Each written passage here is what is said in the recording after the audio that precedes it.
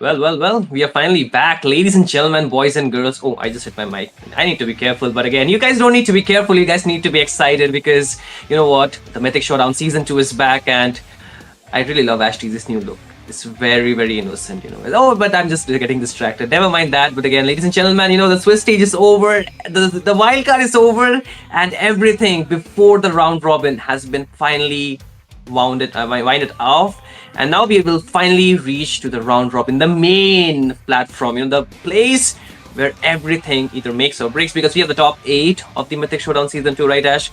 The top 8 teams which actually survived the storm.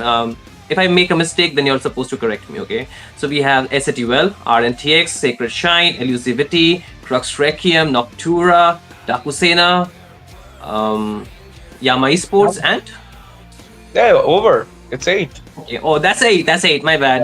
Yeah. I was trying to count a 9th. I mean, I was like, hey, I'm bad in maths or what? I don't know, but hey, I hope you're not bad in casting, right? Because today the games are so exciting. I mean, we have been talking about this one. This is like, I think Yama Esports, they didn't think they would meet such a tough opponent this early into the round robin, but hey, you cannot actually have everything fulfilled, right? So it's gonna be the first game between, or the first match between team Sacred Shine versus Yama Esports. So why don't you just give us a bit background of this team? How do you see them, at least, or how do we all see them into this tournament, Ash?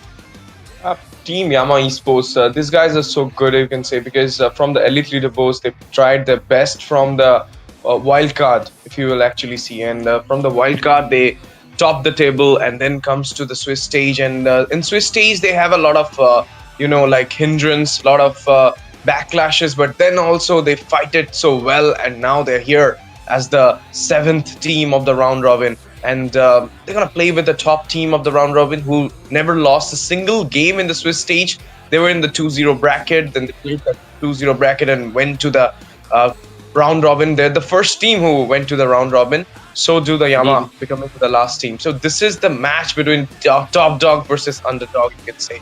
But for me, Yama Esports is not an underdog right now. They have earned this place, the spot into the round robin. And if they will do their best, they will be earning the spot into the LAN as well. I mean, top 4 mark for Yama Esports. I'm not gonna say it in a normal way. SATUL already said like Yama Esports is so strong in the scrims. They're actually playing good, and they love to play against Yama. So if top teams like SATUL, Sacred Shrine, Rntx, everybody is saying like Yama Esports is the rising star. So whom I am to say anything about them? And you're nobody. You're absolutely nobody. We know. Yeah, we know. You're nobody. Sacred Shine is something like currently they're unbeatable. They're in a 9 out of 10 win streak, and if they win this tournament, it will be 10 out of 10. And nobody is there who can actually break their synergy or break their strategy or their mind. So if Yama Esports can do these things out of blue, then it will be a biggest thing in the Mythic Showdown Season 2. Everybody's eyes right now on this match. Hey, I think out of the blue might be a bit too stretch, because every move that they need to make has to be calculative at this point. But guess what? We are already into the drafting stage. We can see the bans out there. The Baxia and the Fredden along with the Grandeur has already been banned, just to pick up the Kimi, one of the most comfortable hero for the side of Team Sacred Shrine. I would say Bid always so lethal with that. But I mean, I'll not accept this statement. Vale also good with the Kimi. Sorry, man. Let me get there. I said one of the, not the only one. Hey, man, just let me get there. I think, the main reason why they go with this Kimi is for the fact that they really protect this Kimi a lot well. They take 4 beefy or tanky heroes, which can really protect this Kimi, well run it off. So it's very difficult to reach to the back line. And at the same time, you can see that the side of Team Yama Esports, they're banning of the Lancelot, Hayabusa, and the CC to pick up the not the Esmeralda actually, to pick up the I was about to say the Esmeralda should be a good pick, but it's like, they're going for the Lapu Lapu as well as the Hilda, which are very shield reliant heroes. So this is a very good counter pick from the side of Team Sacred Shrine, of course, because the Hilda, again, a good flex in this meta, can be really good against the laning phase when she is paired up against the Lapu Lapu, of course. They're letting go of the Grok, so I would say a really strong start from the side of Team Sacred Shiny, I'm kind of surprised they didn't go for the the Arlot yet. I think that is a hero that might get banned in the second half, but at the same time, I think No. a lot of the good heroes were left open, and because of Okay. that, the Zushin will be coming through. So it's a Zushin versus the Kimi matchup. So Wile, even though you mentioned like he is equally good like Bid onto those Kimi, but I think his hero pool really revolved around a lot more than that, right? Yeah, he can to go for the Eve. He can go for the Lilia as well. Sometimes I haven't seen him playing the Lilia. So having this Jushin is a real counter for the Kimi. You know, like the early phase, it will be the Kimi having the snowball, but then you can actually contribute into the team fights, and you can actually give some hindrance to the Brock as well as their if they are trying to go for something tanky. But as far as I know, Van, he'll go for the assassin. But talking about the Hilda pick and not the Arlot, it's more like the Hilda is suitable in the EXP lane at this point, and he can actually counter out the CC, the Lapu, the Esma as well. So I'm not sure this Esmeralda pick from Team Sacrishine is to counter the Lapu, because if you're going for the goal lane, then I believe it is a good pick. As Team Yama Esports, I believe Toby is right now onto that Lapu Lapu, and Dark is onto the Hilda. What do you think? I think it's gonna be a Hilda roam at this point, because I think Abyss TZ is really flexing that onto the roam a lot more. Because for Dark, he likes those, playmaking kind of heroes, and for Toby, yeah, he can play the Lapu Lapu. I think that is one of his staple pick. If he's not getting the Grandeur, then that hero too can really work well for him. He likes to play aggressive, and that aggression can be seen through the Lapu Lapu as well. Because if you build him in the damage path, then you get a very good amount of damage. At the same time, you can regen back quickly because of that. So in a way, it's a good thing. But again, you can see the heroes getting banned. But one thing which I want to stress out here, Clutch TZ, aka Raren, is actually going up against his old teammates, right? His old lineup. And this might be the very first time that we are looking at this one, right? Because I think the stakes are very high, and I want to see how does he perform, because his team knows a lot about him and he knows a lot about his old teammates, right? So in a way, it's a win-win situation, I would say, or no. Actually, Shiri, we can tag it as the land jungler versus the online phase jungler. Okay. Because Raren is the land jungler for Sacrishine, and Van always playing the online phase. So this is like they banned out both the junglers metas, the Hayabusa, Lancelot, Fanny, a targeted ban, and Guiri as well, a targeted ban to Van Satoru. And from Sacrishine, they're going for the targeted ban onto each and every hero of Raren.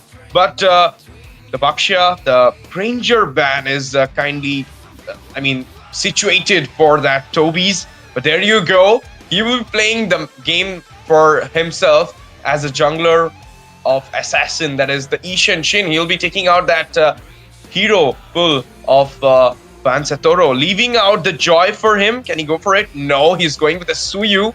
My goodness. And this is the Yuzong EXP or a goal. What do you think? I think it's a Yuzong EXP most likely, because Romcom would be much happy to use that hero. And for Fade, I think his Esmeralda would be much more better, because I think this Lapu Lapu 2 is a gold lane, so it's a very good leading matchup if you look at it. And for Dark, he can still go for the Arlot 50-50, I would say, in terms of laning. But apart from that, he can go for something like the Thamus as well, because I think the Thamus have been really good. At least in the early game, the Thamus can really perform very nice and very good. But no, they are actually flexing that Lapu Lapu onto his Dark, who is equally good on this hero, if not, the best, I would say. But at the same time, the Nathan, one of those heroes that can really scale up to the late game. So I like the fact that, they're going for a utility mage and a damage goal laner. So it kind of really balance out the draft, because there are 3 utilities now, with the Lapu Lapu being on the EXP lane, the Ascension scales, the Nathan scales as well. So in a way, I think it's a very late game kind of draft that they're going for. The early game would just be the Lapu Lapu. So what are your thoughts? 2 MMs in a single team. Not so happy with the picks here from Yama in the last phase, but it's fine if you are going to, execute it properly. Then you can actually give the match into your hand. But this Jushin pick is more over like the utility, so do the damage. Because if Violet gonna build out that Sky Piercer, then it might be into the damage section. If he's going for that physical emblem, then it might be onto the, sustain. So we're not sure about it. We will be getting sure into the game only. And now is talking about the Sacrifice draft. You're gonna talk like this Suyu. I mean, I'm a little bit sus about this pick. Joy was open all this time. They could have gone with Joy, and like Joy could be a better counter against the Ishan Shin. But the main thing about the Joy, I believe, it might be the Hilda or the Jushin. They didn't pick it out, but Suyu, okay, an off-meta pick, but still walks if the snowball is there. And like when Van is going for off-meta, he relies onto his team more. And his team having a good pick-off combo here. The Yuzong, the Grog, I mean the tech charge and the dive, and Romcom can easily reach out here. But ladies and gentlemen, we are here into the land of Dawn. Shinryu, the mic is all yours. Thank you so much. And ladies and gentlemen, Ash has rightfully mentioned we will be heading into the Land of Dawn for this game number 1 in this first match between Team Sacred Shine versus Yama Esports. Both ready to take the first point in this round robin table. Very important game for both these teams and the first match of the round robin as well. So there's a very good giveaway set up for you guys. 450 likes and you can receive 5,000 giveaway or 5,000 dice for lucky winners. It will be, it will be cleared more through the mods, of course. But hey, do make sure that you get 450 likes. But again, the early game kind of, just revolving around the fact that the teams which can put more pressure will secure much more lead. So that's what they're doing. You can see already the Little Wanderer being secured by Clutch TZ will give him a slight lead in terms of the EXP as well as the, the stacks onto the Retribution. So it's a very good start, I would say. But in terms of the emblem setup, do you see anything different here, Ash? No, it's like I thought like Ishan Shin might go for that rupture, but no, he's in the same like Master Assassin and all Thrill and Master Assassin. So it's more like the damage output kind of build. And look at the build of emblem of Suyu. It is also same as well, Impure Rage, but I'm not sure like this is gonna work against the Ishan Shin or not, because like this is the double S tier jungler. It's not shifted an inch in the meta, but Suyu already getting nerfed. So let's see if team can actually do something for Van Satoru here, can give him the good setups. But there you go, Fate. Yeah, has a very good positioning, right? He can actually go for a little bit of pressure onto which Clutch TZ, who does not have any idea that he's actually hiding around there. But I think it's likely to steal away the jungle cram. That's what he's looking for. And yeah, so we are going for a pause out here. So we'll just, make sure everything is properly set up. And ladies and gentlemen, this is going to be a broken walls map. So a lot more, pressure by the Grok as well as the Hilda that could be seen through to the junglers. And like Ash already mentioned, Suyu is not very, a very meta pick currently, but in the early game, I think the Suyu can do a lot more compared to the Isan Shin, because the Isan Shin does require that 4 items that farm at least, need to reach level, I would say 10 to 12 to actually get online. So because of that, but we are getting really good zoom in from our streamer. He really is. It's just like Sinryu. It's like you are here. Okay. that reaction from Clutch TZ, like, bro, what? Where were you? Yeah. He was too surprised by the fate being there as well. But like taking out that Throne Lizard from the hand of Ishan Shin, not letting him getting that 6 mark onto his retribution, even though he's in the level 4 right now. And it might not gonna be a big problem for him, but still, like, you're taking out a jungle creep from the hand of a jungler, so it's do work a little bit good. But now Suyu, let's talk about the Suyu pick from Van Satoru. The turtle coming in, and it's so easy to still out the turtle with a Suyu. So do you believe like the same energy, just like the season 36 Suyu, will be working here in this season 38? It really, really comes down to the point how well the team can actually help in the snowball for the Suyu, because at the end of the day, the Suyu is nothing if he cannot secure the farm, cannot secure the kills. So that is where he kind of lacks. But again, the pause is up and done. Level 4 will be reached for both Bid as well as Romcom. The turtle is already here, and the good zoning might just come through. The Black Dragon is ready. Already the knockup you can see out there. Onto the side, Clutch TZ low on HP. It's a very good setup from the setup team. Sacred Shine to secure the first turtle of the game. Bro, if you have this kind of team, you can go for a Diggy jungler as well. But there you go. Invasion happens, but doesn't matter. Retribution will be stealing out his own blue buff for himself, and he will be safe as well. But there is no lead into the micro. Tech charge comes up. Crimson Bacon as well. There's a lot of damage being dished out by the Hilda, and he goes back there. So do Arterio. Oh my goodness, he will quit. Damn. so close, right? Just one hit away, but it seems like Yama Esports, they're getting a bit of pressure in the early game. Very, very, likely thing to happen because the early game, it's a very good draft for the side of Team Sacred Shrine. They can actually put the pressure. What Yama Esports they can do is they can respond. They can really respond and punish those overextension, those engages that can come through. So far, they need to just make one thing: the pathing of the Siege Shin should be very clear. He should not be getting taken down. He should secure his jungle comfortably. That's what they need to provide to him. But at the same time, they need to also help this Nate and scale into the game. Toby can do a lot more once he receives the farm. So they are kind of playing a bet whom they want to just give the farm on towards. But again, they're kind of in a pressure position. But the flicker being used by both the roamer as well as the mid laner will be saving each other. But hey, it's a very aggressive start. But I think Wiley might be in trouble. Yes, he is. Once Satoru goes in, takes down her, and at this point there will be the fight breaking out. But once Satoru gets punished this time by Abistizi, but Romcom goes in, use the petrify, take down Abistizi. With this, it's a 2-for-1 trade favoring the side of Team Sacred Shrine. I mean, he also kind of dodged it out with a flicker, but couldn't survive the speed from the Suyu. Ventoro finds his first bullseye. So do Avestizi getting down there. And I mean, not getting down there. He was about to take out another one, but it's fine. I mean, it's a good start. You can say Avestizi got a kill there. Violet got down as well. But now the second turtle, there might be a uncontested one, of course. Easy peasy for Easy the side peasy. of SSL.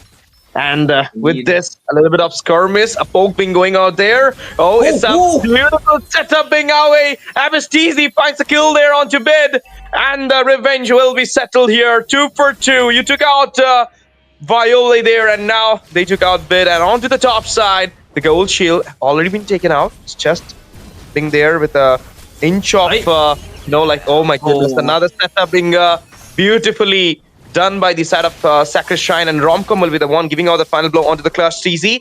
And now Abistizi needs to go back.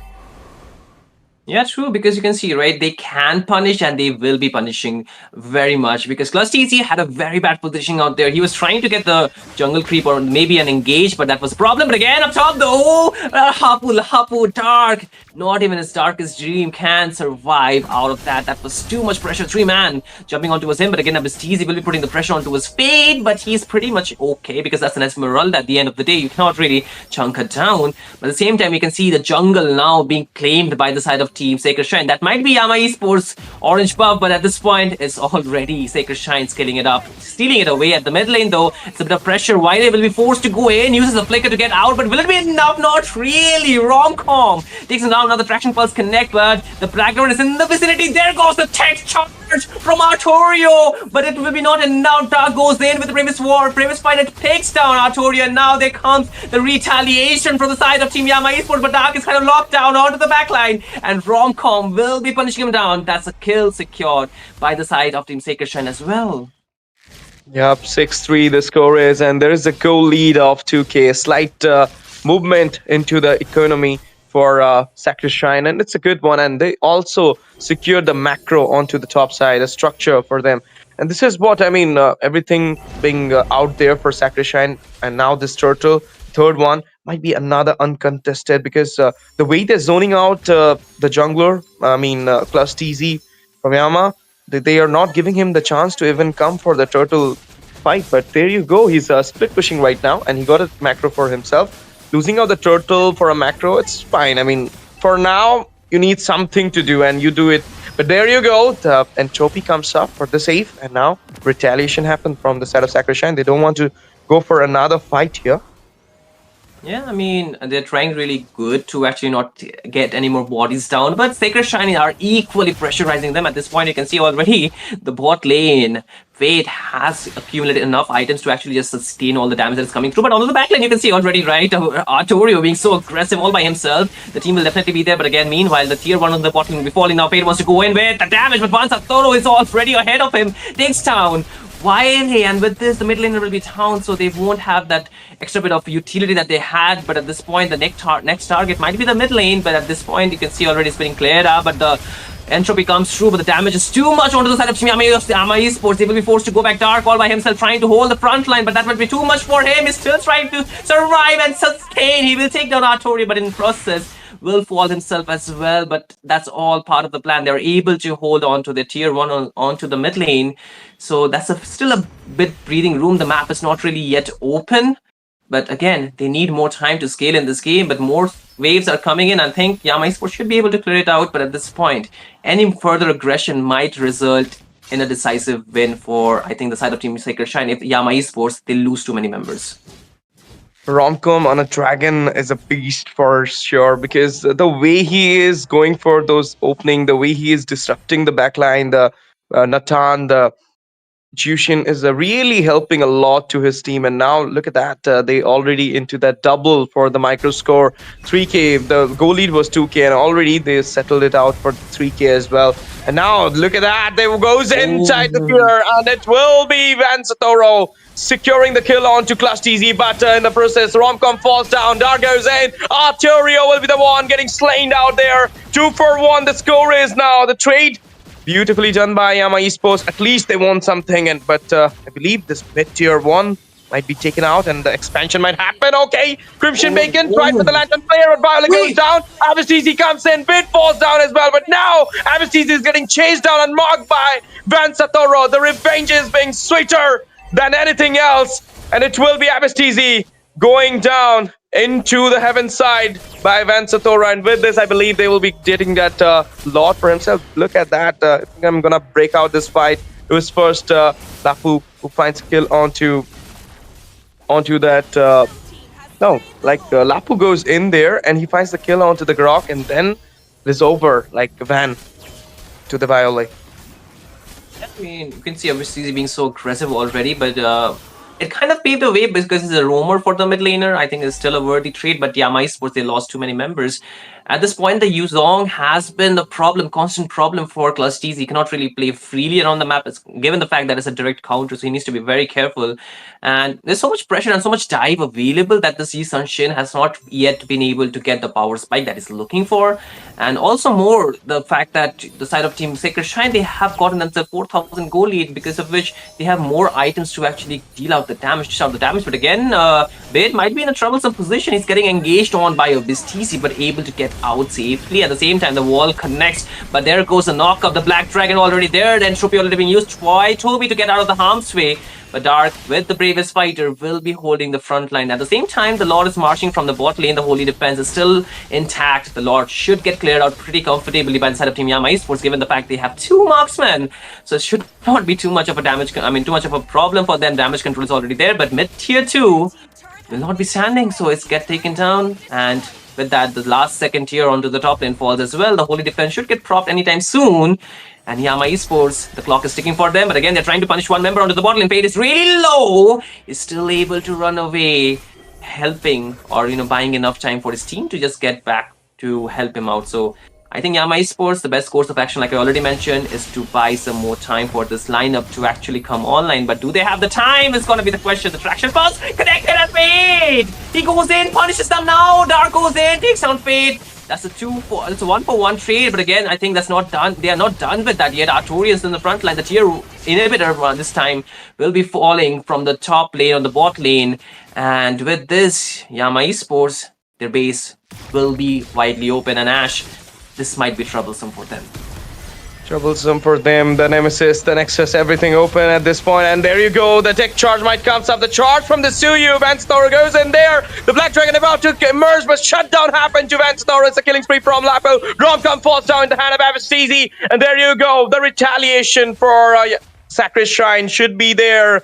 A chase being done, but the score kind of same right now, 12-10. They managed to settle out before the Lord. I don't believe that fight was necessary for Sacred Shrine. They could have hold it out a little bit so that they could have gone for the second Lord, but no, they were kind of impatient and they went for that fight. And look at the result. It just tilted towards the side of Yama Esports right now, and they are going with the Rage. But this Rage might not be taking out a little bit of macro lead for them, because Torio and the Co are there already securing the mid tier 1. Yeah, like I mentioned, this is a scaling lineup from the side of Team Yama Esports, so definitely they will have the advantage as the time slowly passes by. At this 12-minute mark, or nearly the 13-minute mark, we are reaching the mid to late game. This is where Yama Esports lineup, they will be more potent into the game. They will have more damage. They will be able to punish those, overextension or those engages. Right now, as you can see, Toby will just pick up his Holy Crystal. This damage will even amplify more. Now the threat will be coming from Toby, and they need to take him down or punish him. The Lord is there, but neither of the team has started it yet. They're all focused on zoning. Sacred Shine, they're just trying to poke the members of Team Yama Esports just to, keep them far off from the Lord Pit. Meanwhile, there's a potential that Vansatoro can go for a backdoor, but I don't think so. He will be attempting to do that. But 4 members from the side of Team Yama Esports are on the top side. Plus, they should be making his rotation, but it might be way too late for them to actually go to the Lord and just take it down, because it's a very good zoning coming out from Romcom. And they need to fall back. Again, Romcom will go with the engage. The charge does not really connect properly, but onto the front line. While it will be falling in the hands of Fate, and now the members are low. Bisteezy is really trying to run away. He will be able to do so. Dark with the flicker. Survives. Very close call. One more member had fallen down. I think that would have been it. But again, there's enough time for Violet to be back onto the map before the Lord comes charging. But Yama Esports, they have their backs pushed against the wall. That Entropy, though, I mean, he was about to fall into the trap of Artorio, but finds his way back. GG escape. Another Entropy comes in there. The charge comes up. The tag being on. And it will be the Meteor. Might be falling out. No. Artorio falls down into the hand of Abasteezy. In the meantime, I'm going to see it's Bits who will be taking out Abasteezy. The revenge has been done. And now the Mountain Shock release. Malik has been there. Finds a double. And might be going for his triple. Of course, he will be doing it. But now Clusteezy will be the one giving out the final blow onto the Fate. And with this, it's just one member surviving from the side of Sakrishine. Romcom it is with a Black Dragon. What a comeback from Yama Esports. They managed to do it at last. A little bit of overextensive move come out from the Sakrishine, and they got punished out there. The Entropy and then the Immune comes up. They were inside the tier. First it was Artorio, and then Viole goes in with the Crimson Beacon. Bit falls down. He finds a double onto the Bit, and then it was a triple which was about to come, but no, the final blow was given by Clusteezy. Yeah, I mean, again, there's another fight that's happening. Fate got taken down already, but Romcom might be next on the shopping block. So he's able to survive, but the waves are coming crashing down. Yama Esports, they need a very good wave management before they lose their inhibitor, which is really low on HP. I would say that's just 10 to 15 to 20%, I would say. And this could make a way for Sacred Shine to just try and end the game. They could make that attempt. But at the same time, Yama Esports, they have a very good defense with 2 marksmen already getting that scaling. I think the damage should be more than enough. The last team fight, it was a really big overextension from the side of Team Sacred Shine, and that's why they got punished. That Mountain Shocker with the Dauntless Feet was so on point, and they got so much advantage. But once again, the Mountain Shocker will be used to get the vision, so they know where Team Sacred Shine are. And the Lord is still due. It's few seconds, like 30 seconds away. But I think Yama Esports, they have a chance to contest for this, as long as they have a very good wave management that is given, right? Because one false move, I think a backdoor can really end the game really fast, and the comeback may not even be possible. Let's see what will be happening here. It's just 17 seconds away from the Lord, and this time I believe Yama Esports in a position they can actually go for the contest. They have a goal lead, a slight goal lead. Doesn't matter. We are entering into the late phase of the game, and already all those items have been built for both these sides, and now it's just that how you channel out a gank.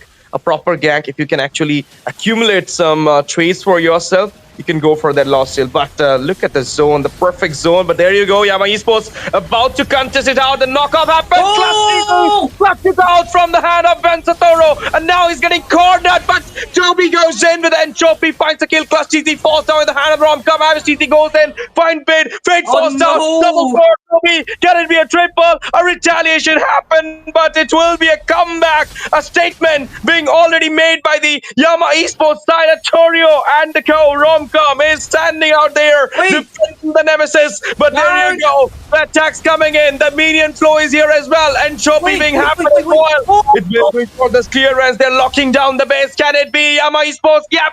Course, it will be Yama Esports. What a game. Table turning moment. An inch of, you can say, hope already been done by the Yama Esports side. They just change out everything. They got one chance, and in that one chance, they managed to clutch it out from the hand of Sacred Shine. What a game it was, Sindhu. What a game it was. Remarkably unbelievable from the side of Yama Esports. I have been mentioning this from the very beginning, right? The early game, Sekershan, they got it. Like, there's no doubt about this. But the late game, there are two marksmen. What are you thinking, Sekershan? You're really overextending your lead. You're really trying to, push your luck too much. But hey, the hero of the match, the one who will be, appearing on the screen as the player of the match, will be none other than Dark. What a performance from this guy, man. But I need to give props to OBCZ as well. Like, these two fellas, they were so on towards the members of team Sacred Shine, right? They were constantly giving that feel for their team, and because of which I think Toby as well as Plus TC, they got so, well positioning that they can actually deal the damage, especially for Plus TC. That Lord Retribution was so on point. He was getting cornered by two members.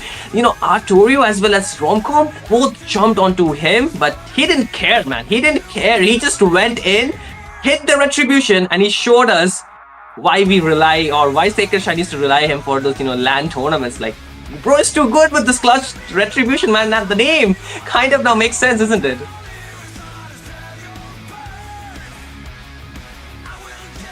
Indeed, Shinju. I mean, the way, everything, like from the very first turtle to the second Lord, it was easy for Vansatoro, but it was just one contest, and then we saw like Clutch TZ, the name he's having. He did it with that clutch steal from Vansatoro.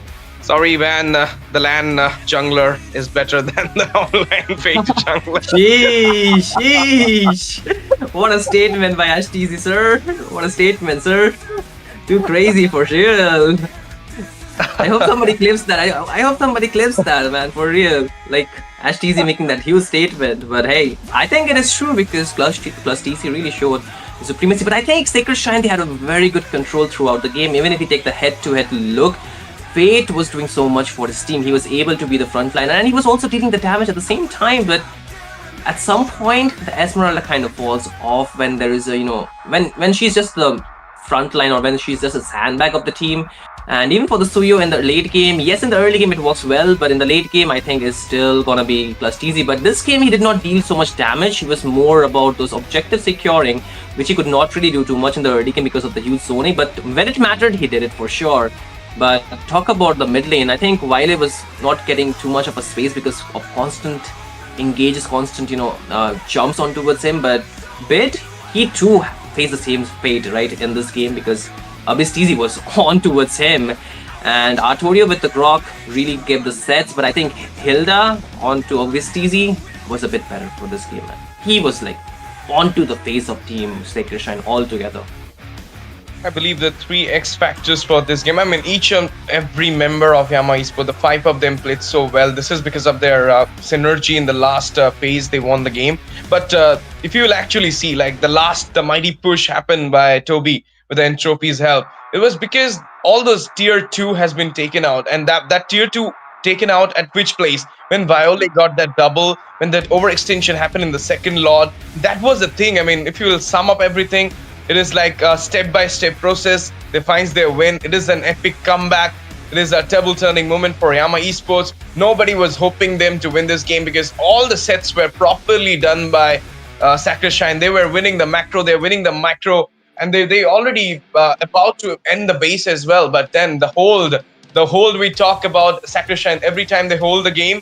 But today it is Yama Esports who hold the game so properly, and now the win is there in their hand. But this is just the first game. We are entering into the second game. That might be the third game as well, because this is Sacred Shine versus Team Yama Esports, and it is 1-0 in this round robin stage. Might be coming for a 1-1 with Sacred Shine making their redemption, their comeback, or Yama Esports can give a 2-0 clean sweep and start their round robin tour with a win. Dominated win. You know what? I kind of felt, this is a very big mountain. Yama means mountain, okay? Yeah, translation of Yama, it means a mountain. But this time, they were against a huge mountain, like a climb that was more higher than theirs, right? They were against a... I think this is the team that we are talking about who have been winning back-to-back tournaments, right? All around India, like whether it be the LAN tournaments, whether it be the online ones. So they are winning back-to-back. They have a very good streak record. And I don't think so they wanted it to be broken at this point, right? And taking a game away from a team like that, who has not lost a single game, I mentioned once again in the entirety of the Mythic Showdown, I believe. So they have been like reached. They have reached the Mythic Showdown. I think they have lost one game again, Elusivity, where it Yeah. was a best of three. So apart from that, I don't think they have lost a series. Okay, they have lost one match, but they have won most of their series. They have been unbeatable throughout. So at this point, if Yama Esports they do a 2-0 at this, in this series or in this match, I think that really puts a question: are we really, looking at a new rising, or is it just a bad day for side of Team Sacred Shrine, right? Because there's so much, things that are actually relying on this top four position, because every team that has made it to the Mythic Showdown Season 2 round robin stage, I think all of them are so close. This entire roster shuffle has changed so much, and you can see it's not just one player making the difference. It's like the five of them putting their hearts and soul in winning into this game, and even the drafts, the bans is like so target oriented. They know what to ban, they know what to pick against each other, and they know how to play these heroes, and they know how the opponents will play. So it's about the mind games, isn't it, Ash? Of course, and now entering into the draft phase for the second game. Like in the second game, Shakrishan loves to play aggressive. They loves to pick up that Lapu Lapu. They loves to pick up that Khalid. But do you think like that Lapu Lapu getting into the hand of Dark was the most important thing happened for Yama Esports, or Toby grabbing up the Natan? Because in the end, it was Toby. From the very beginning, it was Lapu Lapu who was giving up the sets, and even Viole with the Chushin. So it's more like we already doubted. I mean, not we. I doubted the Natan pick, because I mean you already have a Ishan Shin. Why you're going for another MM? But they went for that thing, and they finds a win with that type of draft. It's so good. It's so well. But about the domination from the very beginning, it was from Sacrishine. So you cannot say like this is a very dominative win. This was the clutch steal. This was the micro movement you did in the last 2 minutes of the game, and it did change the whole factor, the whole scenario for this first game. And now you have the confidence to actually go for a 2-0 clean sweep. And now Team Sacrishine, they're banning out again. Team Yama Esports, they're banning out again those same bans: CC, Hayabusa, Lancelot, Gatot Kacha being open at this point. It's a Bakshia, and Chushin ban already happened here with the Granger. So do you feel like Yama Esports can go for that Gatot Kacha pick? Because they went for the Hilda, Abastizi onto the Hilda. So it's time for Sacrishine to actually grab up that Gatot Kacha and Lapu Lapu. Okay, they already did it.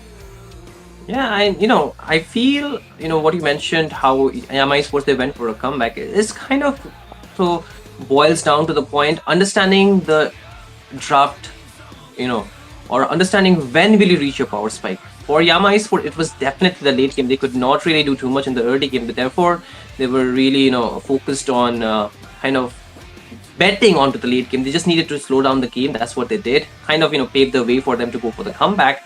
And this time they're choosing a different route. I would say the side of Team Sacred Shrine, they left open one of the strongest pick for Raden in this meta.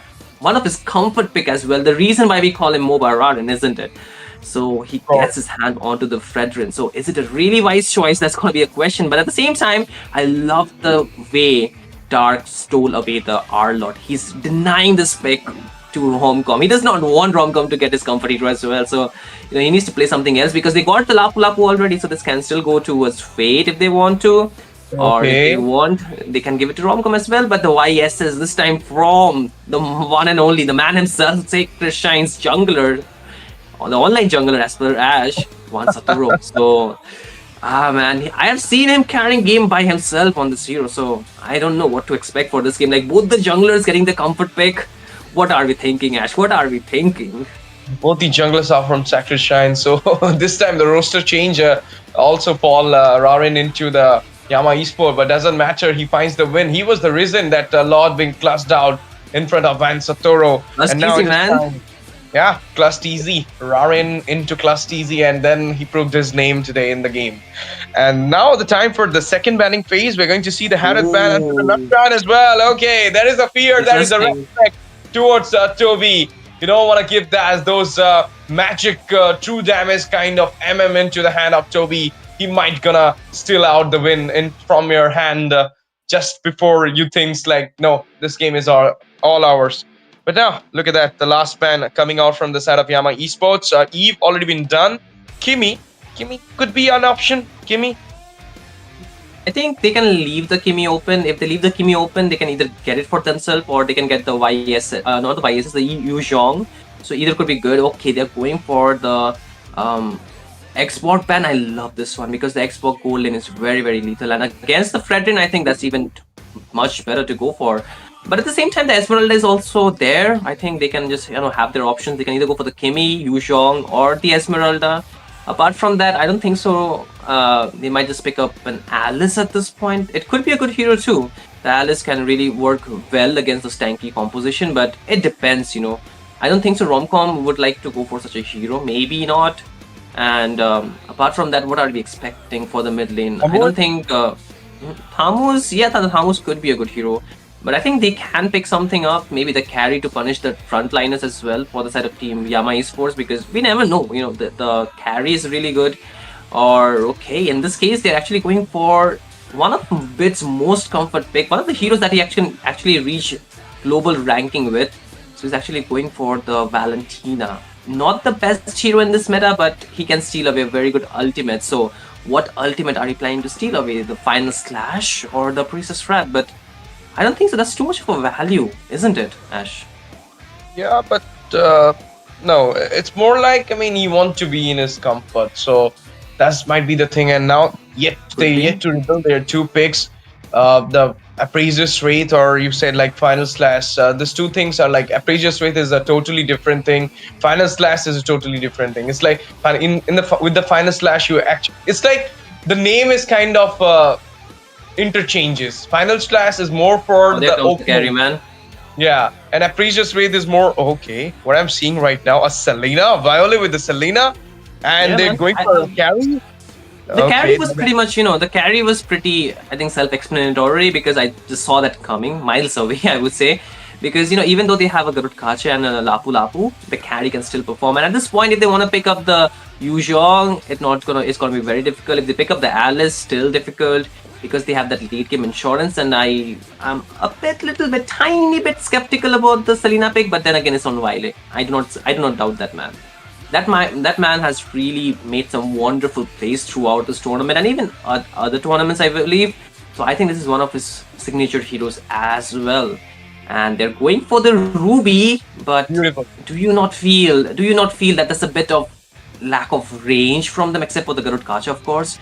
They do not have much range to dive the back line, isn't it? Who's gonna reach the carry?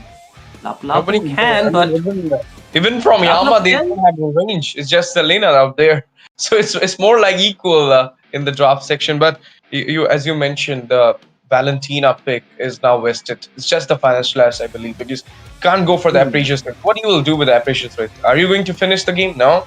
It's a setup you're gonna give out, and you can only go for that Final Slash. The 5/5 member, I mean, the heroes already been set up by the side of both the teams. Sacrishine versus Yama Esports. We are right now witnessing the second game of the match number 1 in this round robin stage. It is Sacrishine versus Yama Esports. Yama Esports having the 1-0 lead in this BO3 series. If Sacrishine win this game, we're going for the third game, the tiebreaker, the third game decider, the heaven's call, whatever you can call it. If Yama winning this match, then it will be the first defeat for Sacrishine, and starting the way for the round robin with a defeat is not a good sign for Sacrishine, and it will be the best sign for Yama Esports though. Yeah, I kind of feel the same way. I think the carry is a really cherry on top for the side of Team Yama Esports. It works so well against most of the tankier heroes, and even the Ruby is not too good against the carry, I would say. I'm still questioning why they pick up the Ruby. They can go for something with more of a range. I think they have enough frontline. They can just go for a bit more damage, perhaps. But okay, nevertheless, they are still going for the Ruby. So it can work, it cannot work. We'll see, of course, that. But again, in terms of the spells, we're not looking anything out of the ordinary. It's like flickers for most of the members, except for Artorio. He will be on a Revitalize, which is very common for the Garut Kacha, I would say. But again, ladies and gentlemen, as like already mentioned, this is going to be game number 2 in this first match of the round robin at the Mythic Showdown season number 2. This is Yama Esports with the match point against Team Sacrishine. who might wanna go for a reverse sweep here for sure because they need to get the points as well. Very crucial game, the first of the night as well. So hey, on the caster decks, it's going to be Shinryu, the voice of the game, alongside Ash TZ to take this game further away. But again, Ash, in terms of the mid lane, I think the Selena's early game is really, really much more, visible in the map. I think the Valentina, he requires at level 4. Before that, it's going to be very difficult for this Valentina to do too much. And even without the Purify, I think she could be a walking, target for the side of Team Yama Esports at a lot of these cases. But again, this time again, Satoru will be the one to secure the Little Wanderer. So a bit of a different start from the previous game, isn't it?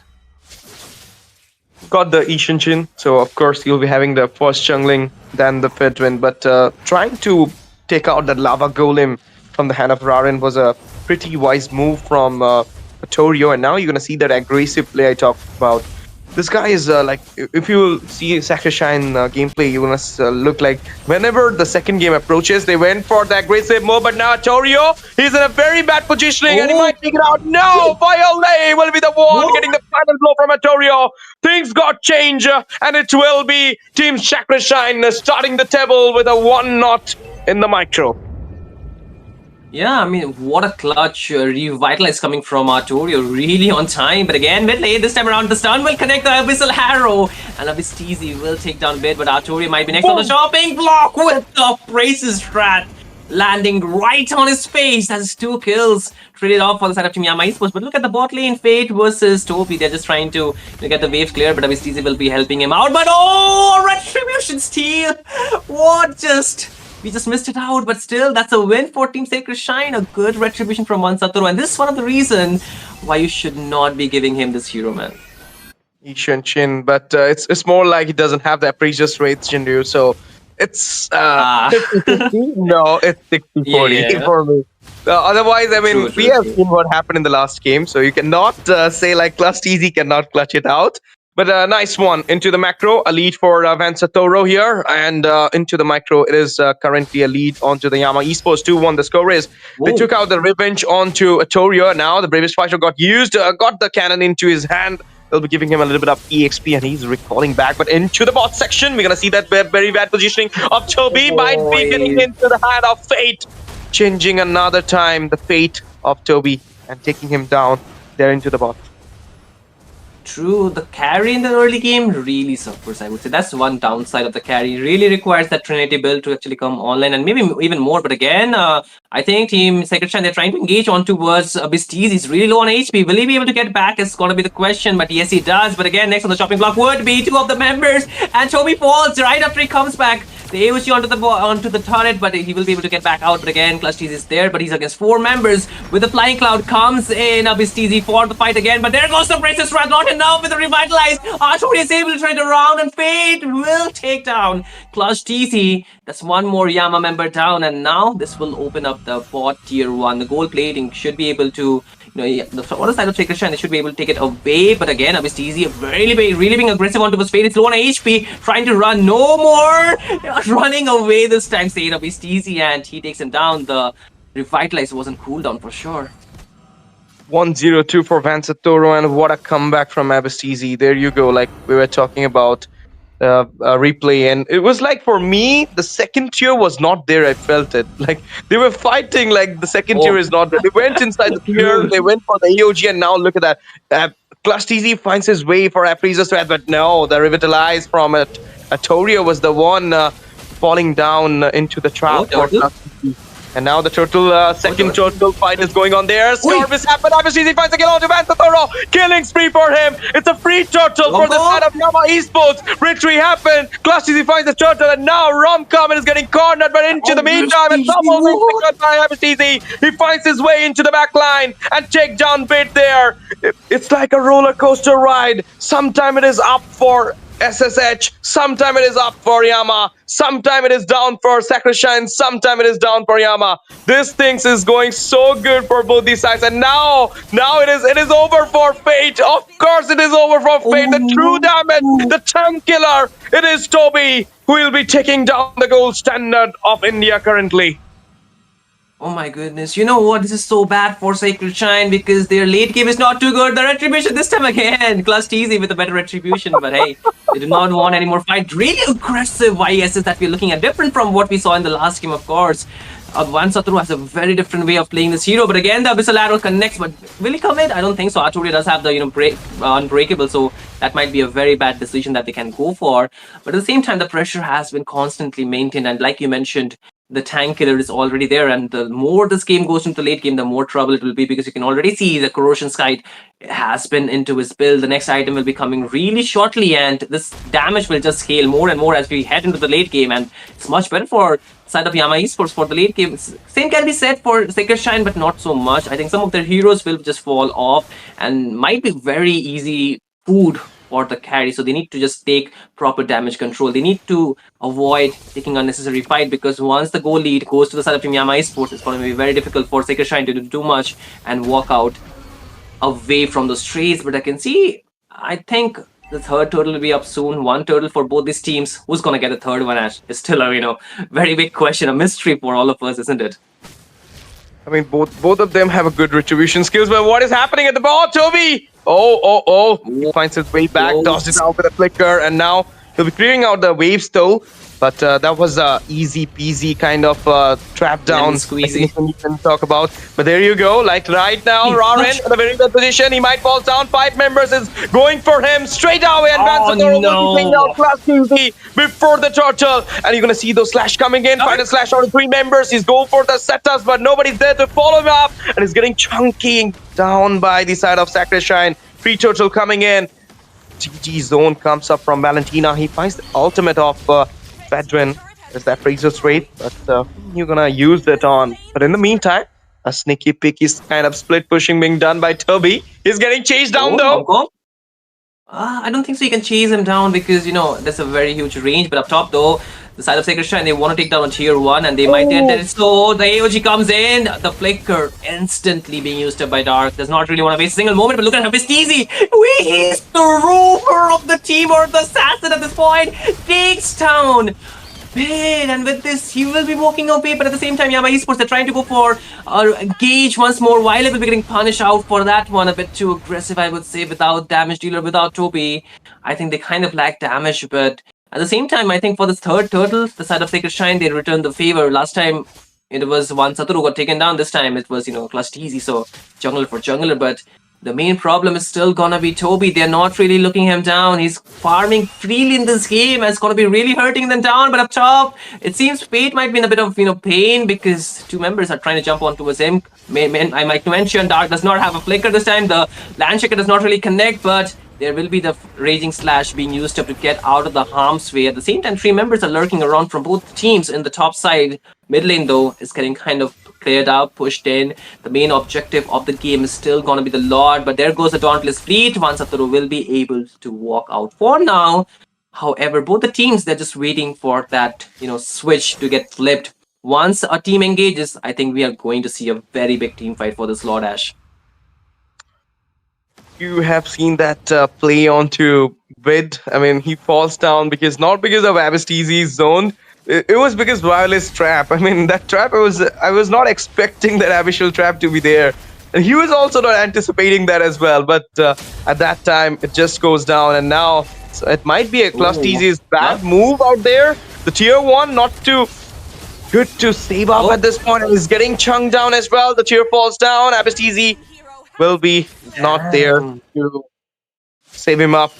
And Clusteezy will be the one getting down. The team, unfortunately, was very far away from Clutch. He was just left alone. I mean, he's a veteran, so he should not have been a problem. But when 4 of the members of the other team are jumping onto you, I think it's very difficult even for the tanky members to actually do too much because there's so much crowd control available from the side of team Sacred Shine. Even though it's not a very hard CC, it's still enough for them to, just try and punish. The Lord will be getting started by the side of team Sacred Shine. I think it's just a bit too much for Yama Esports to actually get there on time unless Clutch TZ do something well. Oh, the stun connects. Clutch TZ, can he goes there and steal the Lord? It's going to be the question, but Abyss TZ is really low on HP. One Satoru still survive. Pain takes down Abyss TZ, and now the final slash from Dark. The AOG will be going in, but before that, One member getting taken down, but Oh. Torio will be the one getting the third on this time around. But the members are falling really quickly, and with this, Toby will take down one more, but he too will fall. That's a wipeout by the side of Team Sacred Shine on towards Team Yama Esports. And this might just open up the game for Team Sacred Shine to push more in this game with a lot coming as well. Yama Esports, they might have found themselves at a big stretch, but a really huge team fight that we were talking about, Ash. Yeah, GG team fight comes up. A lot of things happen there. A big skirmish happened there, but it was Torio got the lot. I mean, we were hoping for both the junglers, Van Satoru and Class TZ, to make that lot away from the hand. But then Torio was out of the syllabus. He just finds the lot. Jeez. But doesn't matter. They went for that wipeout, and now the tier 2 and the holy blessings from the mid lane has been taken out. It's a big trade being done by the side of Yama Esports, and now another attack coming on. Now they're deflecting the Lord way before he can reach out the inhibitor. It is getting stunned there, but no, back thorough with the immune goes in there, finds the kill onto the Clash TZ, and now the red buff, the blue buff, everything will be taken away from the hand of Clash TZ. Not a good sign for the side of Yama Esports, but there is a but, always a but. And this but is about the holding the game. Last time the scenario was same. Everything was there for Sacred Shine, but the hold up, the last class still onto the Lord, makes their way into the match, and it was Toby's Natan. This time Toby on the carry, he finds a double, he's getting that power spike, and you know you have a scaling type of draft into your hand, so you might go for that late game punishing or late game clutch. True, but I'm kind of having a bit of a question about Clutch TZ. He's really trying to play too aggressive. Once again, he's going all by himself while the team is not even there, and he might just get taken down. Once again, the same fate and Dark. He wanted to help, but it might just be too much for him to survive at this point. There will be a bit of taunt coming in, but Big this time falls in the damage of Toby. That's one member down. It's a 3v4 regardless. And Yama Esports, they need to go for the defense, but a Flicker, I am offended, misses out completely by Fate, and now Visteezy is onto the front line, while two of the backlines are trying to deal the damage, but still there is nothing much to do without those minions. But again, Romcom with the bravest fighter will be getting a good zone. But again, Vile is getting CC'd and he will fall once Toro has his power spike and is doing wonders with the damage. Two of the inhibitors fall and Yama Esports base will be wide open. Once again, we are looking at a deja vu from game number 1. Now all that matters is slowing this game down, because for Toby, he really requires his item, and for a Clutch TC, I think he should be playing around his team. And I think we are looking at a lack of synergy with this pick, right? But again, see, almost getting caught off by the side of Team Sacred Shine. Look at the zone. The C-curve already been met, and it is for the defense.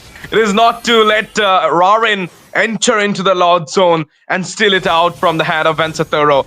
But still, he wants to go there. Okay, Easy Lord comes up there, as well as Mountain Shock release. He waiting for those chase, but AOG comes up. Easy not there to make sure that his team members will be fine. Godlike secured by Vansatoro. Crafty falls down, double onto Dark. Can it be a triple at this moment? No, they will be coming back at this point. The Abyssal Arrow will be connected onto Romcom. Doesn't matter. Will not gonna flinch any of the things for him, but this inhibitors not being there will be a bigger trait for them, because the Lord is coming into the Nexus. Before that, they will be going inside the base, will be locking it down. Violet falls down into the trap of Fate, and now an easy win coming for the side of Sacred Shine. They made its way for the third game decider. 1-1 is the score. You had boiled the blood of Sacred Shine, and now they are just coming back with the rage. The victory for SS. And the score will be settled as well. 1-1. We're gonna witness game number 3, Shinryu. Yama versus Sacred Shine. A game number 3. A cherry on the top of cake for the viewers, for the caster, for everybody. But what could be the draft? Already 2 matches done. A lot of things been rebuilt. A lot of term cards been revealed. What do you think? What will be coming up next? But before that, let's talk about the match. What happened in the statistics? What happened in the game? It was more like Abyss carrying out the game so far, but then it was doomed when Plus TZ falls again and again. Fate this time will be the MVP, the player of the match, with a 6-11 KDA. Yeah, I think Fade at this time, he was like so on point with those complete chain control the side of Team Secret Shine were pulling, and I think Clutch TZ was really out of position at a lot of those times. And even his team could not help for a while. He fell off in the late game, and even though the Valentina was not really doing too well, I think once the team was winning, the Valentina just had to do one thing: just go for those, those taunts as well. I mean, those, terrifies as well. So that's what she did. And for one Satoru, he had free farming the entire game. He even had a wind of nature, man. What do you want more from this guy? Even if he go against the carry 1v1, I think he could have just pulled it off at this point. And even though Yama Esports had a very good scaling lineup for the late game, I think Sacred Shine, they outscaled Yama Esports for the majority of the game, and they had a very good control over the gold, provided that they were getting the shutdowns left and right. They were having the number advantage. They got that, winning situation, the winning objectives into the game. Really pushes your team so much closer and makes the victory so much easier. And I think Sacred Shine, they just played their A game, man. This was a perfect display of how they normally play, and they just did it. I think there's nothing too out of the ordinary for Sacred Shine to do, but I think Yama Esports, they need to pull off a better synergy this time around, because for Arwen or for Clutch TZ aka as well, so he was looking a bit off with the team. The team was not in proper sync. They had a very good draft, of course, but the sync was definitely missing out for this game. But again, Sacred Shine, I think we have no complaints from their end, isn't it, Ash? But at the same time, Ash, I would love for the viewers to know about the giveaway. What is it about? Tell them, man.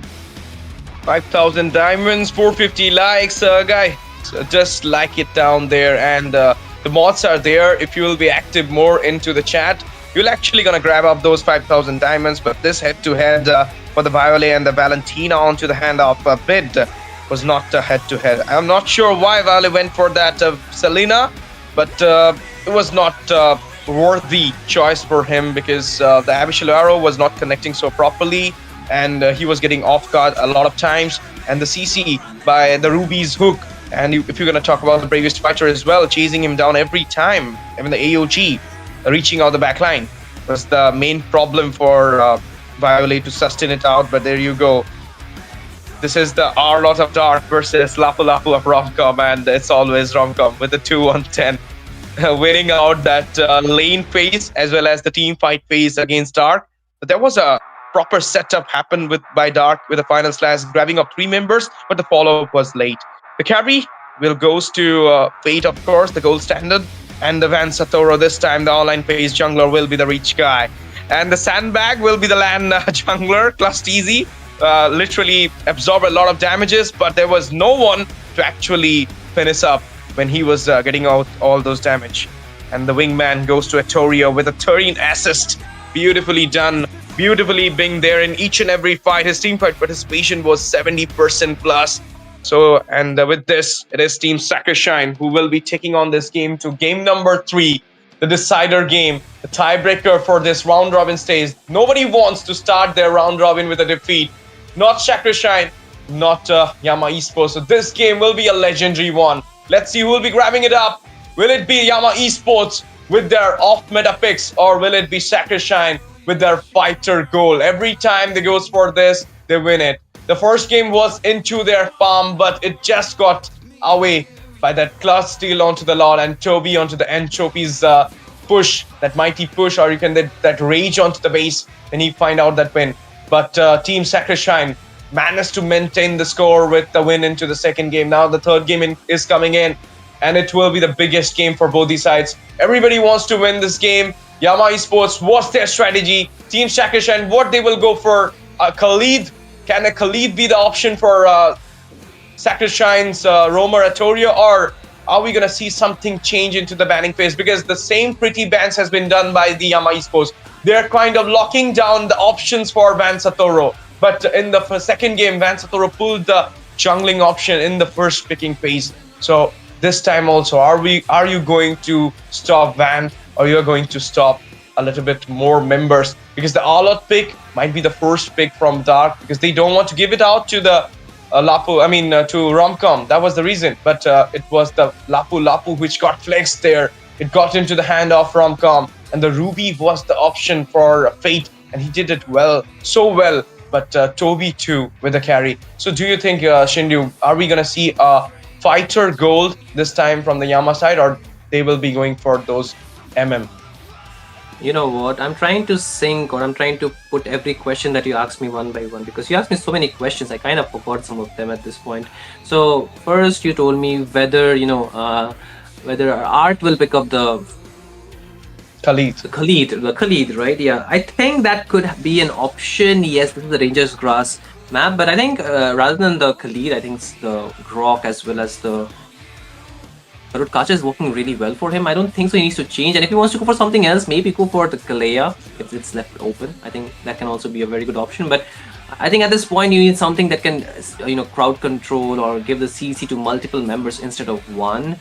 So I think that can really work well for Sacred Shrine. They are really a very textbook team. Let's just say they just play as a five. They have a very good synergy amongst their teammates. They go in as a five. They partake in this team fight as a five. And that's why they get most of the advantage. For Yama Esports, I think in the previous game, they were able to synergize around each other.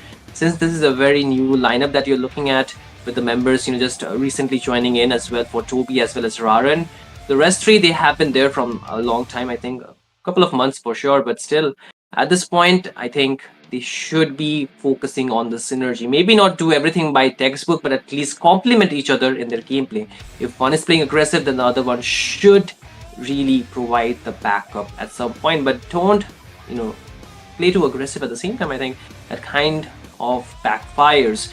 So at this point, again, Sacred Shrine will be getting the first pick. The bans are already there. They will take away the Hilda. I think that's a very good steal, given the fact that Abistizi had been spamming this hero from the previous two games and had been putting so much pressure on towards Bid that he had to really play passive, and that can really hamper the gameplay. But still, the side of teams Yama Esports, they would not let go of the Fredrin, a comfort pick for Clutch TZ aka Rarin, and I think that's a very good start. They're really good with that hero, but still I think they need to play around with the synergy. For Dark, this hero did not work too well, but at the same time you cannot give it freely to Romcom, so you have to choose a poison, and that's what they did. But man, oh man, I think this is a very difficult hero to reach towards with those two heroes. The Eve I'm talking about, Ash, because if you think about it, the Eve will get very heavily protected with those two front lines. Yep, indeed. And currently in the second banning phase, I believe they will be going for those Xpog, or might be going for the Ishenshin ban as well. They really want to corner the each and every options for Van Satora, but this guy is having lesser hero pool, but he can go with those off meta like Karina or Gwynny. Last pick, okay, in the first picking phase, I was hoping for a Kalea into the hand of Abistizi, but no. It's the time for Toby to shine onto his Natan pick once again. My question got answered here very fast. That I was hoping him to go for a fighter MM, but no, he's going for a gold MM like Natan into his hand. Let's see how it goes into the latter phase. Ishenshin ban already been done by the side of Team Yama Esports, and so do the Farsa will be taken out. Chushin, Farsa 2 mid lane ban. Kimi is the last option. They might go for that as well. Ryuzhong being open. Could it be the option for Romcom? Because I don't know. This Lapula once again might be the flex. Yeah, I think it could be once again, because it's still a very 50-50 draft that we're looking at. I think against the Arlord, the Yuzhong really works well as well, but at the same time they do not want to leave open the Guinevere, which is again a very good hero against the Fredrin as well, because the Fredrin cannot really move, given the fact the crowd control, it needs to be kind of less for him. I think if you overload him with the crowd control, it's very difficult for Fredrin to do too much to get actually the stacks accumulated properly. But if we take a look at the the draft this time around, right? The Hilda, it will be stolen. For the Fredrin as well as the Arlord, it is repicked. It's kind of different actually. The Yama Esports, they were onto the blue side previously, so they came to the red side. And for I think the Lapu Lapu is still the same pick. If the question is, do they want to still pick up Garud Kacha into this draft? If they can, if they want to, they can flex this Hilda into the EXP lane. Or maybe they can still go for a Uranus. I think that's a good hero to go for as well if they want to. The Kimi, very staple pick, but in terms of range, kind of lacks. against the Eve. But still, I think I would love the damage to be there. But 2 damage dealer being locked up, 1 more is left. But for the side of Team Sacred Shrine, I think they need a very good jungler. So what are the options? I can see a few. Maybe the Fanny could be one of those options, right? If Satoru wants to really, pull it out, I think that's a very good hero for him. Apart from that, he can still go for the X-Borg. I think that's left open as well. So maybe that could be another choice, but a bit risky, I think. But no, man, oh man. Okay, they pick up a Thamuz. Alongside that, they go for the Joy against the Fredrin, which is technically a counter, but what's good a counter if you can just, counter the hero itself before it can counter you? I was hoping for the Xbox though, but no, it's a Joy coming in. There's a little Leonine being picked up by, Sacred Shrine. But even though the taunts from the Fedder is a counter. What? What? Jawhead? Jawhead, okay. I was easy. Went to the Jawhead in this meta. And then there is only the Eve and Joy, whom you can go for those bites. But a bit too risky, isn't it? Yeah. Okay, I think even the Kalea or maybe the Chow could have been better. I don't know, man. I might be a bit skeptical, but still, I think it's good to actually reach the backline. The Joy is really good to reach the backline with the Unbreakable Force. Yeah, but still, you need something heal for the Fedrin. Kalea could have been. Kalea could have also been there, who can reach out the backline. But the main thing is, he could have bring up that Purify, so that he can bring up that thing against the Jawhead as well. I mean, if you're going for the ejector, we are talking about Bid. He did not even take a Purify against a Selena, man. Like, hey, hello. I don't know what to say about that, but I mean a bit risky with the Jawhead, I would say, but regardless, I think it's a very well round of draft, isn't it?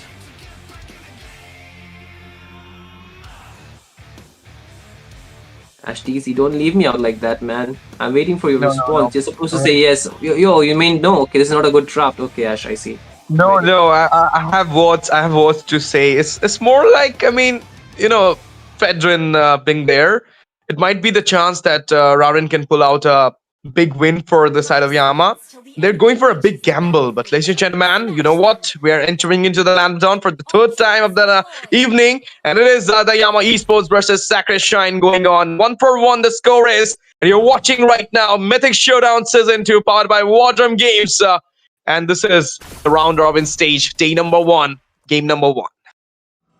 You know what? I honestly thought the Thamuz, once it was picked, I thought it was Jungle Thamuz. I did not anticipate it to be the EXP Thamuz, but then again, I mean, it got answered immediately once, I saw the Joy. So I was kind of disappointed, kind of happy 50-50, but still, we need to take a look at the itemization, not the itemization, the emblems here, the priority emblems, or the prior emblems. It's not too difficult, except for the fact that the Eve, that is Bid, actually went for the Bargain Hunter. That is Bargain Hunter, right? That is Bargain Hunter, yeah. So, same is for the Nathan as well. Nothing too crazy. For the Jawhead, he's going for the Wilderness Blessing to actually move around much quickly. And surprisingly, Hilda is not going for the Wilderness Blessing. I think the mobility is kind of enough for the Hilda, right? She needs a bit more tankiness. By this point, Romcom might be the target, but able to get back out pretty safely. So, it's safe to say, it's a very 50-50 draft, man. And a 50-50 game for the early half. This Thamuz pick is more like not to the sustain part, it's more like onto the damage. He will be building out it, and he will be sustaining out with the help of the ultimate. So this is like a brawl game. We're gonna watch out for Sacred Shrine, I believe. But from the Yama side, there's so much poke damage too, right? Constant poke from Yama, so they can, take longer fights, isn't it? Just like this on the mid lane, Flecker waited out. Kimmy being there against Eve, and the early phase, it will be onto the hand of the Kimmy, but now, okay, a little bit of poke once again coming out from the side of Sacred Shrine. The turtle being on, Joy need to be taking it out, Van Satoru, or it might gonna be a contest from the side of Yama Esports as well. Rhythm of Joy being used, goes back there. You have the electrifying, but now the flicker comes out for Artorio. He got ejected by Abyss easy, but now the turtle getting deflected away. Okay, the Oh! comes from Dark will be falling down into the hand of Atorio. First blood secured by Yama Esports. Retreat pops up. Vansathor will be the one clutching it out. Appraiser's Wraith comes up. A lot of Damn. damage being coming on to the Clusteasy, and Clusteasy falling down there. This time Atorio will be playing the set just like Abyss and claiming a 2-0-0 KDA. And not only No that, a drop way. was about to come. Rhythm of Joy. And with this, it is over. 4-0 the start is a dreamy start in a do-or-die set for Sacristine.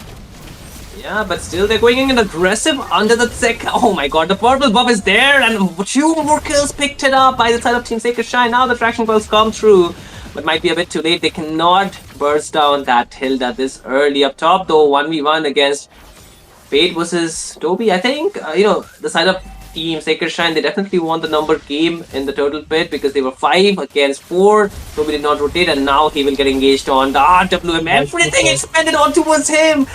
What do you do about that? But he gets a shutdown. That's a good one. That's a good one. But the ejector connects. Once the row gets shut down as well, and that's a huge bounties that they're receiving. Yama Esports seems like the treasure box is open for them. It's like, Toby was not anticipating that gank onto him. It was the full family gank.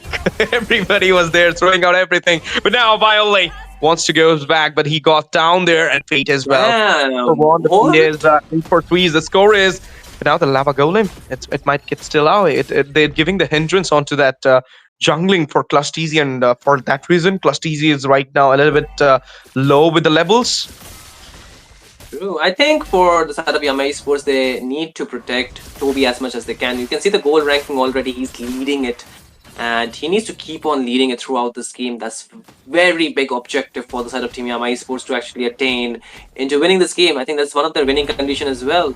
And with the next turtle already coming up, the previous one, objective 1 was into the hands of Sacred Shine. Now, if they can take it away, I think they can establish a very good goal lead. As you can see already, the engage is there by Romcom. Is trying to chunk down the HP from Clusteasy. The team members will be there. There's entropy as well as the damage being dished out, but not really enough for anybody to fall. The RWM will be painted out onto the map. The chessboard is out, but it's a very good zoning mechanism. And now Vansathor wants to go under the turret, but the flicker being used properly, and WTZ will be falling by the hands of Fate. Now Toby's locked in, does not have a way out. He falls to away, picks up the kill, but Vansathor is low on HP, and Yama Esports will not leave him alone. Will pick up the kill, and with this, both the teams will be losing 2 of their members, but Yama Esports, they still have their jungler, so that might be a good thing. Brave Spider used up by Fate, but he cannot find the way to go in. He needs to back out because he actually goes into the flanker onto his Wile. He's low but survives. A good kite away by the side of Yama Esports mid laner, but still Sacred Shine, they're also aggressive and they're getting the lead because of that, man. Like, what else can we say? I think Yama Esports, they're not really able to respond so good because they're not having the damage in the early game. That was a good one. I mean, the top side fight, and it was like Vansathor was hiding in the bush, but then the miscommunication. He thought no, he might got slip away from the hand of Atorio, but no, Atorio managed to take him down there, and in the end, Van falls down. But doesn't matter. The second turtle being easily grabbed up by the side of Sacred Shrine, giving out them a 2-6-9-0 lead onto the gold, and now a little bit of fight coming out there. Electrifying Blitz got used. Throne Lizard will be taken away from the hand of Rarain. And these creeps are really being mostly mattered for Rarain because he needs that level up for himself. Right now, he's not having that level up, and he's kind of having that backlash. But onto the way into the bot side, there is entropy being used. Got into the safer zone, but there you go. A fight being put up. The Moose needs to go back, Romcom. And in the way, it is the ejector flame comes up. A lot of damage being come onto that Toria, but he will be fine. He's that sustained tank there. Look at Toby. I think Toby, he's doing a good job by staying away from the fight. As for Abyss, he's trying. He's definitely trying to get the good ejector, but still, Wile does not have the flicker, getting zoned out. He actually has the flicker, gets back, but gets instantly taken down. And now, one more will be falling. Romcom takes down Dark, and this will open up the tier 1 down bot. But meanwhile, cross-map play will definitely take place from the side of Team Yama Esports. Toby finds the tier 1 up top. Now, the question is, with the goal lead Sekershan has been able to accumulate, how are they going to use it? But once again, we'll take an instant replay. It started off with the ejector play and Arturo getting out. He did not have the flick, so he just walked out, I would say. But again, I think one more engage is happening onto the, live cam. We can already see the side of Team Yama Esports getting pushed out with the RWM. So they are still safe. I think nobody got taken down. But look at this fight. Like, while he used the flicker and instantly taken down by Fate. Like, he was ready for it. And so is Dark. So I think Yama Esports, they are not having the best start or even the way to actually slow down this game, because Team Sacred Shrine, they are able to maintain the tempo, the momentum of the game so well that even Toby, I think he's having a bad day, right? He's getting jumped on by so many members. Will spawn for the third time, and it might be Rarin who is contesting it out solo. But they're to the mid side. A solo kill will be there for Vanther. Instant one coming up for him. Went for the rhythm of joy. Pauli falls out. Now Clutch Easy is getting cornered, getting zoned by Terrio. And with that, the mid tier one falling down. The expansion to the jungle area will be done by the side of Sacrishan at this point. The bigger trade being accumulated by them. They neglected the third turtle, and now it is the time for the Lord. A Priestess Wraith being used. Dark goes in with a slash. Romcom falls down there. A slain happen onto him. Beautifully Fate joining the team fight. I might be going for the follow-up. Ejector happen, and Trophy as well. A lot of damage being dished out by Torio. Rhythm of Joy being coming in. Torio with the power of whatever. Boom! It will be Dark falling down there. What a redemption comes up. You took out Romcom. You will be taken out as well. And with this, it's the time for the Lord, but I don't know why Sakushan is not into the Lord. It's maybe because of Romcom being not there. Yeah, I think they're still not yet to take their chances without Romcom on the map, because I already mentioned, right, they would like to play as 5, but look at the position from Artorio, man. Like, bro is so aggressive, and Team Yama Esports, they don't even know he's hiding out there. Nobody's shaking that bush yet.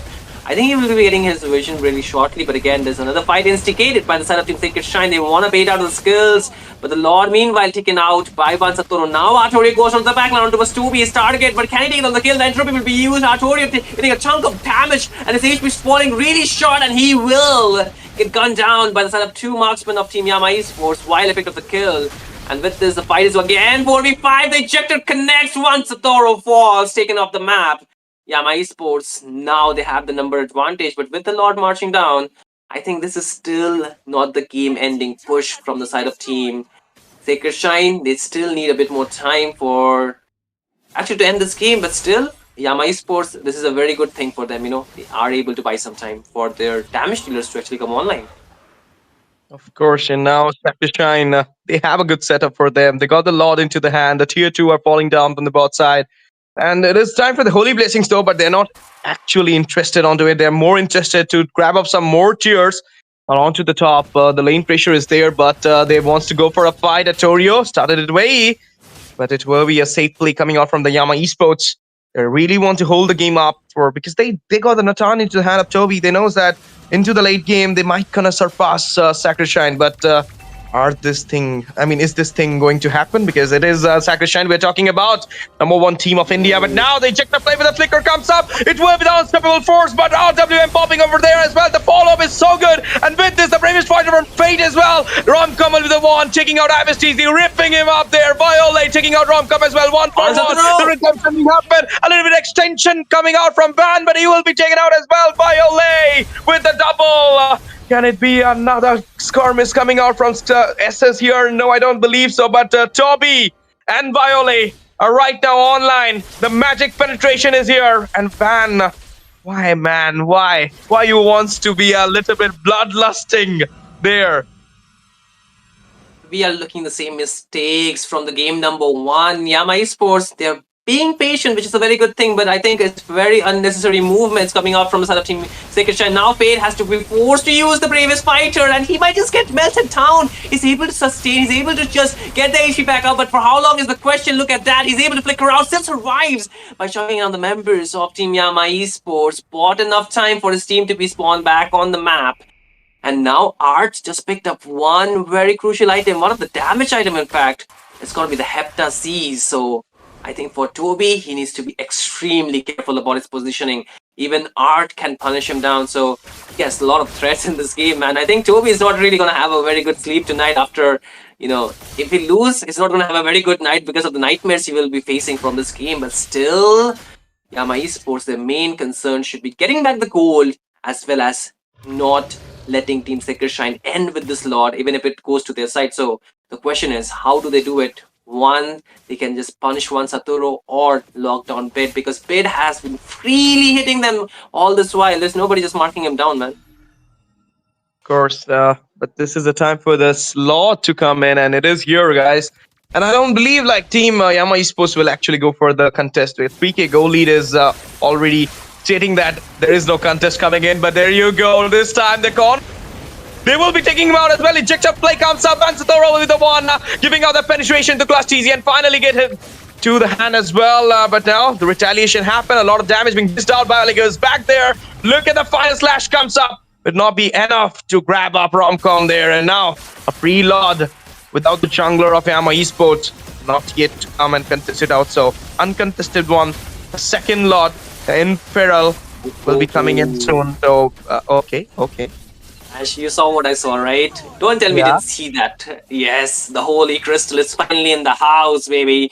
So I think it's gonna be a bit less problem for Yama Esports. Little bit less, but nevertheless, I think they still need a little bit more time to actually accumulate the item. For Kimi, he has the DHS, but you cannot see the damage coming through because he's yet to complete his build. He's just 3 items in, not enough. Not having the stacks onto the Sky Piercer will also be a problem. So I think, altogether, the beefy front line from the side of Team Sacred Shine has been the constant problem. Even though, they have the tools to punish, but I think they do not have the range to actually compete with the Eve, who has been free hitting all this while. And while the Lord is marching down from the bot lane, Sacred Shine, they're trying to take down the tier 2 onto the mid lane, as well as sink the wave. So they're trying to they're looking to end this game at this point. But again, you can see the gunning down by 2 of the junglers, 2 of the actually marksmen from the side of Team Yama Esports is still constantly being there. The Lord will take down the inhibitor, but can they end here, Ash? It's going to be the question.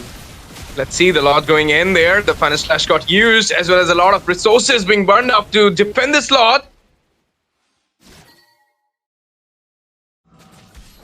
And they still cannot actually do it. They're just waiting for it. They're just, not gonna push it again. They made the mistake once here, and they do not want to, go for that overextension once again, Nash, right? So they'll just, calm themselves. They'll not make the same mistakes that they made in the first game as well as through the game. But again, Artori will be spotted out by Abyss TZ, and look how fast his HP is getting burned out. Like, just the second skill, man. Just the second skill, Ash. So that's enough to actually just, punish him down, or, even take the HP down for the chunky members. So this is going to be a really big problem, it seems, though. So we'll see, how it goes from there. But again, Yama Esports, if they want to pull the guns, they can do it, but it might just come at a very big cost. At this point, the RWM will be locking down. They will lose out the immortality onto Vistizi, but look at the dive from onto was while able to get out, but still the HPs have been chunked way too low. So Yama Esports, they need to go back. Only one flick, worst just expended of the team fight. Vistizi had to burn it to survive, but brought enough time now. Without the RWM, I think it's still a chance for Yama Esports. But will they come in? It's going to be the question. No, Vistizi just get bolted down. And now, down goes one Saturo. Okay, Arturi was low HP, but able to get out. But now the bravest fighter was there. But still, can they punish the Princess Rush come through? But not. And not the Princess Rush. It's going to be the damage from the 2 of the members, but still low HP targets are there. Clutch TZ goes back in. He wants to lock onto his bid, but he has the flicker. Artori will be spotted out, but still, Yama Esports, they might have found a room to engage, but both the teams are 4 members up. The Lord will be up in a few seconds. The waves are not in favor of team Yama Esports here, Ash TC. Yeah, the lane pressure from the bot side because of the inhibitor being taken down. And now the Vansatoro will be there soon into the Land of Dawn in just 2 seconds. So it might be the chance that he will come and contest it out. But it is Team Yama Esports really going for this Lord. And look at the damage being done by the Entropy. And he's in the back line there. Let's see. It will be Clutch TZ finding the Lord there. Toby falls down in the hand of Torio. He goes into the back line. Taking him down. They're melting being done. Oh my goodness. He falls down as well by Bid there. And now is there getting chased down. Electrifying is coming up. Even though they got the Lord into their hand, but they need to get humbled by the side of Sacred Shine. They need to get back there because 2 of their member will be taken down, and it's just Viole being there. Can he manage to defend it out? Let's see. The waves is coming up there as well. Ejector play might come up. In the meantime, Romcom goes in, finds the kill onto Average Easy. They will be locking down the base. Finally finds the unstoppable, but it will not be enough to getting a defense onto the base because it is Sacrishine who will be claiming the win tonight with a 2-1 in this BO3 series. What a win it was. Lot slipped away from their pocket, but doesn't matter. The waves was the one. They carried it out to the base and they managed to crutch out onto the crown and making it pop. And there you go. It is Sacrishine, guys, taking on the victory from the very first day of the round robin stage. And what a game from Yama Esports. They tried their best. They threw everything in this match, but it is the #1 team, guys, you're facing on. Man, oh man, what a play. I think the Lord was like a Hail Mary play coming out from team Yama Esports. They were a bit too, I think, desperate in that moment, but still the player of the match bid with that, I think, elite positioning, with that untouchable positioning onto the mid lane. Like, man, oh man, that was some kind of faker kind of thing, from LOL, the League of Legends. But still, I think, I do not want to compare the players first of all, it's just, it reminded me of that. But still, I think Bid was untouchable throughout this game. Those RWM so on point, so vital. And the damage was so important for the teams to actually just punish the low HP targets at the same time. But again, Ash, it all comes down to the point that the Fredrin did not really walk too well. It is not. Shinryu, it was there, but you have to see.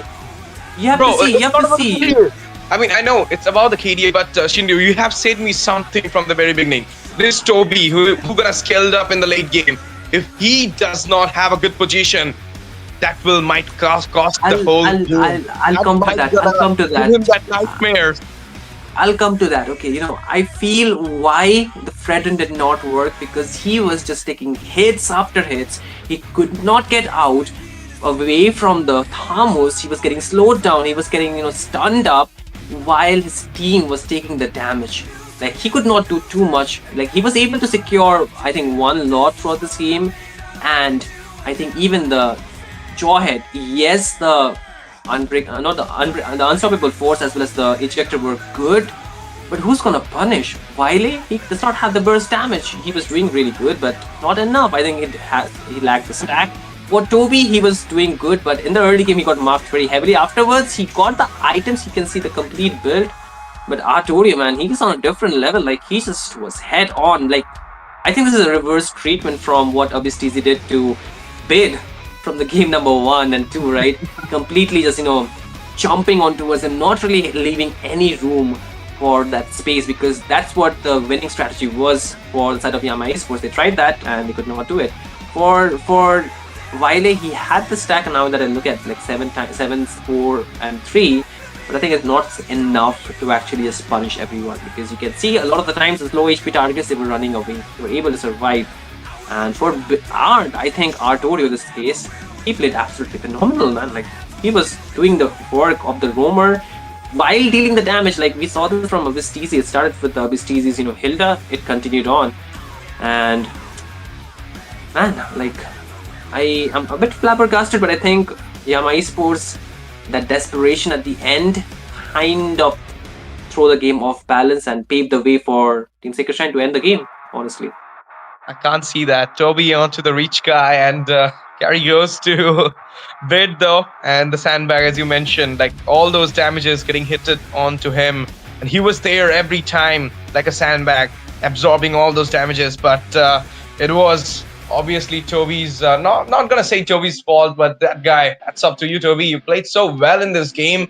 But what can we say? There is the winner, there is the loser, and this time it is Yama Esports. But I believe these mistakes, this throw you have done in this game, they might gonna reconcile it and come back stronger, because this is just the start. You have more 6 games to come, 6 BO3s. You can settle the things there, and you can come to Guwahati to face off Sacrishine. If they will qualify, you're gonna meet them there and can give that everything you have. You wanted to give them in the finals, in the semi-finals, in the playoffs, you can say. But what a game it was. Sacrishine well played. So do Yama Esports. It went to the third game, and we saw a lot of things happening in the third game. The last lot into the hand of Team Yama Esports, but then it is like the deja vu, as mentioned by my friend in from the first game. Like the follow-up push happened, and they went straight into the base, locked down it, and there was the Thamuz into the hand of Romcom. There was a damage build Thamuz.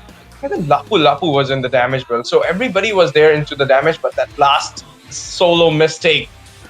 Why? I mean, that could be the question. Why, Toby? Why? Why, Toby? Why? Why you will do that?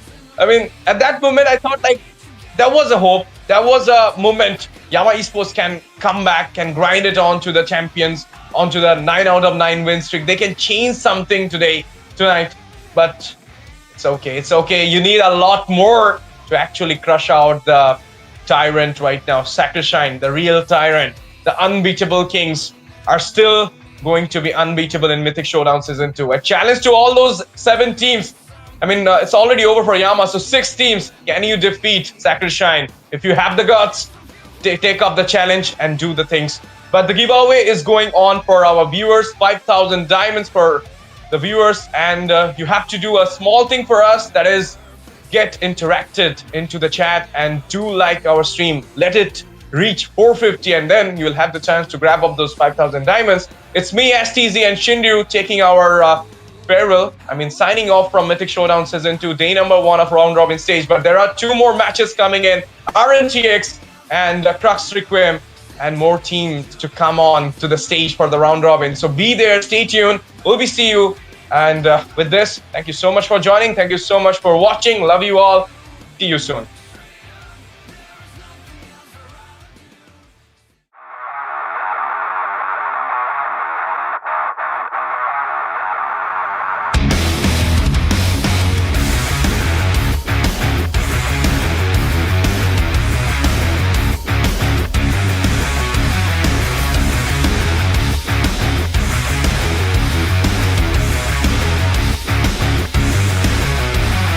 Do you think I'm crazy?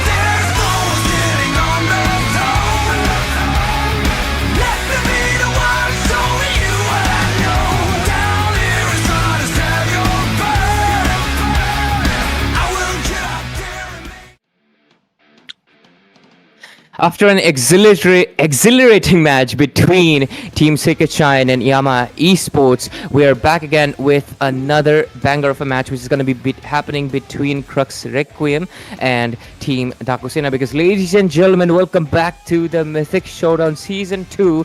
But it's not day 2, it's day 1 of the round robin phases, aka the LAN qualifiers. The top 4 teams from this stage will make it to the LAN event in Guwahati itself. Yes, the venue has been confirmed. I mean, the location, and it is going to be in Guwahati. No more rumors and no more uncertainties anymore. So if you're from Guwahati, oh, you can already, you can already save some money for the tickets. And if you're outside of Guwahati, or you're basically in the northeast, or even if you're maybe outside of northeast, you can start booking the tickets pretty soon, which will go live on our website at December 1st. But with it, of course, we will soon dive into the match. Myself, Ray, gonna be your analysis for tonight, of course, because the one joining me is one of the best hype, not a man, woman in India. It's going to be Sarah herself, the talented play-by-play caster. So Sarah, welcome back. And of course, wow, how convenient, somehow you're always casting the Daku Sena games. I don't know how does it keep happening though.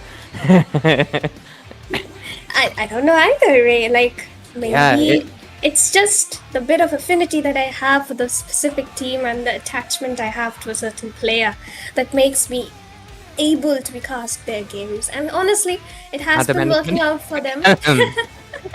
It has been working out for them pretty well so far, and I believe that if the streak keeps going, they should be performing well into the round robin stage as well. Today marks their first game against the top dogs, the very beasts, the Crux Requiem team, which has got some of the best players all over India into their specific group. So it's going to be a very competitive match between the two teams, and very excited to witness what goes on. Absolutely, because I do think Crux Requiem also has 2 really young members as well. If I'm not wrong, they're also below 18 or maybe just 18. So basically young talents. I mean, I think almost all the teams do have a young talent on their hand. Maybe not all of the teams, but most of the teams do have 1 young talent. But I think CRQ is the only team with 2 young talents on their hand. So maybe, with being younger comes faster reflexes. It's proven by biology, guys. So, that's the reason, some players retire because your reflexes just slow down. I'm just kidding. That's not the reason some legends they stay. I mean, League of Legends got their own. Oh, should I be mentioning that? I should not be. I'm just okay. Anyways, I mean, to be fair, if I mention some football goat, I think that it's fine. I think I can mention esports thingies, man. But anyways, we will soon dive into the draft all in just 10 seconds, and we'll see the fate, as it's going to be a best of 3 series round robin stage. And if you don't know about the point system, always remember, it's a clean sweep, you get 3 points. And if it's not a clean sweep, it's 2-1. You share the points, you get 2 points for yourself, you give away 1. And if you lose on a sweep, it's 0. Get it? So that's the strategy. So let's see which team can gain the most points and who can be on the top 4. So with it, we're going to be jumping into the drafting phase. It's going to be Daku Sena on the first pick and Crux Requiem on the other side. So let's see, what do they start off with? Yes, and DS has started it off with the Baxia ban, kind of reading into CRQ's game style, which is pretty good. And even CRQ, judging from the fact they have a server disadvantage, plus DS has the first pick, do not want Ryu to pick up on his Lancelot, so it is going to be into the ban section. On for the side of DS though, they definitely need something early game, possibly the Lapu Lapu, possibly the Hilda, which got a recent buff just today, while CRQ also aim for a very similar kind of draft. The only difference is between Haitatsu today, who will be replacing Jazz for the first game, and Array, who Haitatsu loves the teamfight comms, while Array loves the pick-off heroes, especially the Killia. So we will be definitely seeing some very bang-on clashes into this game. It's going to be the broken walls map, so I'm expecting the Grok to be coming in, because you don't want Grok to be rebuilding things, because you want things broken as they are. So let's see if this is going to be banned. But what is that? Crux Requiem, are you somehow... Because that Louis ban is very...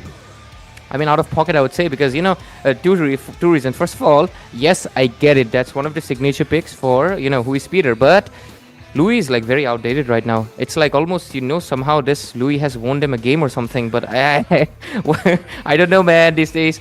But just kidding. But generally, that Louis ban is honestly very out of the pocket. If anything, this just makes it easier for Daku Sena to pick up a Eve. And yes, you can target the Eve easily, but at the same time, Huispira has had really good win rate and really great positioning with the Eve. So I think if we were going to be gambling on the chance of that, I would not. Like, trying to force him onto Eve more, I think that's not a worth it bait, honestly. I think there were better options, and the better option was the Hilda. They just leave away the buffed Hilda to Daku Sena. Why so? It's Haitatsu, and it is going to be a Hilda for the side of DS. Haitatsu picking it up. However, CRQ instantly lock in on the Herald. So denying Funny, judging from the fact that they have banned out on the Esmeralda, CRQ just decides to lock in onto that hero and give Executor one of his comforts. We have seen the Herald pick a lot of times in the scrims, and it has worked out for them, sometimes has not. We'll have to see how DS decides to play against that specific hero. Funny Valentine, not gonna name his picks, but everybody knows what he can choose to pick up against the Herald. The Garukata comes in as well. Good frontlining, going to be helping CRQ a lot. DS here can definitely go in for Jukshin pick, very viable still now. The Kimi is available too, but with the recent nerf, it depends on how much Peter is going to be comfortable along with Haitatsu, since they haven't played that many games together. However, Mr. Harambush decides to lock in onto the Black Dragon, going to be marking down the backline quite a lot. With the Lapu out of the board, 27 has the option of picking up on the Alice as well as the R-Lot onto the EXP, and we'll see what he goes in for. While, okay, DS still decides to lock in onto the Eve. Yep.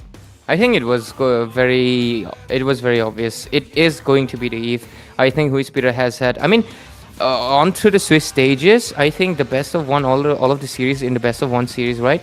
All of that games, DS, I think, have had a really good performance with the Eve, especially Huispira. I think many teams had been ignoring the Eve for quite a while, I think, for some reason. On the other side, I think this marks a debut, is it, for a male hero for Hiron Bush on the EXP lane? Because if I'm not mistaken, he has been spamming the Esmeralda relentlessly, and last game it was an Alice, which will be taken away from him. So a little bit interesting decision, but still I think it will be pretty good considering the Yuzhong does protect.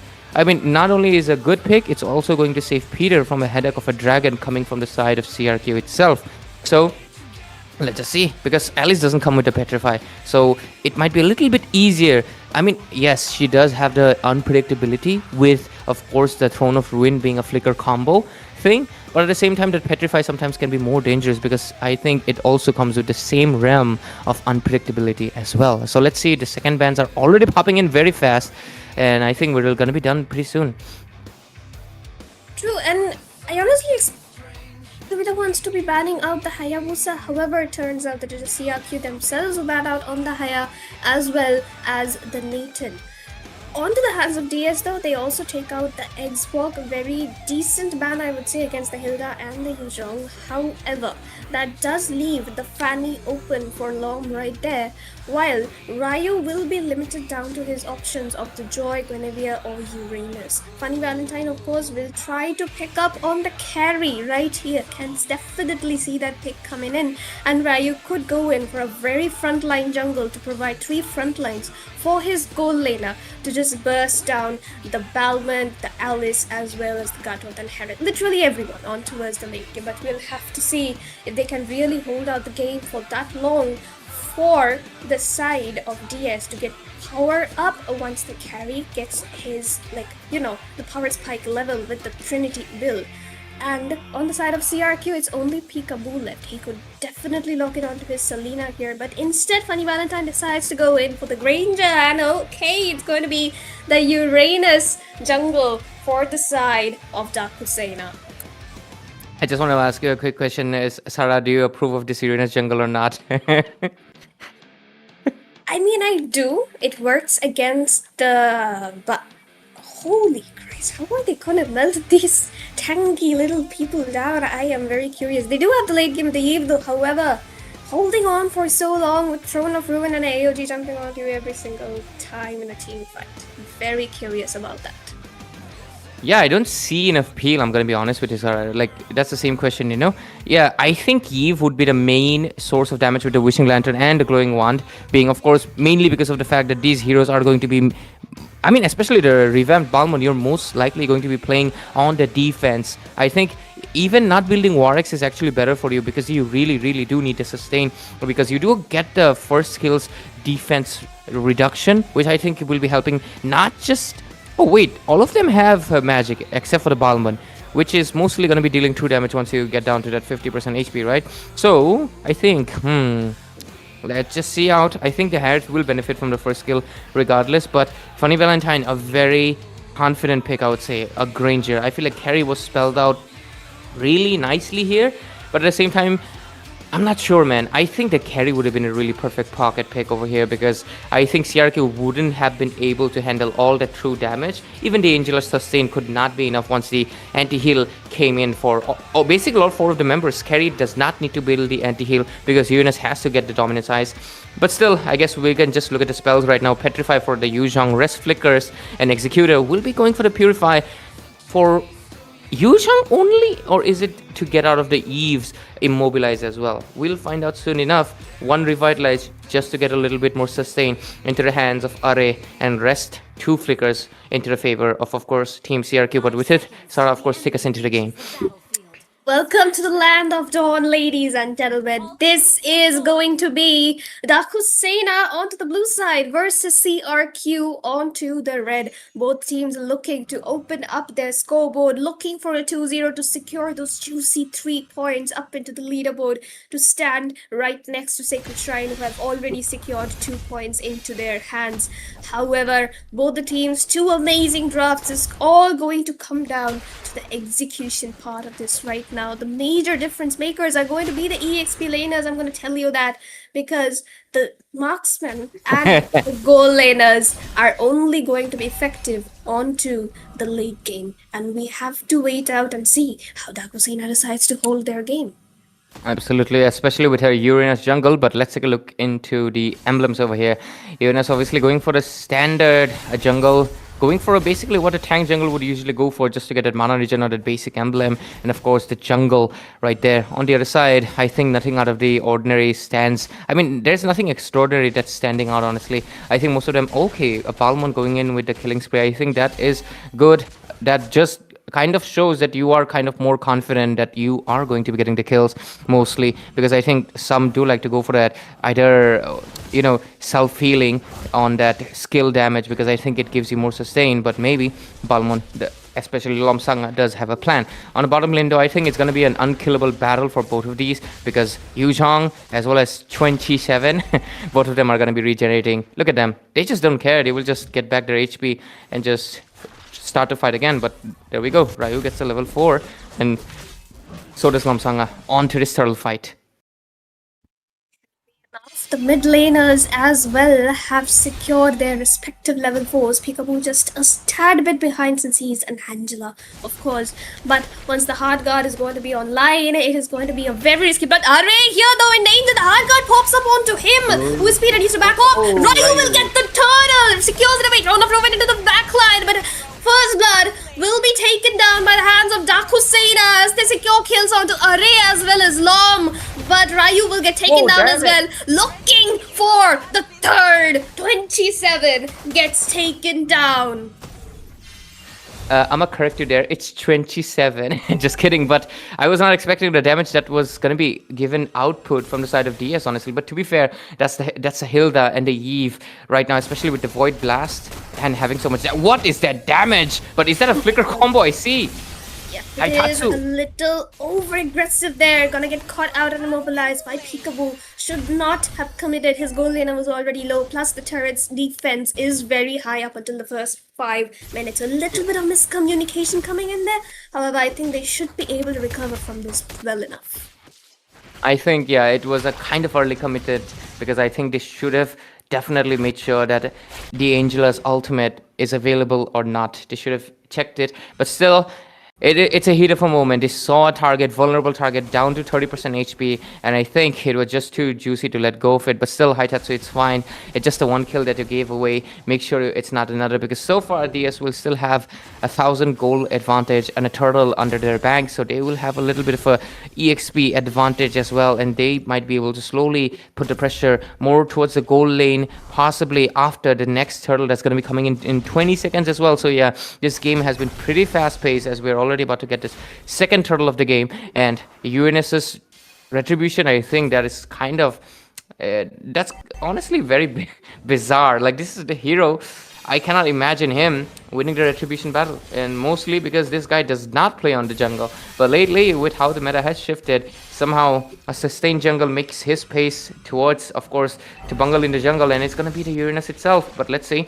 On the bottom lane, we'll see 27. Does he get zoned in? Definitely. Aggression coming in. Hard God pops in, thrown the flu in as well. Gonna get immobilized there. Plus the AOG locks in as well. Black Dragon formed out. Ryu is in danger. Gets taken down by Balmud. Over aggression once more. They didn't have the damage, but Petrify comes in on a 3 with the knock up. And once more, who is Peter will secure a kill onto Reyes. Funny Valentine is here to provide the rotation. Harriet did not manage to reach the team fight as fast as they would have wanted to.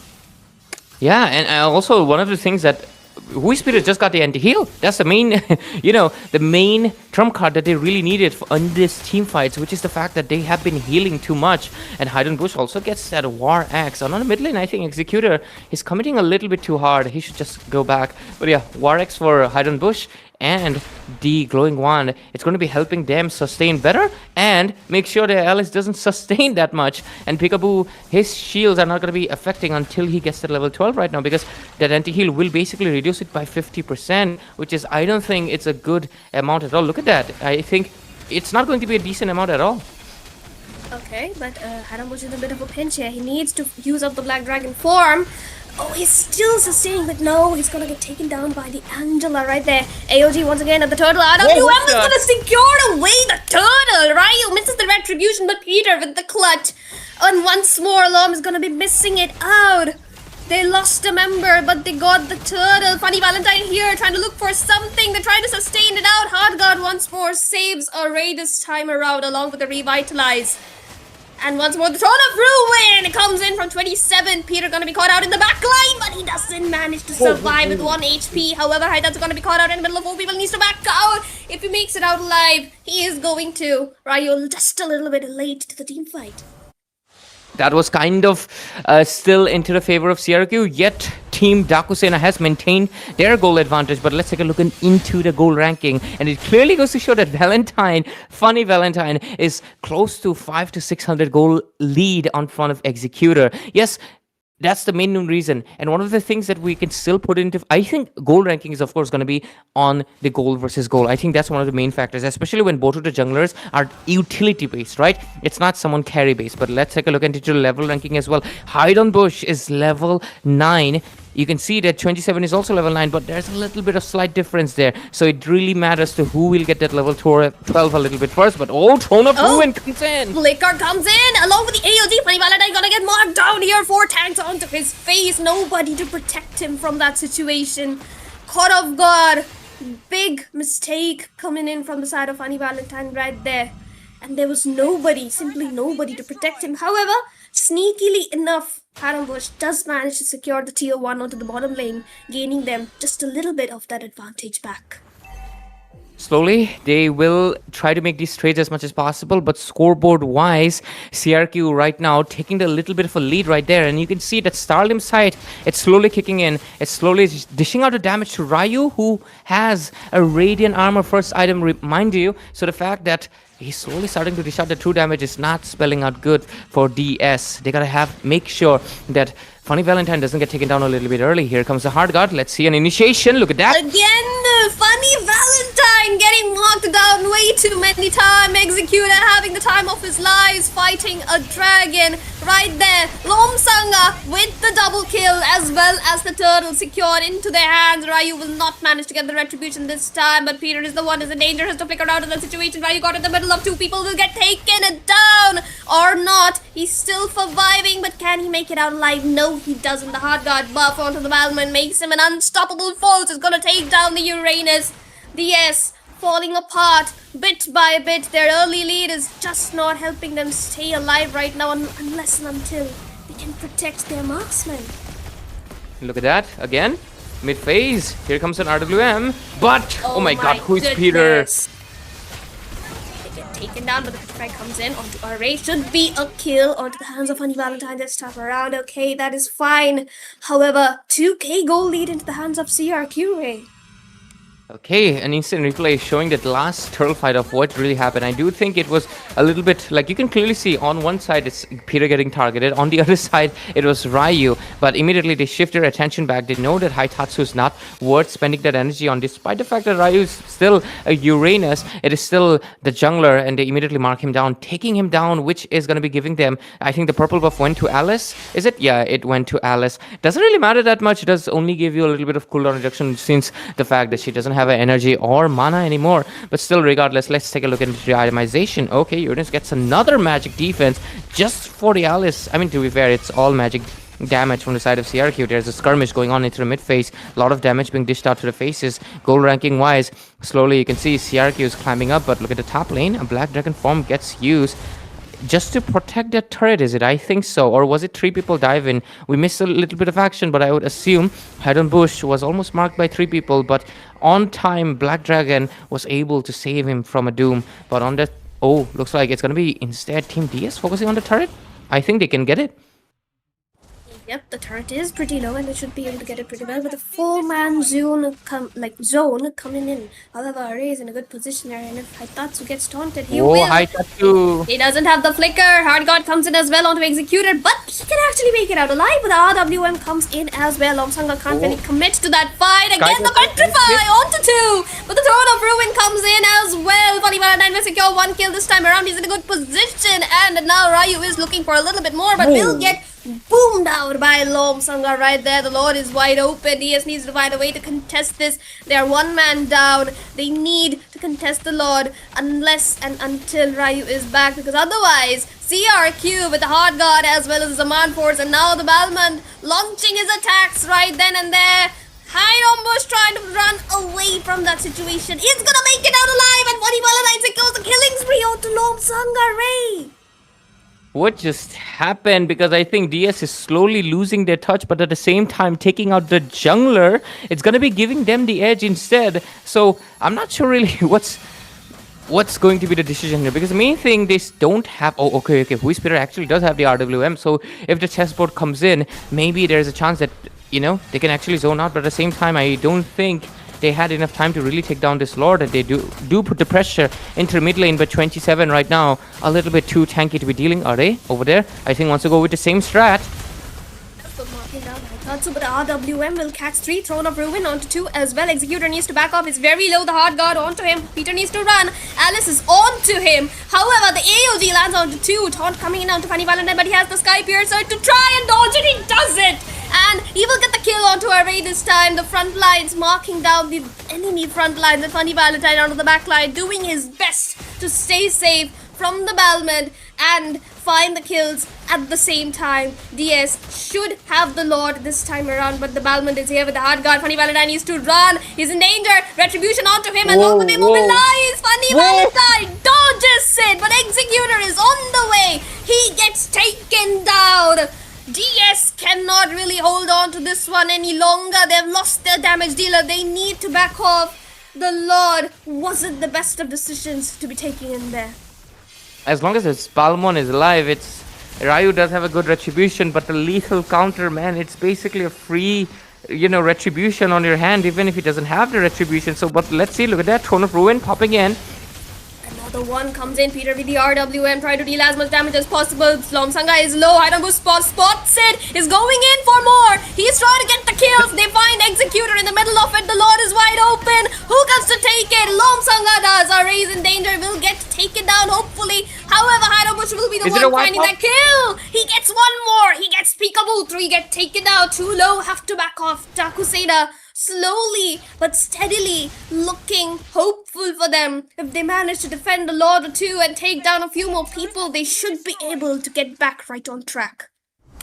It's looking pretty 50-50 because when you look into the bigger picture, the macro is kind of the same. Both of the sides have actually basically lost. I mean, I get it, DS still have one inner turret on the bottom lane, but you can clearly see it's barely standing on. Just one single minion can destroy it, and they have been trying to do it. But let's take a look at into the itemization. Goal-wise, Valentine slight bit of ahead than Lomsanga, which is impressive. That's a Balmon on an 8.8 thousand goal lead, surpassing Executor. Athena coming in as well onto the hands of Hilda. But okay, the Granger almost done with the full build. But the main thing, the Balmon's so tanky, but look at that, bottom lane. Throne of Ruin! Peter gets bursted down instantaneously. 27 with a flicker play comes down to this. One man down, Lord charging down the bottom lane. They will be losing this tier 2 tower onto the mid side as well. Executor gonna be taking it down. Funny Valent trying to position as safe as possible. He needs to reach the enemy to deal the damage, but the Hard God once more dealing as much damage as possible. Taunt comes in onto Ryu. He needs to back off. He's sustaining it, although Petrify comes in onto one of them, but the only knockup is gonna be onto Array, and he is gonna be backing off with the Revitalize very safely. The inhibitor dangerously close to being taken down. There we go. Right now, CRQ has actually taken the lead into the wave pressure towards the long lane on the right side of the map. And with it, they're going to be mainly basically putting the pressure. I mean, it's really good for them because right now, Daku Sena has to keep in mind of the bottom lane. Either they lose this inhibitor soon or they make this trade to just go for this Lord right now. And that trade-off, I don't think it's going to be worth it. But items coming in, Radiant Armor secured for Yuzhong as well. A little bit more magic defense, but we just saw the Lord advantage screen popping up. Really goes to show that the fact that DS and CRQ, they're really going in head-to-head. Despite the Lord advantage, CRQ is actually kind of behind on that EXP side. Yet, Lomsanga just now got the level 15, but so did Ryu. And only Huispieter and Haitatsu left to get their maximum levels to get the power scale up to the point. But look at that, damage dealt ranking coming in here. Goes to show 22,000 extra damage dealt from this Balmon. But what is that, Eve? 60,000 extra damage. This Peter on this Eve is a monster. Even when they're behind, his damage is actually twice as many compared to like everyone, which is insane to say the least, because that's a Granger on your team and the hardest on your opponent. And Peekaboo gets that Holy Crystal. But we just saw the Granger, the Rose Gold. Can it be a saving grace? Can it be the moment where CRQ might make a mistake of diving in a little bit early? Bottom lane though. The Hereth with damage right now, it does have the Holy Crystal, is definitely chunking down Funny Valentine as much as possible, but a lot of resources do get used up into that skirmish, and Funny Valentine needs to refill his HP before they take another fight. And if even once one CC falls onto him, he is going to get taken down. The Lord is up, and Daku Sena need to take down the Balmond before they contest, because a Balmond versus a Uranus, the retribution will always be won out by a Balmond. Absolutely, that's the main thing. Lethal counter. It's a lethal counter to all the other junglers, because even without a retribution, you still basically have it on your hand. So if they want to make sure they get this one, I mean, Ryu's retribution has been really good, especially considering this is the Mumbai server, so he is not experiencing any form of major lag that could delay his, basically the input that you can, that's the whole reason we get the MS thing in the game, right? So there's no delay on the side, but delay doesn't really matter when the whole kit of the hero is supposed to do that. But anyways, look at that pressure coming on Khaled. Onto 2, the Hard God comes in as well. Haitatsu gonna be caught out very low, and again, look at the retribution as well as the play coming in by Lomsanga, but he committed a little too deep. Arambosh in the middle of 4 people trying to survive alone. RWM is gonna catch Lomsanga. If they can find this kill, they win the Lord, but no, Lomsanga is going to be the one to find it. Instead, Ryu is caught up as well. They overextend. They lose this one. Hard God once more being locked in onto 27. They are going to deal as much damage as possible. They need to back off. Jungler down, EXP down. What can Daku Sena do here to try and contest this Lord? They cannot with 2 squishies and only a Hilda in front of you. So the best option would be to clear up the lanes and just back off. donate a lot, and try and defend as much as possible. But Executor trying to look for something. Demand Force as well as Hard Card getting used up. Haitatsu in a lot of danger here. AOG, and he's going to get bursted down. It's not looking good anymore for DS side. It's pretty obvious, right? It's pretty being laid obvious. But Haitatsu getting to level 15 basically shows, yep, okay, Who is Peter also got it. So all of the members have gotten to level 15 because it's going to be almost a 20-minute game. Time really flies. But I think, okay, he's one item away. Ryu still one item away from being fully defensive. I think the Sky Garden is absolutely necessary right now to get Executors the main... I mean, basically his true damage, but okay. Finally, Funny Valentine has basically sold out his boots to get a little bit more true damage from the War Axe and a little bit more regen on that first kill. But the Lord's going to be coming in. That inhibitor is a goodbye. But let's see if they can make it a defense. Bot lane exposed. A lane advantage has been secured for Team CRQ. But I think they will not commit on that bottom. Might just go in for the middle. I think that's the goal. Yep, they will. Yes, and another engage, trying to mark down Funny Valentine and Peter once more, but the RWM right inside the base. 27 isn't the one. It is the one in danger here. Flickers out. Funny Valentine though is getting marked down left and right, and he gets the shutdown. Finally, DS get the shutdown they need. 27 is gonna be backing off while Peter tries to poke them down even further to try and delay them from taking their buffs or pushing forward. Peekaboo though, they need to mark down the Angela, but they aren't able to do so. But the damage coming in from Funny Valentine as well as Ryu trying to mark down the Harith is quite a lot for the side of CRQ to handle, but they can back off with using the AOG defensively. So for now, they are safe and sound to run away. On the bottom lane, though, I did notice something that the wave management was kinda off, I'm gonna be honest. I think Team CRQ could have actually taken that mid lane turret, but at the same time, I do think regardless of that, the Petrify combo that came in from Hide on Bush, it really would have stopped them regardless. But still, I think the pressure would have been a little bit more. But you can see, there's not much goal advantage, neither experience advantage anymore for the side of CRQ. It's mostly just, I would say, close to null, because 1000 advantage on 20 minutes, it's basically nothing. I think you minimum need at least a 3k to be considered substantial amount of difference. But there we go. Looking at the builds, Eve is basically about to get the last item, which is looks like a concentrate. Sorry, not concentrate. Ice Queen 1 to get a little bit more slow right there. Funny Valentine has sold out his boots to get the maximum damage output while having one survival item, which is going to be the Rose Gold, which I think was absolutely necessary in this game. And Winter Crown for Ryu, interesting. Looks like most likely wants to bait out some skills. Alice with a full build as well. Tanky, tanky, tanky. Everything is tanky except for one War Axe for the Balman. So rest of that, I think everything is fine. Yeah, the Angel is typical. You know, it's going to be a Winter Crown at the end to just wrap up the build. But the Harith Oracle, interesting. Will give him just a little bit more sustain from Who is Peter. Not get immediately bursted out. But the Lord already getting started in. Is Team DS ready to respond? Let's see. God has been used up. DS has a notice period of just 12 seconds if they want to fight. This Lord is at half HP. Ryu is chasing them down a bit to zone them away. RWM comes in, but the throne of ruin onto Peter as well as Funny Valentine. But he's gonna figure out, but he's gonna get caught in the AOG. He gets taken down. Damage dealer out. Peter is the one in danger here. Alice gonna be targeting him down. Hide on Bush back to rescue for Peter right there. Lomsanga is low though. He might get taken down, but no, he's gonna make it alive. But Haitatsu gets the immortality down from Lomsanga, and as well as Harabush and Peter make it out alive. Ryu is the only one staying alive into that situation. He needs to run. He's in the middle of 4 people. 1 damage dealer, 1 immobilizer, and 2 tanks. Team CRQ still have the lead. They can definitely go in for the Lord here. However, Team Daku Sena aren't willing to give up anytime soon. They're still holding it strong. Especially Ryu is still, waving over them like a cloud. Can he make this? Can he be a thunderstorm? Because the Black Dragon roars, but it's not going to be there. And Lomsanga is going to secure the Lord with his ultimate and the retribution at the same time.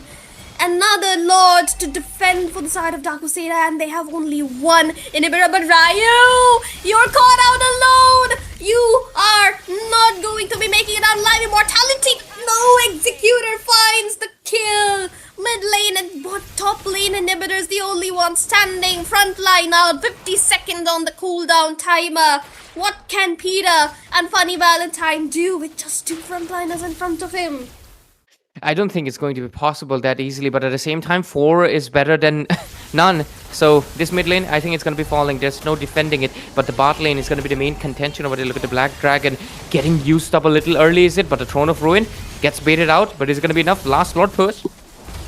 Definitely 5 members right in the middle of it. RW comes in to zone them away. Funny Valentine getting chunked down so low. 27 is getting a lot of turret damage, but the base is wide open. CRQ find the victory. After all that struggle, they are going to take a 1-0 victory into their hands. Why am I pink? I don't know. But anyways, why am I pink? Why am I pink? But still, that game, I think DS gave insane amount of competition, because I think there was some point in time around which I don't know why I'm a lab rat for this colors anymore, but let me focus. I think DS gave a lot of competition, I think, towards the mid phase. I think 15-minute mark, it felt like DS could have basically shifted the tempo of the game towards their own favor. But after that 18-minute mark, it was kind of obvious that CRQ basically had that inhibitor down, that mid lane down to what was 10% health.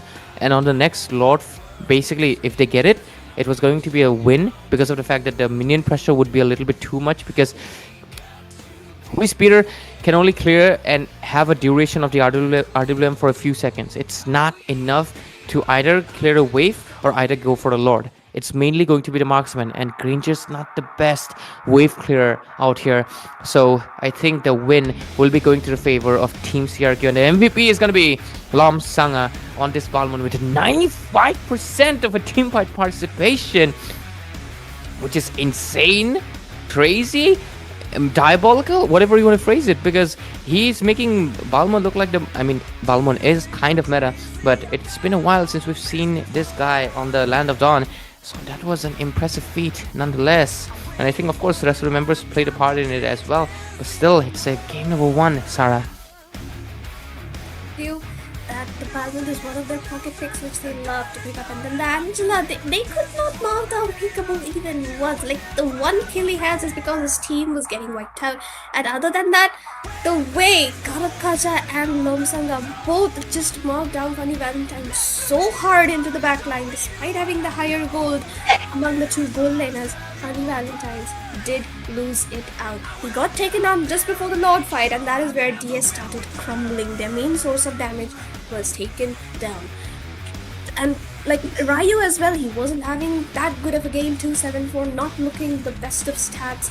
Despite the early goal advantage, Team Daku Sena did lose it out towards the lane, just because the singular Angela pick being the most annoying hero to ever exist for the side of CRQ. As well as Alice just tanking down 372k damage. That's literally 400k almost, and even the Dragon has 260k while Ryu has 326k, so him alone has more than either of the two frontliners for the side of GS. That goes to say a lot for the side of CRQ.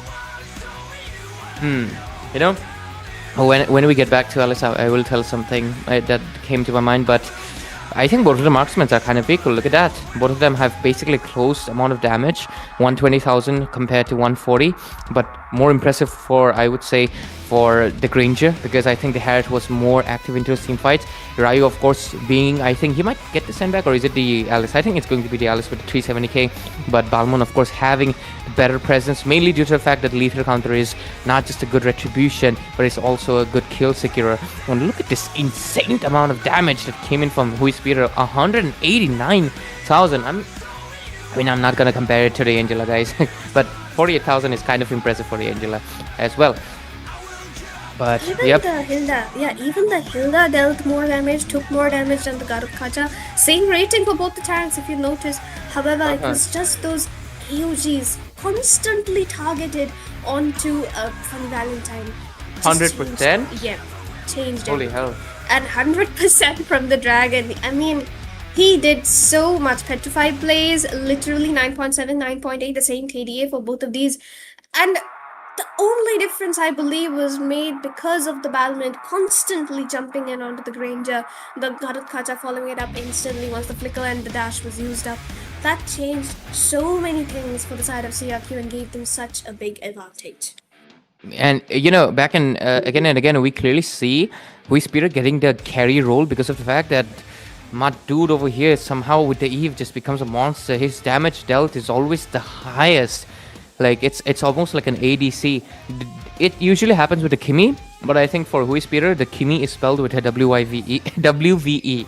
So that's an interesting fact out there. And Alice dealt almost close to 400,000, 4 lakhs, damage taken. Almost the same price pool as Mythic Showdown. So these teams are contending for it, guys. I just wanted to mention it. Of course, they're right now contending for... I mean, right now we're going to be mentioning it every day. Right now, these teams are contending not just for the prize pool anymore. They're contending for the top 4 spot on the LAN event itself, which is going to be held in Guwahati, guys. So these teams are giving their everything. You can also give everything by making sure you like this stream. If you're one of the viewers, make sure you like this stream and just stay a little bit active. Just chit chat, comment on anything that you see interesting, and you could be one of the lucky winners because we have a 5,000 diamond giveaway today. So you could be one of those top people that could be getting it.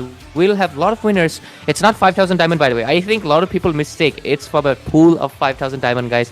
You don't get 5,000 diamond by winning. You will get out of the 5,000 diamond. So make sure you like the stream. At 450 likes, there will be a giveaway. So with it, right now, match results CRQ 1-0. So already it means that if Daku Sena right now walks away with 0 points, or they make it to a game 3 to at least force CRQ to give away 1 from their end, because round robin is a place where losing early it's not a choice at all.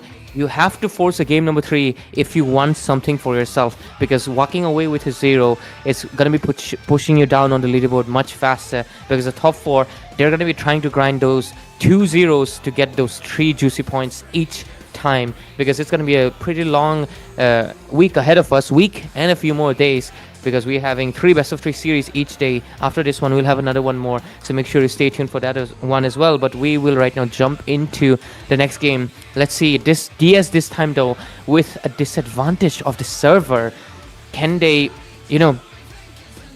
come through? Because they actually have, because DS is one of the teams that have not, have gotten their comfort server, because for some reason, for always being in an unlucky toss. So today their fate changed, but even the fate could not, of course, help when the fact that CRQ's draft was very out of the pocket with 2 surprise picks, the Balmon and the Angela, coming out of a left field. I think DS might be a little bit underprepared to handle all of that. And also, I think carry was definitely needed. I feel like they need it, but at the same time... Literally, like, they have been playing the carry. I just don't know why they didn't pick it up. Like, you've got 3 frontliners and the carry's dash is slightly more than that of the Granger, and you can melt down a Balmond jumping onto you. You can literally melt down a Balmond who's jumping onto you with what? 3 seconds tops? Literally 3 seconds tops. But past is in the past. We're going to focus into the second game. Lancelot and Lowy banned once more from the side of CRQ. DS playing it smart, have banned out on the Hilda. They know the patch is very suitable for that of the Hilda players. They should take out the Grok next and possibly the Jukshin as well. Or maybe, the Hayabusa, just to not give Lom his pocket pick. But we will have to see what CRQ decides their third ban is.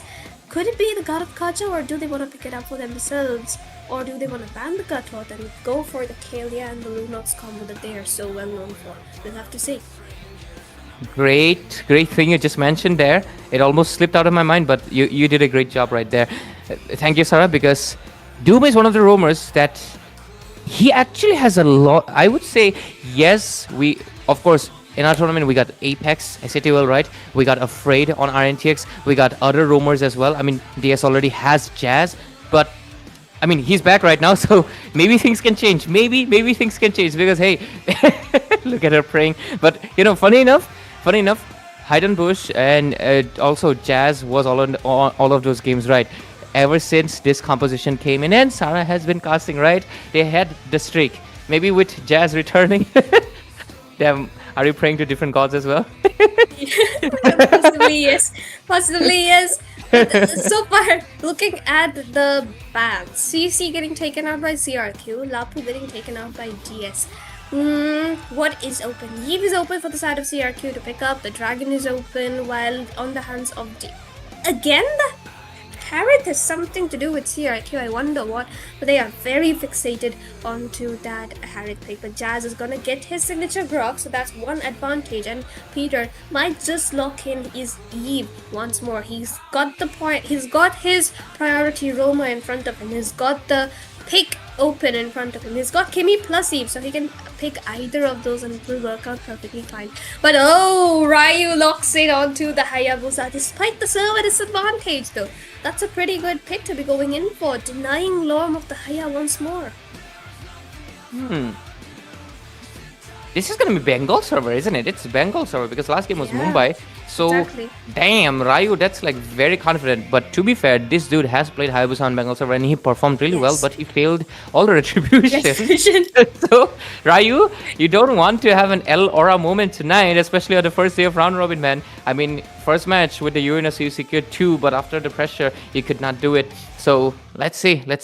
I'm putting in some faith on him. Maybe at least he can be a bloodthirsty ninja that can at least take down the targets. But you can clearly see CRQ does get the Gatutkacha and the Harith, 2 of the heroes that looks like gonna be comfort pick. But what is that? That's an early Nathan. Oh. Immediately locked in for the side of DS.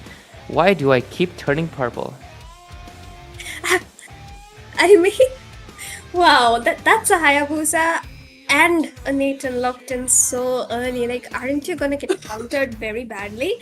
Like, the Eve is still open unless you ban it out for the side of CRQ, or you could pick it up into the second phase. A good decision. Alice gets taken out.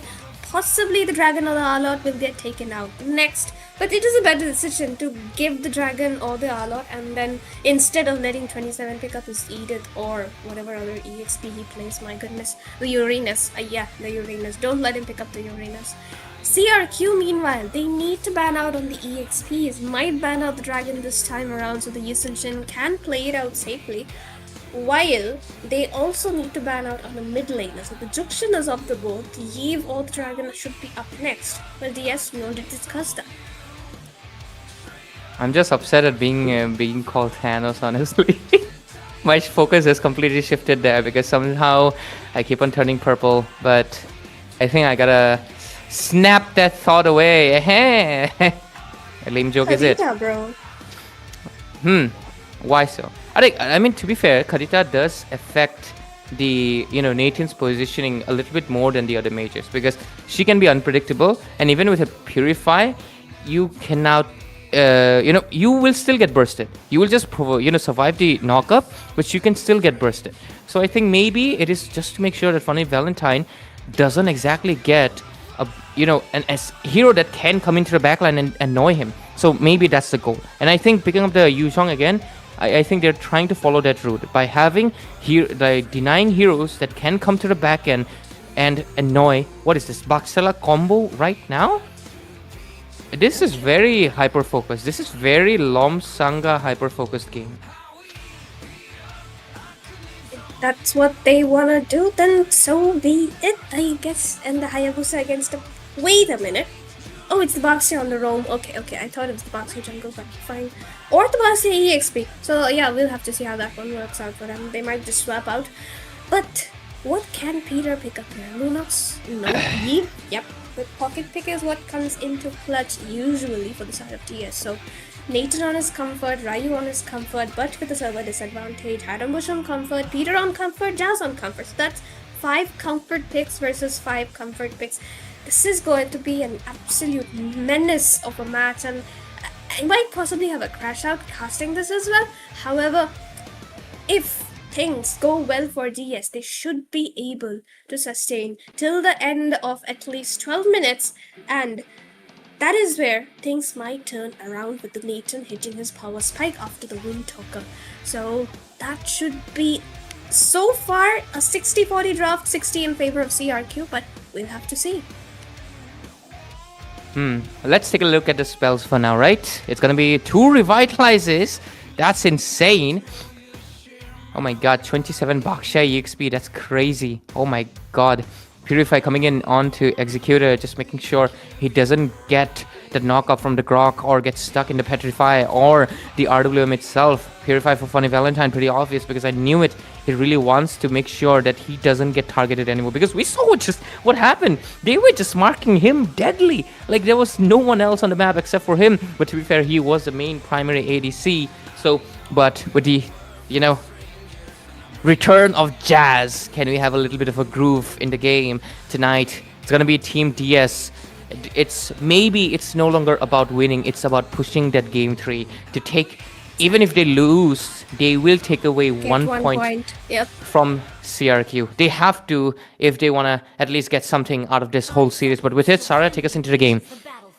Welcome back to Land of Dawn, ladies and gentlemen. Game number 2 after a long and stretched 20-minute plus game from the side of CRQ and DS, where CRQ got the first point into the best of 3. On to the second game. Both the teams have picked up their absolute comforts. The main Roma from the side of DS is back, so we might see some lucky games coming in.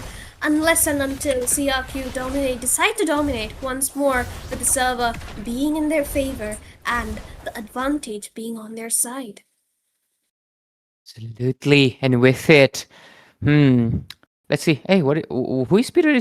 Why is Peter trying to stop the minion? Trying to build a wave so early? Is that what I see so early? But anyways. Looking at the emblem setups, let's take a little bit of a look over here. I think nothing out of the ordinary here. I think all standard issues, nothing much special. A little bit of poke game on the middle, and I think he has a revitalize, so it's just a kind of, you know, they're poking each other, you know, having a little bit of fun. But okay, all of the emblems, quantum flash, quantum charges, and reducing the flicker cooldown. I think it's all standard procedure at this point, right? But oh, Yuzhang going for a little bit more sustain. If I'm not wrong, last time Heidenbush came in with the quantum charge, right? And he also did come with a war cry once. But tonight looks like he wants to be a little bit more sustaining. At least this game, because I think last game he had war cry, right? Oh, am I mistaken? No, he did have the war cry, and he actually needs the, you know, what's the name again? Yeah, Brave Smite. He needs the Brave Smite in this one because, of course, it is against a Yesunshin and Angela and a Harriet all together, and this game should be considerably winnable for both the teams. 27 is on the EXP, so it's an EXP Baxia, not a jungle Baxia who has the red buff on him every single time and jumps in onto your hypers and your goal laners. But this time around as well, 27 is doing exactly that. The turtle is zoned out by the side of Daku Sena, and they should be able to secure it though. But Madhan Chakra has been used up for the Vision. Black Dragon gets used up. Lomsanga gets targeted down. Ryu is gonna secure the turtle despite the Madhan Chakra landing onto him. Needs to back off. And there we go. Hanobush securing the first blood, but he is definitely chasing for more. Petrify and Tectonic Charge, but Saman Force and Harriet there for the rotation array is gonna find hide on Bush. Lewis Peter needs to back off. Ryu needs to join the team fight. He still has the ultimate. Can look for a finish. Flicker coming in from the side of Angela to save himself from the quad shadow kill. So definitely 1-for-1 trade, but still beneficial for the side of Dakusena just because of the turtle secure. Exactly. You phrased it out because it is a 1-for-1 on the scoreboard, but you can see the fact that DS got the upper hand. But Lomsang back again with on the leaderboard, trying to get the level advantage back by farming whatever scraps have been left out. So impressive work on his end, but he's still going to be, I think, a slight bit of behind as Ryu has also went back to, of course, pick up his food, which is obviously going to be the jungle creeps on the top. So with it, I think slowly but surely DS is, you know, trying to gain up goal by goal onto their favor. But I'm really curious if they're going to be going for a little bit more bloodthirsty this time around, because of course they have the Hayabusa, and Funny Valentine was really, you know, what was the term, like committed as well as involved right on that early fight. Usually you don't see a marksman committing so early much, but I think they have a plan and I think they're executing it really well. But let's see if Executor can put a stop to that execution. So but DS, obviously, they got to play their best right now. I mean, it's not exactly final, but what is that pressure by 27? Yeah, that's too much for him to handle right there. Man Shocker plus the stun from Baxia, and he didn't even have the opportunity to ult out of the situation. And now they're going to target the gold shield onto the bottom lane. Ryu is going to be the sole person defending. Oh my goodness. However, Bunny Valentine though does manage to survive that and plus bait out the hard guard, so that's one good thing. However, it will be back in another 24 to 22 seconds and the turtle is up, but Executor can't rotate because he's low. Neither is Nathan going to rotate because he is low, so it's going to be a proper 4v4 at the turtle, but Peekaboo uses up the ultimate once more. And it's going to be on the box here. Black Dragon form has been used up as well. Yuzha is kind of low right now, plus is very far. Okay. Oh, but the Tectonic Charge comes in on to 27 this time. Ryu trying to mark down Peekaboo will have to dash back, but no! He dashes in the wrong position. He's gonna get taken down by Lom Sanga. Definitely a mistake coming in from Ryu right there. Sure, why though? What just happened? I think that was... it happens. But at the same time, Funny Valentine on the top immediately makes a trade, but is it a worth it trade? Because look at that! Oh my damn. goodness. He went for the turret, but he lost his life in the process. That's not the best of trades, definitely. And now CRQ are the ones who are going to be looking for the turret unless DS decides to save it for themselves. However, oh my goodness, Ryu, I don't know why he came back to that shadow. It was just such a big blunder on his behalf. That's the thing I was trying to process. Like, I think that shadow was unnecessary. This reminds me of a play from MPL ID actually. It is... I forgot the player name right now, but it was something similar off. But I'm gonna be honest, Array has been somehow... Bro has been like... What is that? Like the... You know, the scope. He basically has a scope set on him so far. That's what I can see. But oh, mid lane? Is that a revenge? It is! Oh. It is! They take down Peekaboo quite instantaneously, and Jazz's setups was just so on point. But that wall as well as the knock-up, and Peekaboo didn't even have the chance to flicker out because he didn't have it. So of course, that is one thing good, but CRQ is still maintaining whatever slight lead they can. With the top lane secure, they've frozen it away, and Harit cannot really push it all by himself. He needs the team to support him, while onto the bot side, Yu Zhong is the one who's trying to look for a split, but he needs to back off though. There's 2-3 people coming on to him right now. Realizing that, oh, back off, bro. Just back off. Back off, goodness. homie. He doesn't Yeah. have the dragon. He doesn't have the dragon, does he? Or does he have it? He have it. So, yeah, I think he's just, you know, hey, I got the dragon, man. I ain't gotta worry about it. So with it, the final turtle of the game pops in at 7 minutes, 5 seconds. So, oh no, 10 seconds, my bad. What's happening? What? He's still there? Bro is still there? Definitely. And he's actually keeping 2 people busy, but look at 27. Jumping in onto Funny Valentine, uses the entropy to run away, but he doesn't have any more escapes. Ryu is not gonna find the turtle. Lomsanga it is once more, who finds the kill onto Funny Valentine as well. Jazz caught out alone with no damage dealer onto his side. Ryu low has to back off. Yisun Shin though will pick up his second item. Ryu still not finding that item for himself. Peekaboo though, very low. Uses up the hard guard just to save himself, but the mid lane tier 1 is gonna fall down. And with it, the macro lead is gonna be shifting back again to the side of Team CRQ. It's a little bit more disciplined game this time around. Less kills, but more towards the objective side. And you can clearly see CRQ is doing that with 2 turtles and 2 turrets into their favor. And it's the major ones. It's the front of the mid lane, and it's the front on the bottom. And with it, they're already covering, obviously, the jungle, the river control, as well as having a long lane open. And that is something that Funny Valentine has noticed, and he's going to be going there to make sure the wave is managed better. But look at that level ranking coming in for Lomsanga. Level 12 compared to Ryu, who's at level 10, so 2 levels deficient. Executor also catching up as a gold laner, as well as Funny Valentine. But Hide and Bush is slowly trying to catch up with level 11, but Lomsanga is level 13. Damage taken, obviously, 27 with the box. Oh my goodness, Mountain Shocker plus the taunt coming in from Array is just way too lethal for the side of DS, and they don't even have the reaction speed because of the server disadvantage. Again, there's a man force as well as hard guard on Tharvik trying to look for something. 27 though sandbagging it all, and he is actually able to bait out every single skill that DS could possibly imagine to deal onto the side of CRQ, while CRQ backliners are just dishing out as much damage as they possibly can. I think we have to give DS a little bit more time to scale up, of course, because I think the Nathan kind of wins. I feel like obviously because of the fact that he's more basic attack reliant. Yes, the entropy basically enhances his damage to twice level, but the Harith, out of this amount force, he's basically a nerfed version of himself. So if DS can force that, I think Funny Valentine wins this late game easily.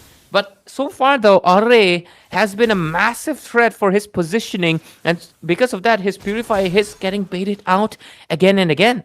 They gotta do something about Array, and once it's done, I think that's when Funny Valentine can really position himself well enough to the point that I don't think Lomsanga can really take him down easily, and neither can Executor because he just has a Purify. It's not gonna be helping him reposition. It's just for the safety from Jazz and Huispieter, and in case a Petrify combo from Hide and Bush. So it just looks like Bot side?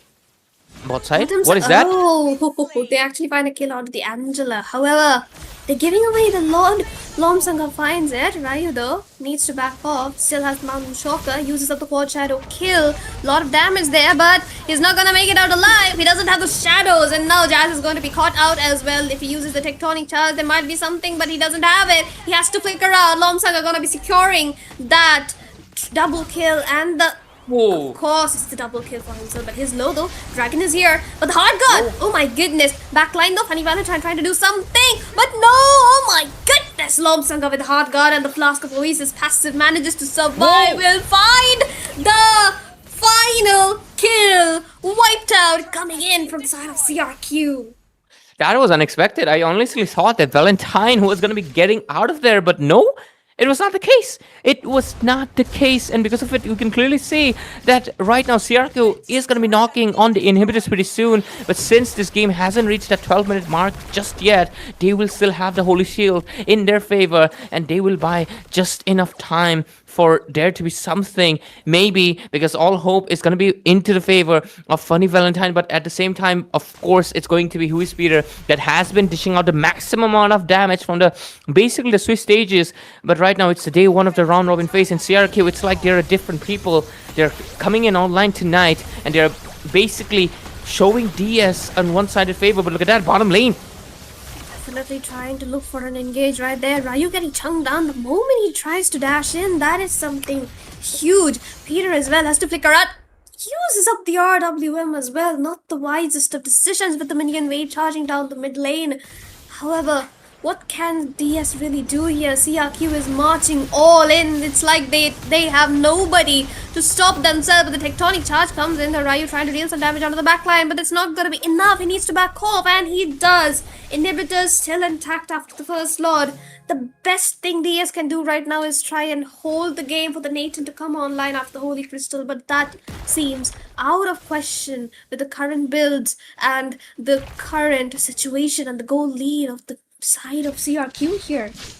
Exactly right, Sarah, because we just we got the Lord notice, Lord advantage notice, and it showed that in this Lord, CRQ was able to get a 3,000 gold advantage, and look at that, 6.9 thousand gold, basically 7k advantage to the favor of CRQ, which on a 13-minute game, it basically spells a snowball that is going to be slowly becoming an avalanche that's going to be knocking out the Nexus that stands strong for now, but by the inhibitors base, of course. The inhibitors are going to be providing the pillars, but for how long? Conceal does get used just to, I think, get a little bit of scouting right there. Maybe a possible ambush, but they don't get anything out of it.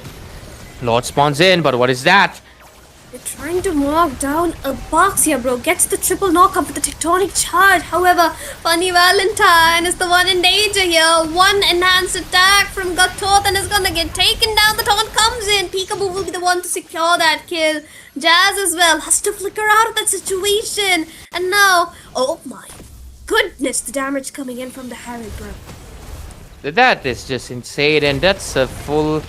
I mean, that's what happens when a Harriet... Is that a level 15 Harriet? Here comes...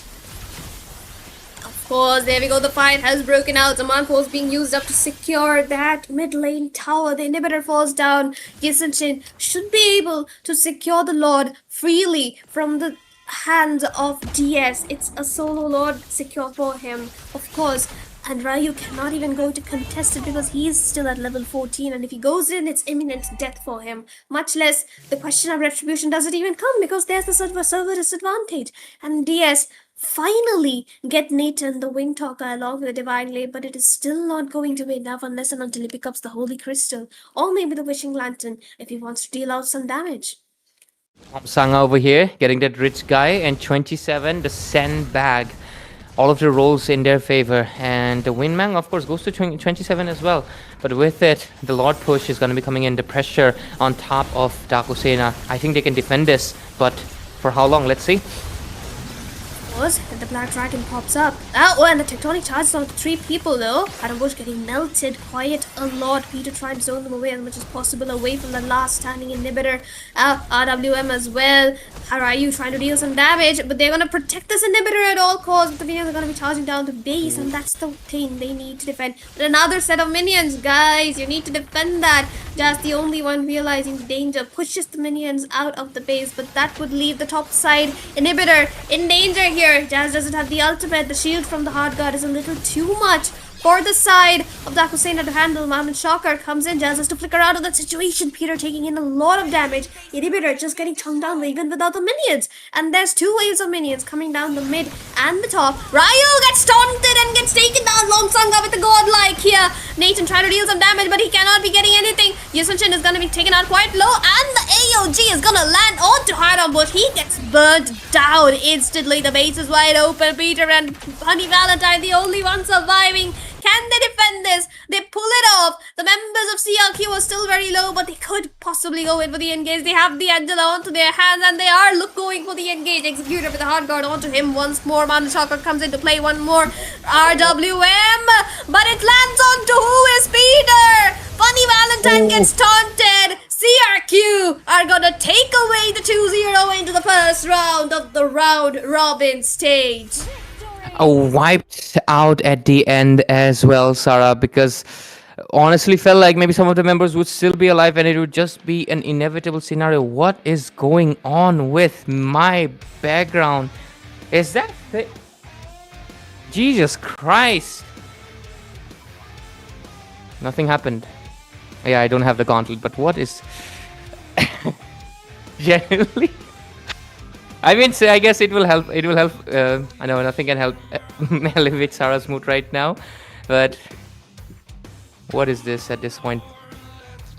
But yeah, congratulations to CRQ, Crux, Requiem for of course getting their first victory onto the round robin day 1. Getting a 2-0 means they're going to be getting their 3 juicy points, and this game's MVP is going to be 27 with the Baxia EXP, a 0-0-15. That's insane. My guy did not die. My guy did not take kills. This is what you say, guys. Pure utility. Just providing what your team needs. Tankiness, frontlining, and anti-heal. That's his job, and that's what he did. Nothing else and nothing out of the ordinary. And we gotta mention Are. 406. My dude over here. Yeah. The Gatot Kacha. I think Are. I think he's gonna be slowly becoming the next, one trick maybe. Just kidding. I think it just really goes to show that Gatot Kacha is, I feel like, one of the top roamers easily. Despite the fact, I definitely think the Grok is still stronger, but I think getting the comfort pick, the Angela, the Harriet, the Gatot again, it definitely made the game a little bit easier, considering the fact that DS also played on their disadvantageous server right here, Sarah. It was the server, and I believe that the higher pick was a little bit forced out because generally Ryu would go in for a fighter jungle and a fighter hyper into the, disadvantageous server. However, it just didn't work out for them. The first game they didn't have their main roamer, otherwise it could have been a possible win for them. And in the second game they didn't have the server. Plus the draft was a little bit messed up despite having the comfort picks. That Baxia pick kind of changed a lot of things.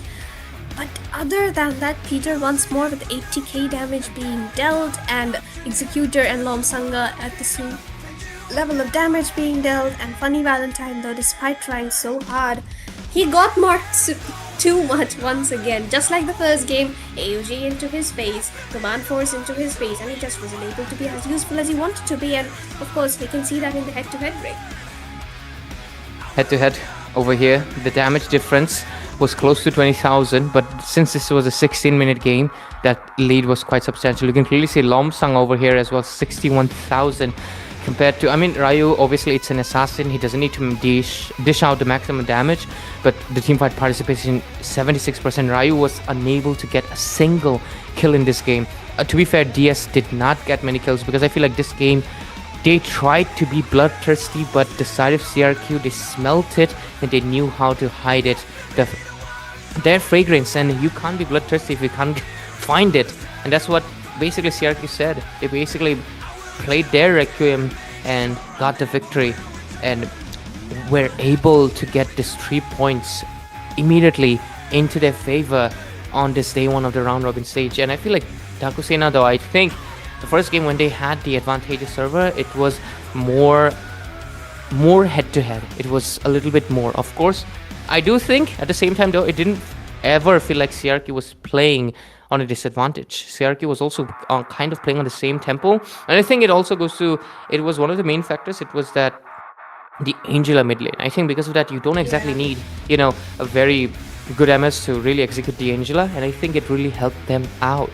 But over here, of course, the rich guy goes to Lomsanga, a really beast of a jungler, and I think this guy, I mean, literally not even joking, just because his, you know, the CRQ jersey has the black thing, you know, it's dark, right? I think they might be one of the dark horses, especially Lomsanga being one of the, I think he's one of the youngest junglers, along with, I think, Joseph over here, and maybe Ceramon is, I think he's older right now, right? So yeah. Yep. Yeah. So we'll have to see what their journey takes, but it's still day one, guys. It's still day one. This does not designate that CRQ will have a smooth journey. This is just one game. DS will face, you know, 6 more opponents, and so will CRQ. And one of those opponents can possibly Noctura or Rntx, which is the next game going to be. So if you're curious between Noctura or Rntx, two are familiar. I mean, yes, it's been a while since they parted, but two familiar teammates meeting each other again. Make sure you stay tuned on the Mythic Showdown Season 2. This match was also, this been a sweep, but of course it was a lot more head-to-head. So let's see if the next match is going to be going to a 3 or it's going to be a sweep as well. Let's see who can rise up to the top and who gets literally snapped or something, because, you know, I can't think of any other puns because of this background. It's not by me, I'd put a Zushin, but the production team, man, they do their own thing. So with it, ladies and gentlemen, make sure you stay tuned, keep liking the stream. 450 likes, we give away 5,000 diamonds to random lucky winners. So make sure you stay tuned for the Rntx, basically Revenant X Spark, facing off against Noctura in their first round robin matchup. Stay tuned, and we'll be right back with a short little break and a brand new set of casters that you haven't seen in a while.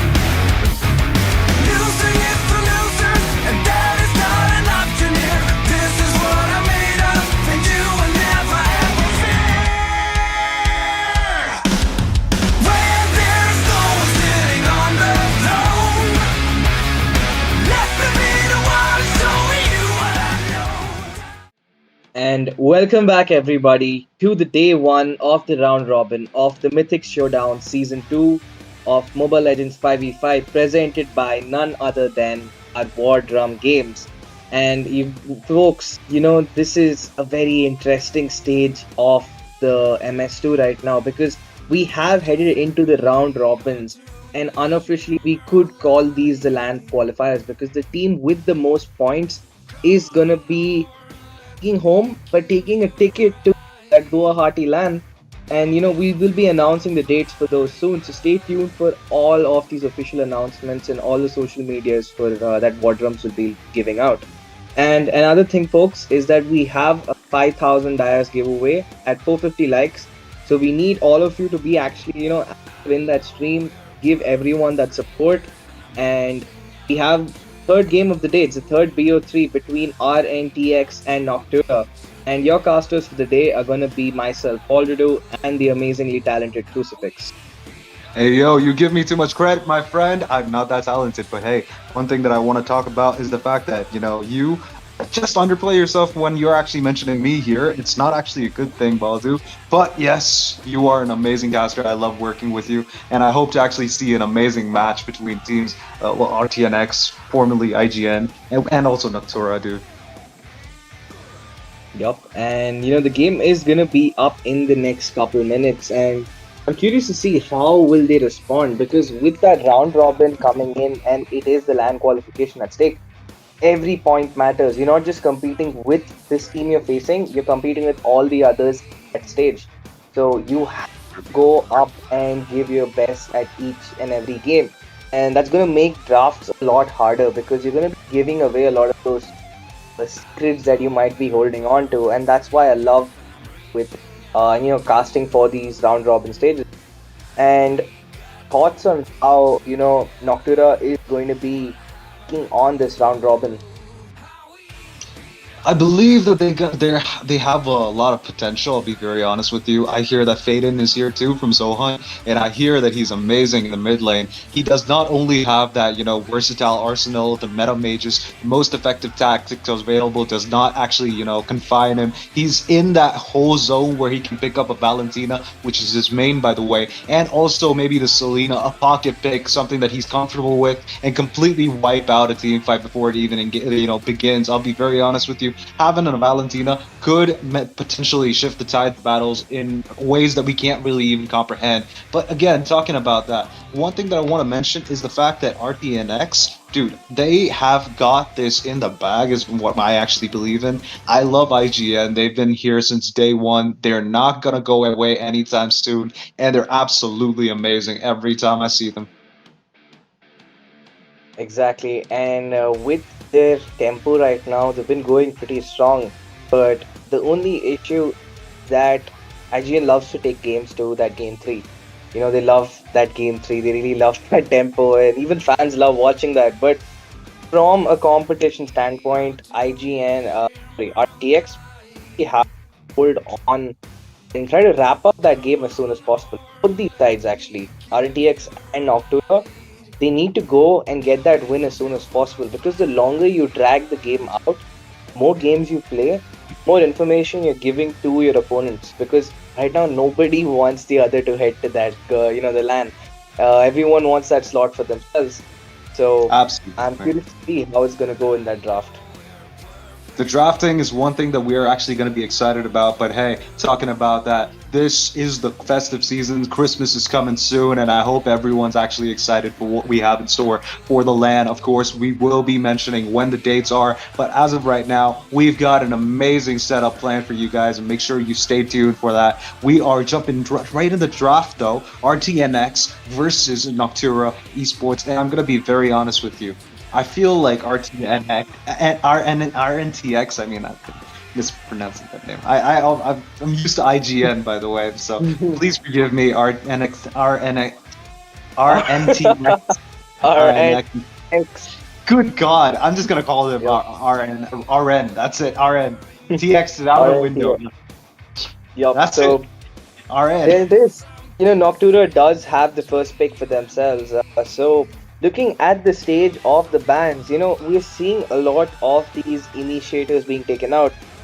the Gato is out, Arlet is taken out, followed by the Kalia. That's three initiators being taken out, and no assassin being removed just yet. So still, even the Bakshi is taken out, and I think Rntx has looked at the previous game between DS and Crux Requiem, because at Bakshia was an menace against all the healers that the opponents had to offer. True, man. Absolute unit in the EXP lane, in the roam position, or anywhere else. This guy is an absolute nightmare to be against. And gonna be honest with you, if you pick an Angela against Baxia, please don't.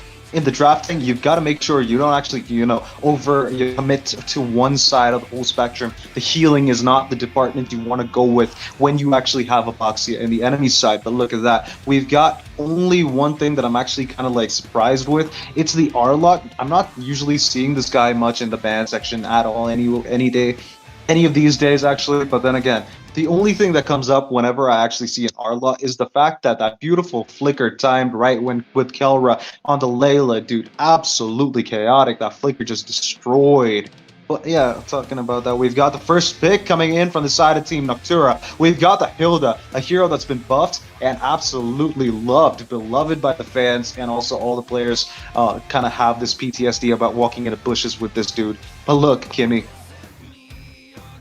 Okay, so the CC being banned out makes 100% sense, considering the ESMA is also taken out. These picks are kind of the staple in the EXP lane. They kind of work like it's like a one solution fits all. It's like some of those. And looking at the draft from Noctua, I mean, this is what we expect from them. This is kind of standard, especially with Duba on the roam. You have Kyle on the gold, you have Sarar, and these guys love that aggressive gameplay. They love testing these neutral objectives.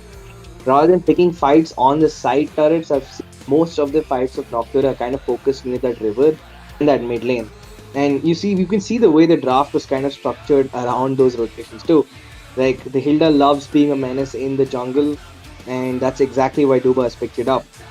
On the other end, Rntx with that Kimi and Yuzong, what do you think?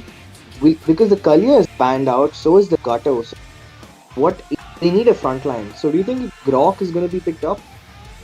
The Grok is a good option, I'll be very honest with you. But again, I'd rather see a jungle. Okay, we've got the Hayabusa getting picked from the side of Team Rntx. They've got the Hayabusa. They've got a backline diving composition and Kimi to keep the front line of the enemies kited. I think Hilda and also Alice might actually have a hard time against the Kimi. But again, the backline is what Team Rntx are actually going to prioritize in terms of taking out. I think Eve's not going to be safe, especially against the Hayabusa and the Yuzong. So the RWM is going to have a lot of problems dealing with whatever mobility skills that Team Rntx are bringing to the table. For now, they've got a lot of mobility, but they do not have what it takes to actually keep the enemies in check. Kimi is going to be in constant danger, but again, we've got the second phase of the banning coming through. We've got the Grok, obviously, something that we've already thought of actually being picked by the side of Team Rntx. A very valid pick, especially with the way that he can actually just tank up all the physical damage, and also, in most cases, magic damage too.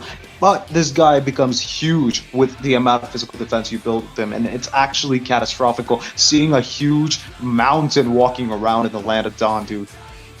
Yup, and I am kind of confused as to was it really necessary to prioritize a Hayabusa against the comp that Noctura is running? They have gone for a Suyo. There was a lot of other options open in the jungle too. Like they could have held on to that jungle pick and play more reactive pick, considering the fact that you've already exposed Kimi and in your mid lane. So it's a known fact that you're gonna go for two XP laners, like two double fighter comps. So True. could have picked up a Borg, could be flex pick to the jungle or the gold lane. That was one option. But by losing out the Grok, the options you have in the mid lane is going to be restricted to something like a Minotaur, because the Khalid also being taken out. So now Rntx kind of stuck up with their initiation. They need a very good initiator right now. Otherwise, that Hayabusa is not going to find the tempo that he wants. Well, I'm gonna be honest with you with the way that the new patch has dropped in and actually kind of buffed Minotaur, and also, not buffed per se. I think the rework, the way that his healing works is kind of like enhanced now. It actually kind of like plays well with the way that he can actually keep himself alive longer in team fights. I think he's valid, but instead, not the Minotaur. We're gonna get to see a Jawhead getting picked from the side of Team R and R. I'm having a hard time with this name. Rntx. And they actually pocket picked this one with, Team NOC, Noctura, actually picking up the Lancelot. I think Lancelot is going under the radar now, especially after, the whole hype has been, put to the side for some reason, but he's still very strong in the hands of a capable user. And look, the last pick from the side of Team Noctura Esports, the goal laner, gonna be Claude. Yup, and that is a very interesting pick coming in. Both those picks, like, I think it makes sense. I was actually expecting Joseph might be end up taking the Lance himself, so that he doesn't really expose the draft on either side. But with Lance and the Claude picked up, you have a lot of options. That's why I was scared, of either side picking up the Lance. You go with the Lance too early, and the Phobia they're ready to pick up a lot of free dashes with that Astaroth's passive Astaroth Eye, and that's exactly what's happened. We've had Mirio is now gonna get a very comfortable experience on that Phobius, and have a great time playing that Phobius right now against the Lancelot. And in terms of initiation, a mixed bag. You have a decent amount of initiate, like you have the app comes in set if he wants to go in for a team fight. Lance can make his own plays for himself happen. Lord is there for that mid game damage. Overall, Noctura has a very solid comp with Hilda there to ensure that Kimi does not free hit the backline. True, but again, But one thing that I want to think about is the fact that Noctura don't really have an initiator per se. They've got the Hilda, who is a single target hero. They can initiate, obviously, but it's not going to keep everyone in check. Unlike the Jawhead, of course, with the Unstoppable Force, he can just push away every single one who's actually grouping up. I feel like the side of Team Rntx have decided on the draft more to the team fight, side of things. I believe that Phobius and Jawhead were something that they actually could use to their advantage, especially with the Kimi. They actually have a lot of opportunities to get the front lines, mainly the Hilda, the Alice, maybe even the Lancelot. If at all a good, setup actually occurs, I think Sarar Moon's going to be in a lot of trouble. But again, that's all in the matter of, how they actually execute the game. So in the end of the day, I feel like Team RNTX have a better standing here. They've got a better draft going on for them.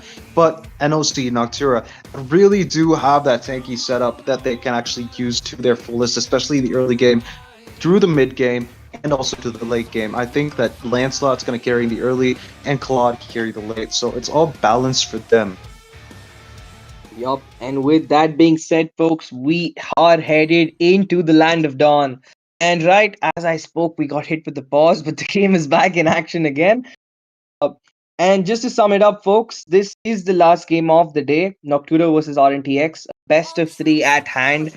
So each match is worth a very, very important point for each team. Sacred Shrine has secured 2 over Yama's 1 in match 1. Crux Requiem with an dominating clean sweep over Daku Sena, securing 3 points for themselves. So Noctura and RNTX both will be looking for that. As we speak, Duba taking in a lot of damage from that Kimi, that chemical damage coming in from Kimi, just a little too much to handle. Oh man, the chemical romance is going all across the floor right now. We've got all of the, possible outcomes in each team fight. Look at that, Hilda is engaging. She's gotten in, but she has to be forced back. Look at the Quad Shadow finding his way back to the Hilda, but again, we've got the Yuzong coming in for the backup. Claude can't really do much in this state of the game, but look at that. We've got right now the mid laner taking a ton of damage. We've got Faden taking a ton of damage from Witch, asserting dominance, but look at the bot lane. We've got it's Duba going to the top side of the map, taking down Joseph in his own, in his safe zone. I think nobody's going to stop Duba. He's waiting out for the ejector to actually pass out. Oh, look at that. Wow. He Okay. does not Duba, give a kill to let's the enemies. He goes and sacrifices himself. Beautiful play from Duba. He got the kill and he also denied the goal to his opponents. I mean, what else would you want? Like he is gonna slow down his EXP gain for a bit. but you have slowed down Joseph, and that's exactly what you need. A tempo is gonna help out Serarmon a lot, but Serarmon's still stuck at level 3 for now, and afraid with a beautiful ejector play will punish Duba committing that folly this time. Won't get away with it every single time, and Duba will pay that price. And with that being said, folks, that first turtle is up. Who do you think is gonna get it? Oh, but I'm gonna be very honest with you. That moment there when Alice used up the flicker, I believe that's the worst possible outcome. Look at that, the RWM has just popped in. We've got Aiden securing the turtle for the side of Team Noctura, and we've got a big team fight here. We've got the Quad Shadow and the Ogi Shadow kill, but it's going to be Tuba finding a way to get the kill on Mario. We've got no engage possibilities for an engage right now, but I think it kind of like went to the side of Noctura with no doubts there. Look at that, we've got Duba on level 4 so early on. I think that's actually going to be a big problem for Joseph.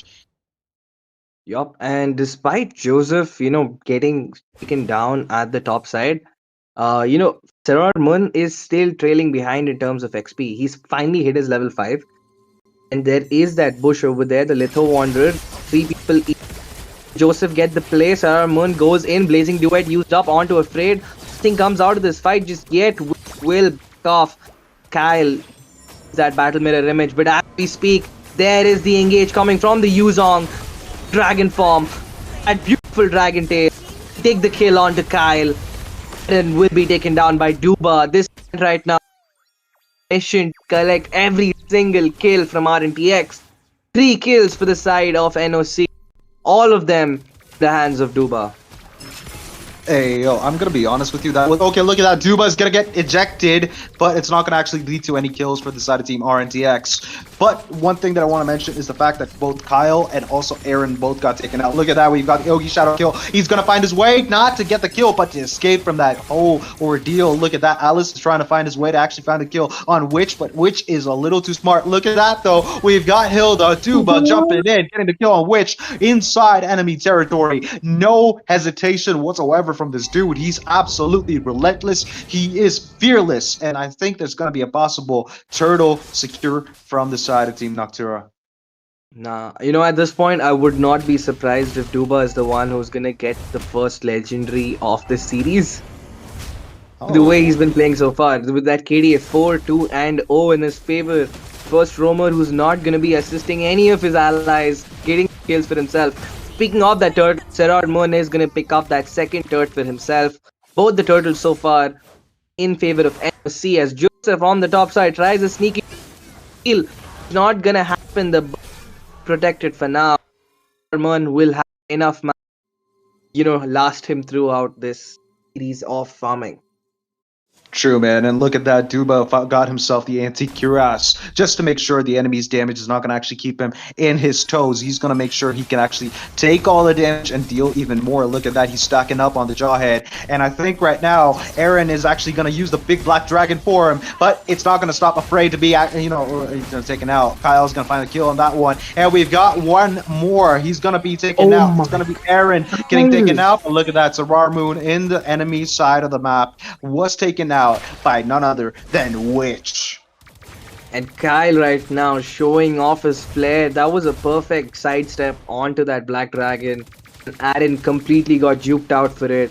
With that, the scoreboard has completely shifted the tempo with 6 kills in favor of Noctura right now. Both the turtles with Faden and Serard each up one for themselves. Afraid there looking for a set. Oh, look at that. Up the ejector. There is Mario with the jump, which uses the ultimate. Not gonna be enough. Dupa just too hot to handle, a little tanky to take down. With that, it's been 6 minutes in, scoreboard in favor of Noctura. Turrets fallen on either side just yet.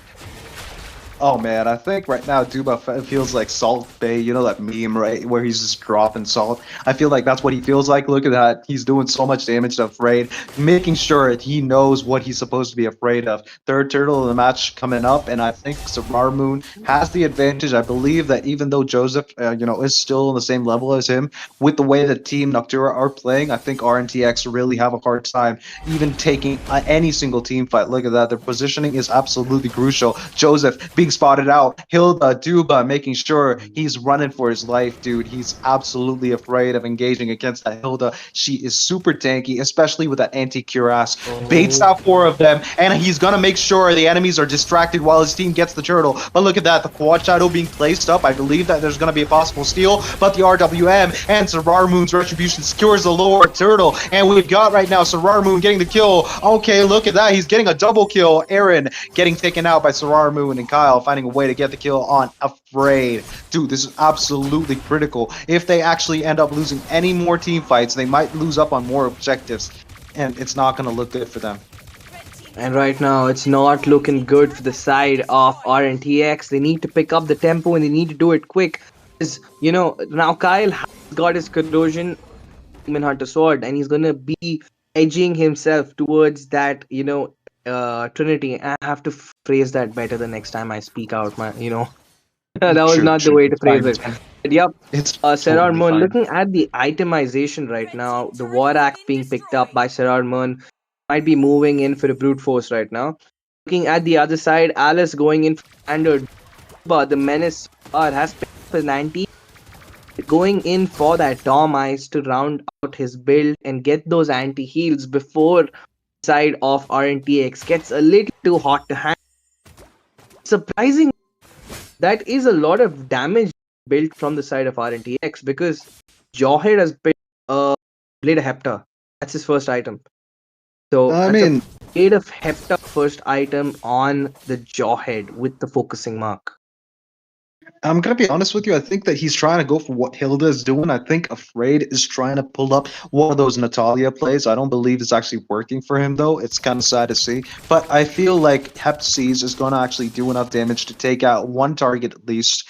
But it's going to shine in the later stages of the game, because as of right now, there is no shining on that Blade of Hep Seas. I'm not even afraid. Nobody's afraid of him. And I think the engage and invade in the enemy side of the map is going to be crucial here. But Hayabusa securing it. Joseph. The Shadow forces out the ultimate from the Alice, but look at that, he's going to force out the flicker too. And look at that beautiful, beautiful blazing duet. But Mirio is going to get caught. He's not going to actually have an escape route from 4 people in his face. And I think the big black dragon is going to decide on walking back. He's not going to actually engage on this one. Look at that. He's not going to actually find a way to, disrupt the enemies. But look, it's going to be Sarar Moon escaping in with a puncture. no. Which, it's like, hell no, you're not escaping. No, he just takes him out. Look at that though. We've got Duba trying to find a way to get the kill on enemies, but look, it's going to be Ejector and also the ultimate, the Unstoppable Force. But again, Hilda's too tanky. Duba is absolutely just taunting them at this point. Alice too is pretty tanky, but look at that. The Ogi Shadow Kill is going to find a way to make sure Haruka is going to be taken out. Look at that. The ultimate from the Kimmy does not actually lead to any more kills, but I believe that the side of Team Rntx might just turn it around. Sarar Moon spawned in just now, so I think they actually want to keep themselves safe. They don't want to actually just risk it and give the lore to the enemies. I think Baldu right now it's going to be a little too tricky for Rntx to make a comeback in this stage of the game.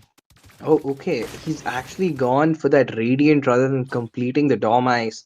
He respects the damage that Witch is putting onto the table, but so far that's been the only damage he has to watch out for. He's afraid, despite having that Hepta on him, is just not doing enough really, warrant that much caution in terms of build. And I think so far Haruka doing a great job, just constantly opening a lot of vision for the team. And the Lord being taken down very low. Who's gonna get it? It's gonna be Kyle with the retribution. Engage. Black Dragon form. The battle mirror image with that blaze wet completely before Witch gets a shot. Double kill onto Duba. Serar Moon. The melee gonna be taken down. And finally aren't showing some in this fight. Lose out the Lord, but they bite back with the 2-for-2 trade. I believe that it's not actually looking good for the side of Team Rntx, but they are well known for being good on the defensive end of things. They know how to actually keep the high ground safe and, use that to their advantage, especially in the 11-minute mark. The Lord's not going to actually connect and do a significant amount of damage to the tier 3s. So it's safe to assume that Team Rntx still have a fighting chance, but it's looking pretty grim. The situation is looking pretty dire for the side of Team Rntx. They are losing up on most of of the objectives that they actually engage in. And I don't think it's actually possible. But oh, look at that. We've got Joseph getting the shutdown on Kyle in the mid side. And I think that off-camera kill was absolutely necessary, especially with, Kyle having the Demon Hunter sword, the Trinity. I think it's actually kind of, important to keep him under check, under wraps. So I think it's actually a good idea for him to actually, be the one person there to actually make sure he finds a kill here and there while his team is defending the Lord and everything else. I think it's actually a good strategy, but it's only 1 second away from, Joseph getting caught by a few CCs and Okay. being taken out. Look at that Duba. He's trying to actually make an impact, but I think the big black dragon is keeping his team away from him. And I think Duba is going to be forced to, retreat. Look at that. The immortality on him is going to keep him alive, but the immortality being popped off. Joseph low in HP. He's going to be forced back. Look at the big black dragon finding his way on three enemies, and he's taking up a lot of damage, but was healing up even more. Shot residue keeping alive, but Haruka making sure Aaron is absolutely, shut down there. He's not going to actually have that much, he's not going to have more fun. Look at that, though. Mirio coming in from the backside, but he's not going to, out damage Haruka, obviously, on that, Alice. Look at that, though. We've got right now Sarar Moon trying to do some damage on the Witch, but he's able to escape. And that jetpack is going to keep, Witch alive for a bit longer. Alice, he's trying to find his way to get the kill on Afraid, but Afraid's going to use the concealed roam and run away. He's not going to be taken out this time. And with that being said, so far, Joseph did manage to hit that level 15 before Sararmun did. Despite the disadvantage that they're facing in terms of objectives, Joseph is having a much better experience in terms of how active he is in that jungle. Along, you can see in terms of level ranking, finally Sararmun did catch up, still not far behind. All the way at the very end, it's a Oh, look at that, level though. 11 in the Shadow you up, nothing comes of it just yet, and that's a big resource you for that Lord is. That's one way of retribution that you're gonna be having, you're gonna be on another disadvantage of. And look at that, Afraid going in with the unstoppable force. Lord broke down very low. There's the real world manipulation, and then who will call the bell for Noctura once again, bailing out first turtle and first Lord. It's always faded. Diving in with the quad shadow, but there is Witch on Haruka. Stoppable. Mist not be denied. Gold. With that being said, despite losing out the Lord, the tempo completely in favor of Rntx, they're collapsing turret after turret. Trying to hold on to this next turret. Gonna happen just yet. Afraid uses up the defensively. Off two. As there is OG shadow kill, No way. which up the monster kill for himself. I think RTNX, it seems. RNTX really have a standing chance. They are making sure they can actually defend. They're cutting out most of their most important enemies, and making sure they don't actually make an impact on the game. Look at Duba, though. He's trying to make sure the enemies don't overextend from their, line of defense. They have to make sure they play in the high grounds. They've got to defend, but look at that. With Kyle being, invisible on the map, he's not actually visible. So I believe that it's going to be very, very risky for them to actually just make a play. I think Joseph knows what he's going to actually do. He's trying to scout out for Kyle, make sure that he actually finds an opening, make sure he gets a kill, but Kyle does have the wind of nature. He's going to make sure that he can actually survive that. He did not use it previously. I believe that right now he's going to actually, have it available if at all Joseph pops out of a bush and makes sure, he wants to get a kill. I think it's going to be very, very hard for Kyle to actually not use the wind of nature. So I think it's all going good for the side of Team Noctura. I believe that they do have the advantage still. RNTX, though, they're slowly gaining up. They actually are making a good change here and there in their, strategy. I believe that with the placement of Jawhead, I don't think he's actually going to be alive for too long. There comes the ultimate from the Hilda, but he's going to be used to force the flicker out on him, so he's going to stay alive. But look at that. We've got Hayabusa camping in that bush there. I think it's actually a good idea for him to be a little, invisible here and there, but it's all going good, no? Yup, and so far the game is finally even. Yuzong does pick up at Yup, I think that's Queen's. Yup, but he picks up the Queen Wings for himself, which does hit his level 15. He's a lot more dangerous as we speak. So far, the only significant gold lead has been in favor of Kyle. He has a max 2.2k gold advantage, but Kimi is trying to do his best and give an edge against Faden. And with the items being spoken up, there's only one Sky Piercer in this game, and it's gonna be in the hands of Kimi. Sorry, in the hands of the Kimi, which is Witch, not Kimi the Which player, because that is confusing. It's Witch. We're gonna call him Witch because he has earned himself that accolade. To have his IGN called rather than that hero he's playing. Yup, Witch with the Sky Piercer, 6 kills in his name, and that Kyle is absolutely shredding that Lord down. Members of Rntx circling around. MOBA over there trying to zone away, afraid, but the fight is at the Lord. As Oh, no. Aaron is for his team. It's another kill on Aaron. Again, not be leaving a mark in this game.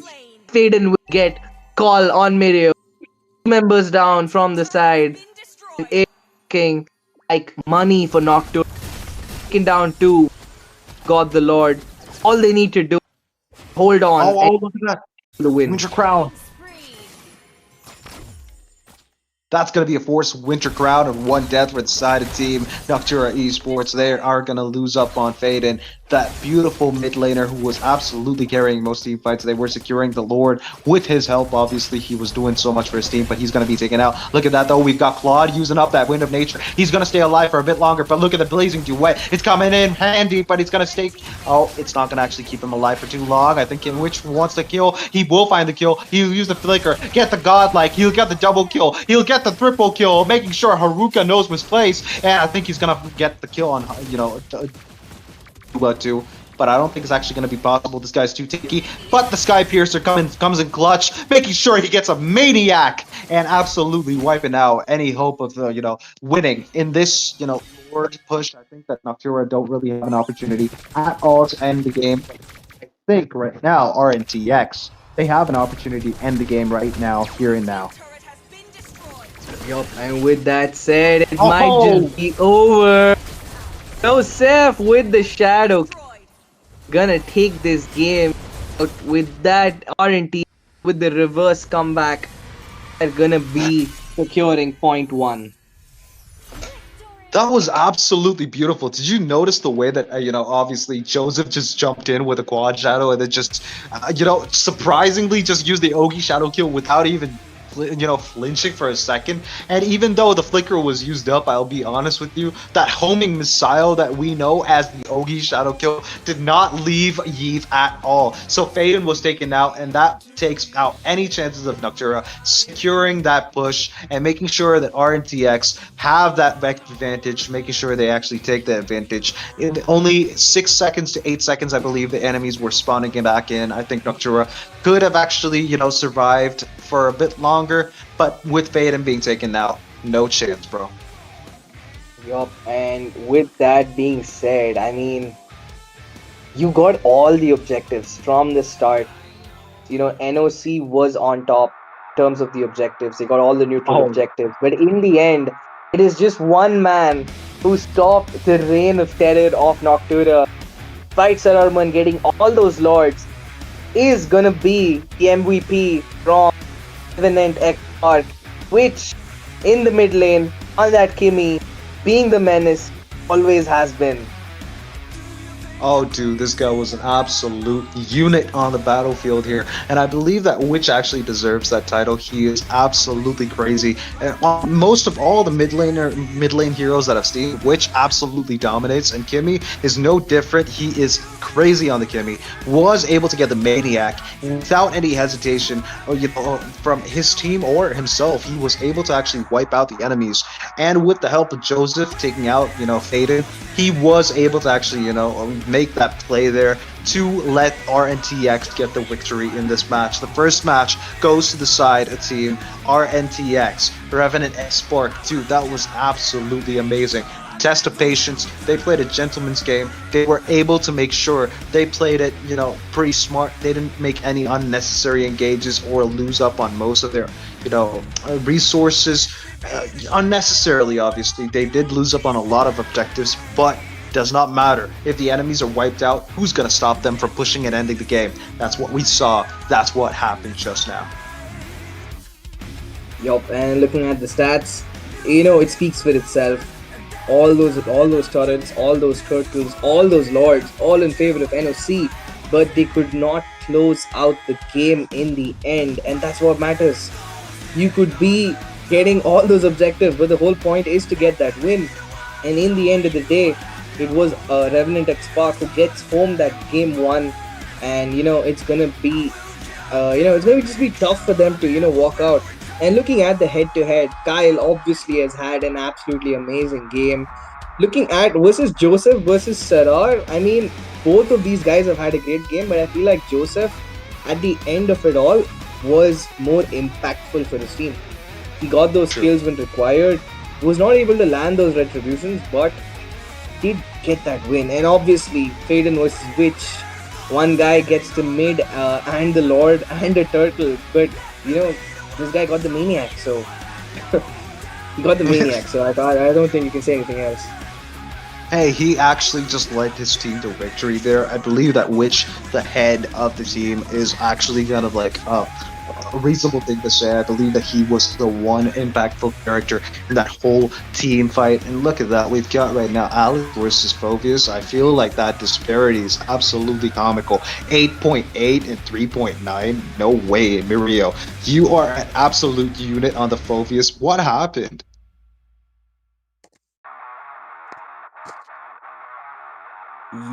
And looking at the stats, Joseph being the rich guy and the carry, but the sandbag being Hilda on Duba, I mean, it makes perfect sense. This man was all across the map from the very start. The wingman, Faden, getting all those assists, but it's all for naught. And with that being said, guys, there's only 230 likes on the stream. We need 450 likes for that 5,000 Dias giveaway. So keep sharing that stream and support your favorite teams because we want you there. Oh, and also, we've got a good giveaway actually in store if we get 450 likes. Baldu, do you know the specifics of this giveaway? Well, I think it's pretty straightforward, guys. Share that stream, let more people tune in, drop those likes, and I think you just have to stay in the stream for that giveaway. Obviously, us casters are not allowed to. I mean, I have a bone to pick with the production about that. But yes, it's 5,000 Dias. That's a lot of Dias, man. I mean, I could get the first collector apart from that free Natalia skin. So stay tuned to that, folks. We have another game right now. Rntx has secured match point with the help of Witch and team. So what? And that's their first point. If they get that next point, that's gonna be an uncontested clean sweep, and that's 3 free points for them. Absolutely. I feel like RNTX, they have the possibility, of getting this clean sweep without much of a problem. But I always could actually just, be the devil's advocate here and say, Noctura Esports, they've got whatever they need to actually win. But against RNTX, do you think they actually stand a chance? Well, I think Rntx right now has got that tempo for themselves, and this time, if I'm not wrong, this was played in Sararmun server. So I think Joseph is going to be a lot more active in terms of the retribution, if I'm not wrong. So True. maybe we might be seeing a more aggressive rotation that's coming in, and I think the major mistake that popped up was, taking out that rock. They kind of messed up their draft towards the end. I think it was not in the draft. I think it's just the execution at the very last Lord. You had the Lord, you just had to march down mid, collapse a few inhibs, and the game was done. Because you had high ground, you had a marksman, and he with the real world manipulation. But they weren't able to collapse that objective and that advantage into that victory because you gave 80 stacks to a Sky Piercer King. So I mean, to be fair, dude, that Kemi is Witch. There's no chance that this dude is gonna sit quiet while the enemies are pushing. And plus, like I always say, IGN, RNTX now, Revenant XE, they are absolutely crazy on the high ground defense. In that inhibitor zone, they are absolutely unstoppable. They know how to defend. They know how to play the gentleman's game. They are absolutely top tier in terms of defense. But again, they have, had their moments where they've lost, but it's all okay. In the end of the day, if you see a match like the previous match, I believe that you will understand what the caliber of these members are. Oh, look at Yup, that, though. and with Hands. that, speaking of the caliber, there are the bands on stage. This time, Rntx, Rntx Park is going to be having the first pick for themselves, and they have taken out the Yuzong. Despite Aaron not really having the impact we thought he was having, he did get his hero panned out first. So I guess the stats do lie sometimes, as he's the first ban from their side, and they're also going to respond with that Kalia and the CC. On the other end, Noctura with some major Duba trauma, taking out that Grok and the Hilda. Hey, I'm gonna be honest with you. It's actually kind of wearing to bro. The Hilda is an absolutely scary unit to be dealing with, especially if she's on the roaming position. She is able to run around the map, especially, knowing the fact that she's got a first skill that increases her movement speed and gives her a shield. She is absolutely capable of doing some damage, making a dent into the enemy's farming department. But look at that, we've got the last bans coming in from the side of Team Rntx and NOC. We've got the CC and also the Esmeralda. The first pick of the first picking phase is going to be Boxia for the side of Team Rntx. I think that's going to be in the jungle position, but I could be wrong.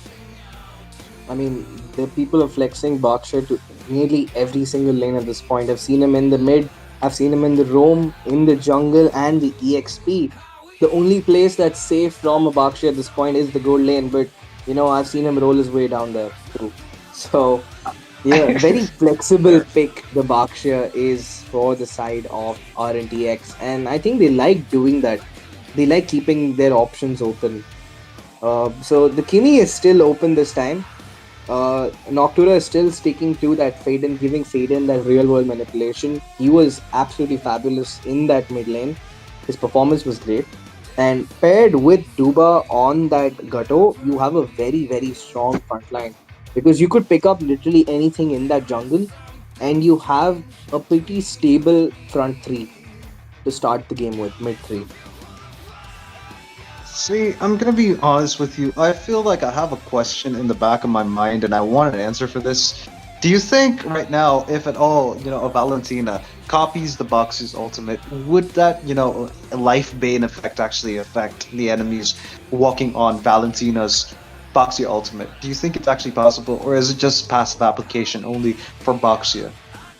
No, I think it does work because the it also picks up the passive, because that's how when you copy the Yuzong's ultimate, you also get the Shah residue heals. So the Oh yeah. passive does get copied, but at the same time, I don't think it's worth doing so, simply because of the fact that you'll have to get up close and personal to actually apply that anti-heal onto the opponents. And Bakshia's passive does give him flat damage reduction, but that works because he has a shit ton of HP. But it's not gonna work if you pick it up on the Valentina, because unless you're going in for like 3 Guardian helmets, the mage is gonna find themselves exposed to a respawn sooner than they would like. And yup, look at I that. mean, hey, There it's is not worth the draft stats. I mean, the picks are getting stolen away from each other. A lot of those picks taken out, banned. There have been a change in the draft so far. Maybe we might be seeing the re-emergence of the Khalid, considering this man is still open. It's possible. I feel that Khalid is still viable in most case scenarios. I believe that he's still good, still top tier, especially in the roaming department. But again, do you really want to take the Khalid against the Lunux Boxia? I think it's not actually a good idea. But maybe Team RNTX could pick that up. I believe that's going to work out, especially against Faden. The Yeve is going to be a standing chicken there for Khalid to just jump in and take a kill. But no, Khalid is going to be banned off, and now we've got the second ban, like first ban on the second banning phase from the side of Team RNTX. It's going to be Granger. Surprisingly, I feel like Granger is kind of like underwhelming right now. Yeah, I feel like, especially in this shift in the patch, Granger is like a hit or miss. Either he works a little too well, or he is absolutely pointless in that pick. And one thing to note, Crucifix, is the fact that while Haruka has locked down on that Uranus, there is no guarantee that's a EXP or a gold lane Uranus, because in the previous series we have seen Ryu actually use that Uranus in the jungle with True. with the retribution, like the whole works. So there is scope for unorthodox picks. And even with that Alice, the Alice can also go into the jungle now. It can also go into that mid lane. It can also flex into the side lane. So with that Lunox, Rntx right now being a coach's nightmare, the opponent draft coach's nightmare with the way he is, with the way the kind of picks they're going with. And looking at the bans, I think that Xbox ban works out for both teams because he would work against literally every single hero in this opponent right now, like But on both lineups. you're missing out, dude. I'm gonna be honest with you. If that Lunux is actually there, I think that team NOC and Noctura will actually struggle, especially the Gata Gacha. He might be physically tanky, but he's not gonna actually take up a lot of magic damages unless, of course, he's got the Athena shield. But hey, I could be wrong. But again, we've got the final picks from the side of Team RNTX: the Claude, the Hylos. Why the Hylos though? Well, we have to look at the fact that it is the broken walls. So, Hylos with that glorious pathway is gonna be a little harder to deal with. The rings of punishment are gonna be a little more unforgiving. That movement speed debuff paired up with an Alice chasing you down is gonna be a lot more annoying. So, it does make sense. But at the same time, by picking up that Hylos, it's kind of established that it's going to be a Hylos in the roam with Baksha in the EXP lane and a jungle Alice, or it's going to be an Alice EXP and a jungle Baksha. I mean, It it's could one be. of those two, but it's most likely a Baksha in the jungle and But Suyo hey, on look at the the other two. end. Look at the other side, Northern Jungle. Dude, Suyu, I haven't seen this guy in ages, bro. Yup, it's been a while since you've seen the Suyo, and I really like the draft on both ends, but I feel that RNTX has a little more options in terms of their engages and disengages. Especially looking at the broken walls, it's going to be a lot harder for them to kind of handle the heat, like NOC to handle the heat, because in terms of engages, you have very fixed high cooldown skills. You have the Zaman Force, you have the RWM, and the Avatar of the Guardian. So those are three cooldown heavy skills, and you don't have Wait, much what do you scope mean? for re-engage. What do you mean? The Man Force literally has like what 18 seconds cooldown. I feel like a Man Force is not a cooldown heavy spell, bro. It's Yeah, definitely not. fair. Like, but I'm talking It's about in the early game, like in these first six, true. 7 minutes, Yeah. because the game kind of ends. We kind of get a result within the first 10 minutes of the game, but especially in these current patches.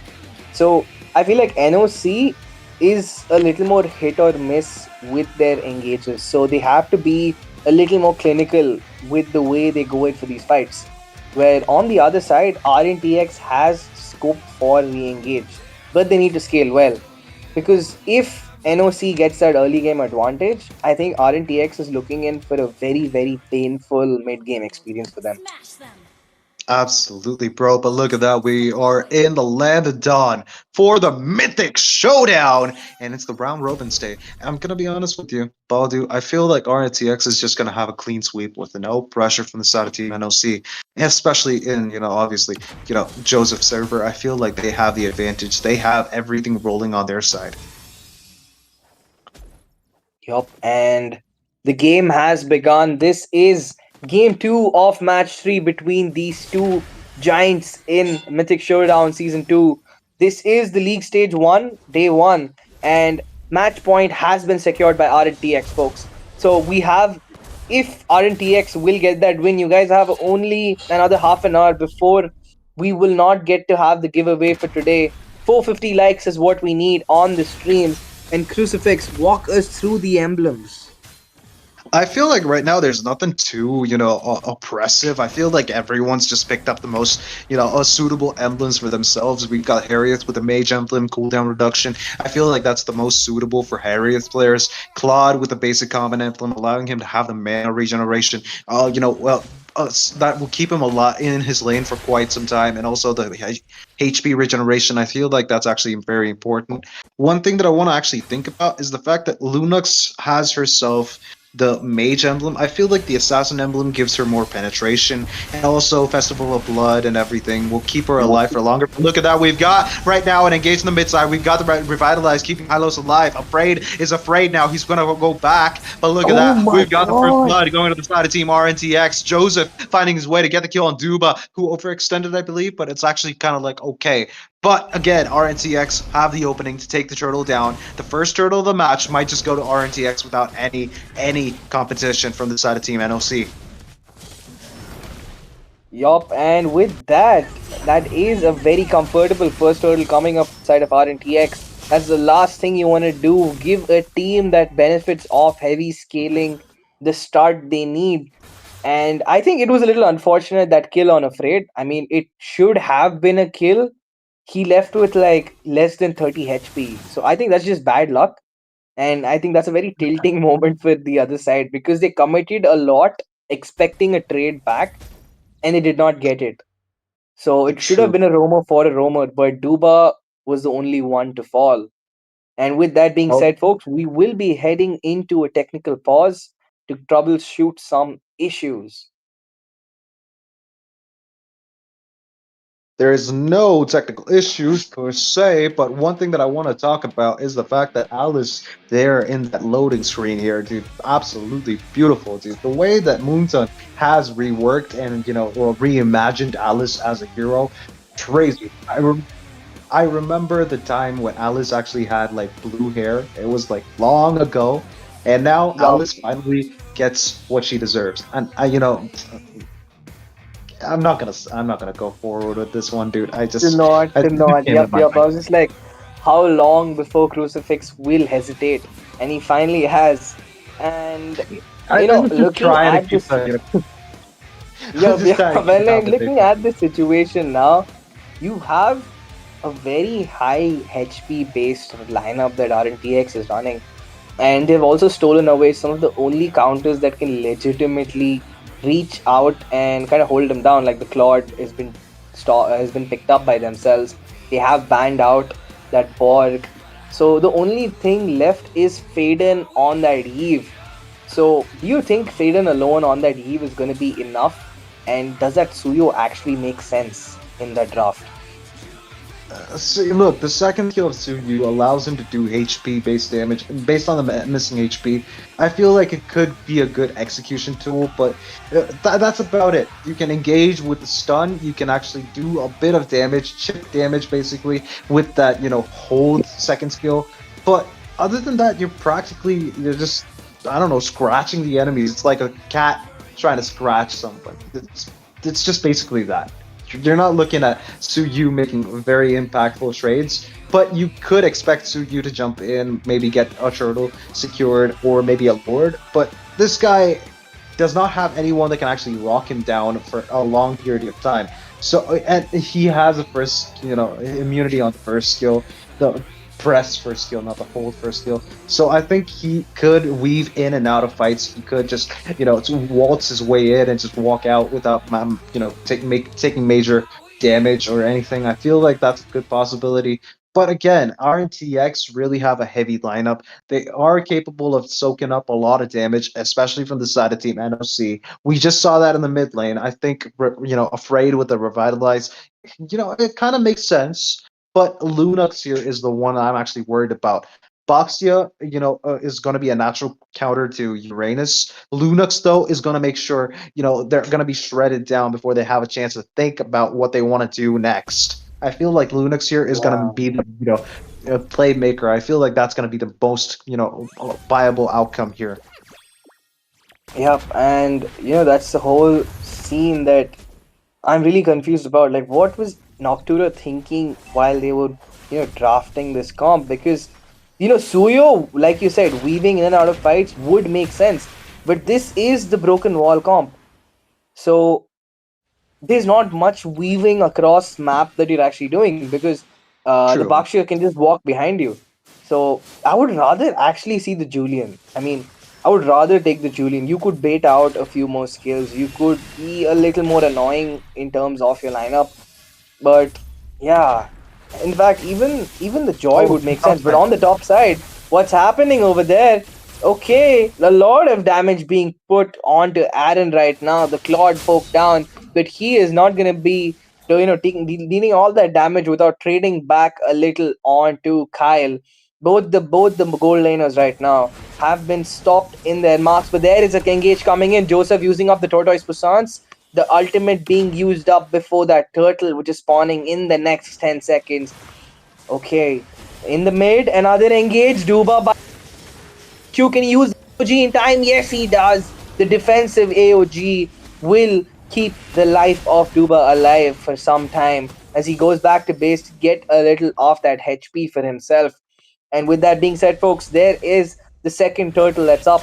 The first taken away by Joseph, and this time Serar Moon and team will be looking for securing this objective for themselves. But not for long, as there is a real world manipulation being used up. Serar Moon will be securing good on that promise, gets the retribution. There's the Zaman force. This time, the Mirio forced to back off, but the chase is still going on. Haruka going in. The Uranus will get the kill onto his natural counter, which will fall. And this fight will finally come to an end. I feel like that team fight just ended pretty bad. I feel the way that Joseph decided on taking the blue buff to actually increase his level before the turtle fight, absolutely unnecessary, especially with his team just being there ready for the turtle. I felt like that was the best course of action. Just take the turtle.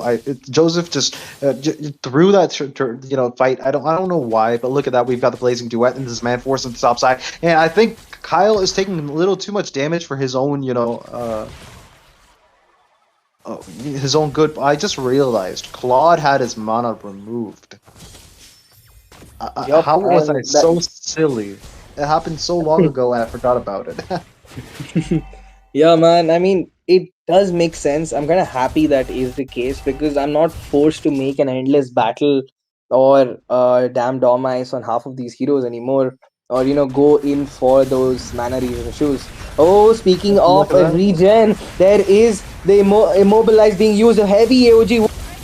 There's a defensive, glorious pathway being used up, but it's not enough. The Zaman force from Kyle is too much to handle. Faden inside with Kyle get 2 kills. Afraid and which will fall.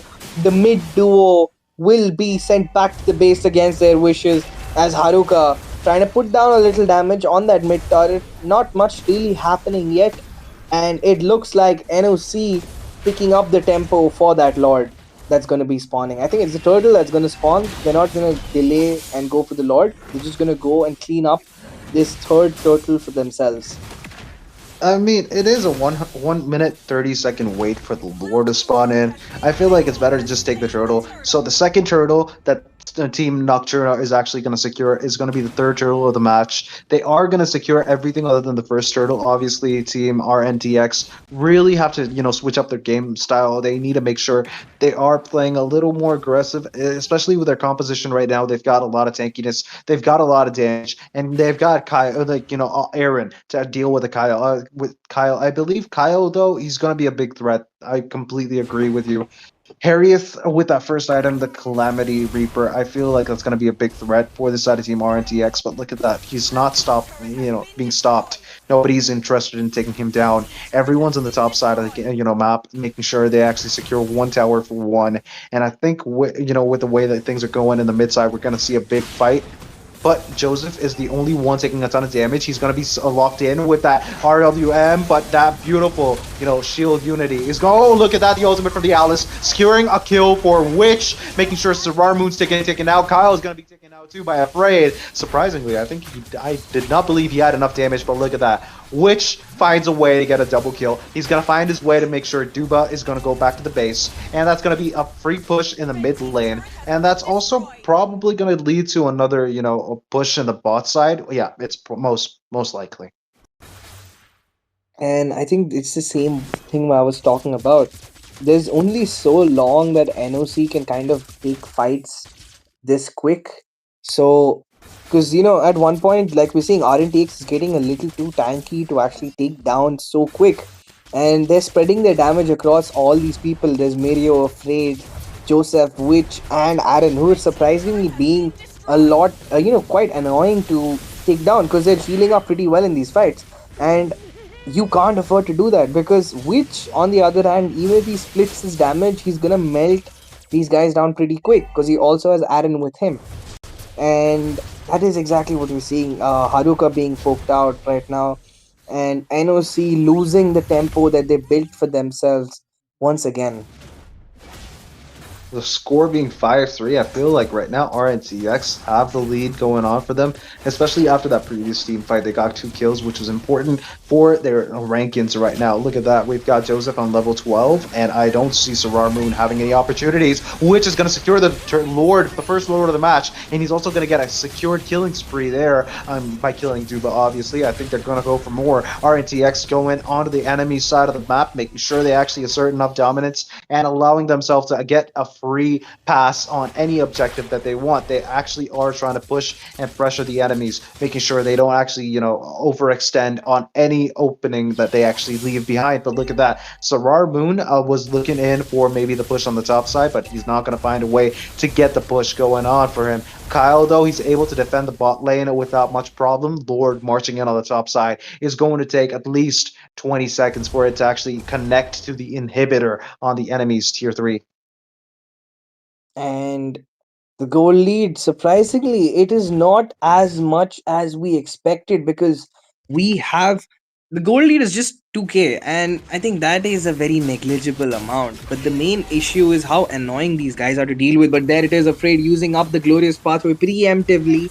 The mid lane turret still holds strong as Witch will collapse the bot side. But the Claude, Aaron has picked up that Trinity for himself, and we can see the results of those as Afraid will get the kill on to Duba, and you've lost that Gutto before the game has even begun, before the Lord has even marched down the top side. The mid turret being cleaned up, the shields have been exposed, and it looks like NOC are finding themselves in a bit of the pickle. They did defend the Lord out though, so I mean it's not all bad news for NOC. Them, dude, they were able to keep up with obviously the whole last. Their tier 3s are completely open, though. I don't think there's going to be a possible, but look at that, the AOG. He caught 2 people. Look at this, a man fourth, which is going to find a way to get the kill on Juba. He's going to also. Oh no!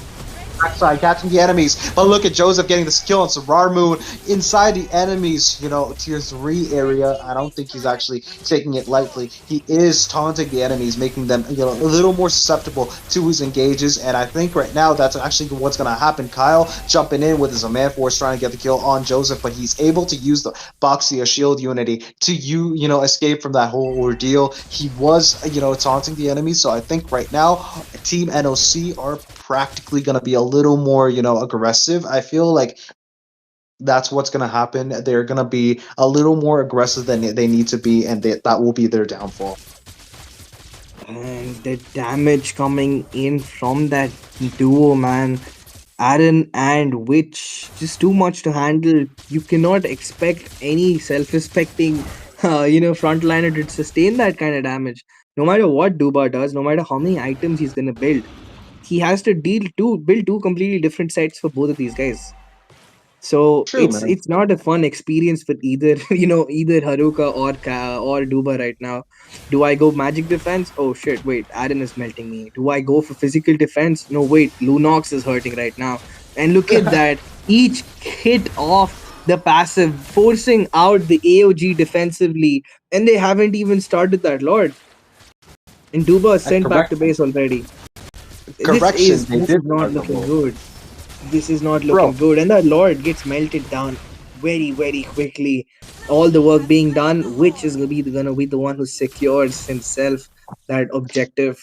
And I feel like Joseph at this point has forgotten that he has the retribution. He's just like, nah, bro, I'm just gonna walk around, take a bunch of damage, and just wait for Aaron and Witch to cook, because he's just focusing on being that role player, trying to absorb a lot of damage for Kyle. Okay, look at that damage. I mean, the only hope for our NOC right now is Kyle right now. Kyle is the only one with the DPS to take down Aaron before he melts the rest of NOC. True, but I completely agree with you. But one thing that I want to talk about is the fact that Aaron actually does not have enough burst damage like Kyle does. I think Harry always has that upper hand in terms of a team fight. I think he's got a lot more burst damage, especially with that first skill. But look at that, the Lord has connected onto the nexus of the enemies. NOC are hurriedly trying to make sure the Lord is out of the picture, and they are able to actually take down the Lord. They are trying to make sure all the lanes are completely clear of all minions. They're trying to take away all the pests, make sure they actually have a standing chance of defending. But look at that, I feel like there's not going to be much of a team fight anymore. NOC deciding on playing it safe, not making any unnecessary mistakes. Haruka, though, I think. Oh, there is an engage. Haruka getting pucked down very low. Mirio's there with the stun, but he is forced to back off with a defensive flicker. Haruka will back off for now. The damage coming in. There is the revitalize also used up by Duba. Oh, Mirio with the 4-man catch. It might just be over. There's the blazing duet. There is Witch. But no, this looks like it might just turn around. Aaron is the only one left alive along with Witch and Joseph. Mario and Afraid both fall. The turret took too long to fall as Witch. No! He's also taken down. And this is not a good look for either side. Faden and Kyle versus Aaron and Joseph both stay alive. And despite that gorgeous set coming in from Mario, Rntx failed to capitalize. I mean, hey, it's all a part of the game. I think right now Team RNTX did have a good opportunity. They lost it though with how Kyle was able to cut out all the damage dealers and also the frontliners, especially obviously Mirio and Afraid. Both of them were taken out pretty quick. They were very prematurely taken out of the team fight. But again, I think NOC are trying to make a comeback. They have started to fight again. They've got the man force, but I don't think it's actually a good idea to use that up on Afraid. I think that all that damage is still, he's still alive. He's still not being taken out. I think a lot of resources were wasted, but again, it does not really matter, dude. The Lord spawning in as a man force is going to be coming up pretty soon. NOC still have the opportunity. Oh, but look at that. We've got Haruka getting taken out by... Oh, damn. I didn't notice that. But Aaron taking out Haruka before the team fight even occurs. Oh, they've got the advantage. They've got everything under their pockets. They've got an opportunity to take the Lord, but they've also got an opportunity to push. But Kyle is the biggest threat. I feel like Mirio, even though he can mark up Kyle, I think he needs Aaron to actually follow up with him to make sure Kyle is out of the picture. But again, is he going to stay alive for longer than, obviously, whatever damage that Kyle is going to deal? I don't think so. I think Aaron has to play it safe more than ever. Yep, and with the situation right now, Witch has also picked up the Holy Crystal for himself, so he's just going to be a lot harder to deal with. On the other end, Kyle does have his glowing. He has his divine glaive. He's used up that Zaman force, and there you said it.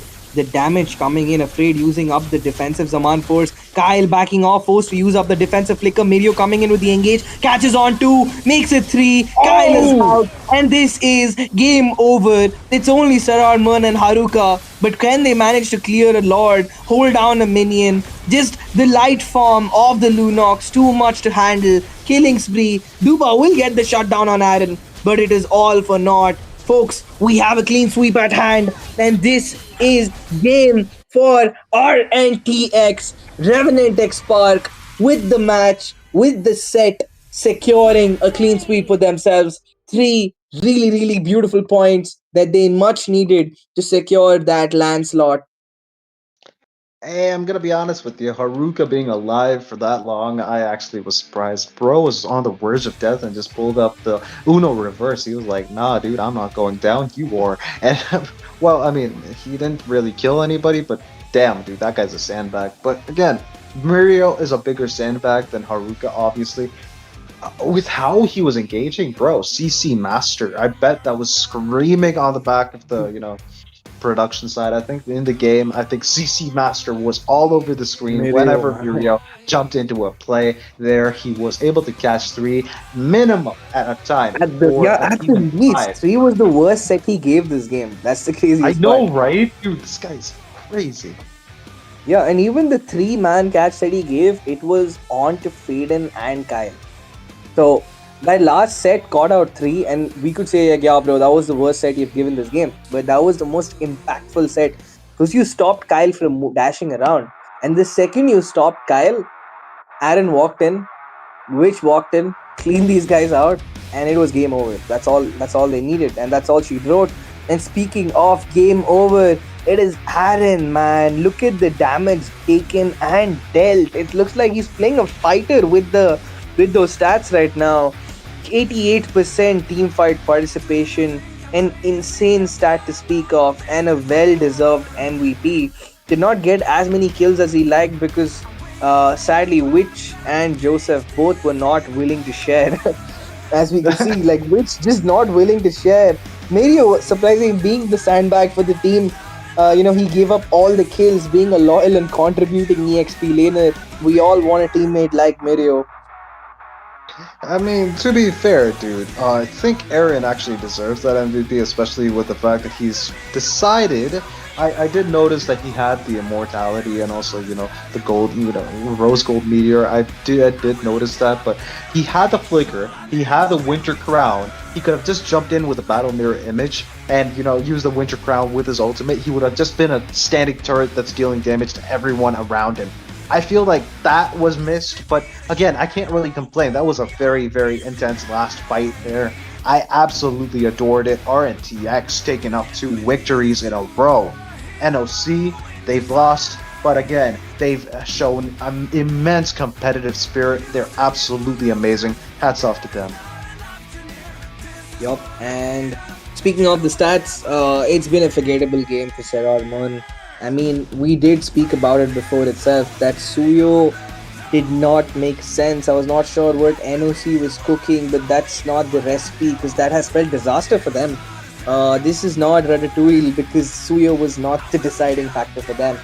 And looking at the head-to-head, I mean, you can't really say much about the KD of Kyle because he did deal the damage. I mean, he was the only one dealing damage from their end. He did his job, but it was not enough. You cannot just have one carry against the 2 that Rntx was fielding. They had the Spark, which was Witch, and the Revenant, which was Aaron. Did get the MVP for them. So with this, the head-to-head, I mean, the stats speak for themselves. Witch absolutely dominating in almost every single stat line. The same for Afraid. Duba did deal a little more damage, but he also died a lot more for it. And yup, a very, very convincing clean sweep coming in from the side of Rntx Crucifix. I mean, there's not really much to say. From the start to finish of the series, Rntx has shown that promise. Game 1 was a different situation altogether. It was just purely Witch domination. I'm surprised that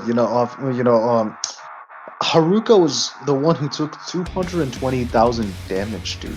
How is that possible, dude? He was in every single team fight and taking all the damage that he wanted. He was just being a masochist there and making sure he actually enjoyed it. But again, it's all a matter of what he wanted to do with obviously Uranus. That's literally what you are as Uranus. You're a sandbag. But I still don't understand why the Uranus, dude. No, the Boxia was picked first, and then you've got Noctura just picking up the Uranus on the EXP lane. It's still a very confusing thing for me. I still, completely disagree with that pick. But hey, whatever is whatever. Yep, I mean, what's done is done. And what is done is 3 points for Crux, Requiem, and Rntx. Currently sitting at the top of this very elite set of teams, in this Swiss stage. Closely followed by Sacred Shrine and Yama with 2 and 1. And at the very bottom is DS and Noctura, 2 teams we did not expect to be in this situation. I mean, if we spoke about this a day before, I think the first one to hit me would be myself if I kind of predicted the table like this. But yeah, that is the situation, and I think one thing both these sides, DS and Noctura, have to look into is their draft. I mean, both the matches that I've seen and this one which we've casted for, I think both teams really need to switch up something in their drafting quick, because that game two was Correct. just it was a tragedy. It was horrendous, bro. Game one, I think it was passable. You could pass it along as every other, tournament match. I think is actually valid with with the picks that they had. The game two, dude, it just went over my head. Why? Why would you make so many? I myself do know that some things are impossible to actually, deal with, and Uranus against a Boxian. It did not work out. Kyle, Yep. dude, look. One more thing that I want to talk about is the fact that they could have picked the carry if they wanted to, burst down maybe Alice or Yeah. they could have taken that. But I do admit Kyle did a lot of carrying there. He did a lot of damage. But again, there You are just things can't leave it all to him. yeah, bro was doing. He was taking his own sweet time, trying to do enough damage to Afraid, who was always able to run away. I don't know what Kyle was thinking, but hey, if you actually are listening in on this, Kyle, do not attack the tank if you're actually a Harriet, dude. Attack the enemy, mage, marksman. Much better. It's Maybe a simpler to wishing take lantern down. would help. But I think at this point, if we speak any more, I feel that people will think we hate Noctura, but that's not the case. They did. Hey, hands Yo, off, hands off. I love Kyle's gameplay, man. Amazing. But with that said, folks, this is the end of the day, and it is finally heading pretty late into the night. So will also be heading to a nap soon. And this was once again Mythic Showdown Season 2. And viewers, you have disappointed us by not letting us hit that 450 likes, mark. So we will disappoint you with the giveaway on another day. So stay tuned to future streams. We will be streaming on every single day. And yup, stay tuned to the stream, stay active, and keep sharing. This is Ball to Do along with Crucifix, and we are signing off. Hey, don't forget to join Discord. Peace.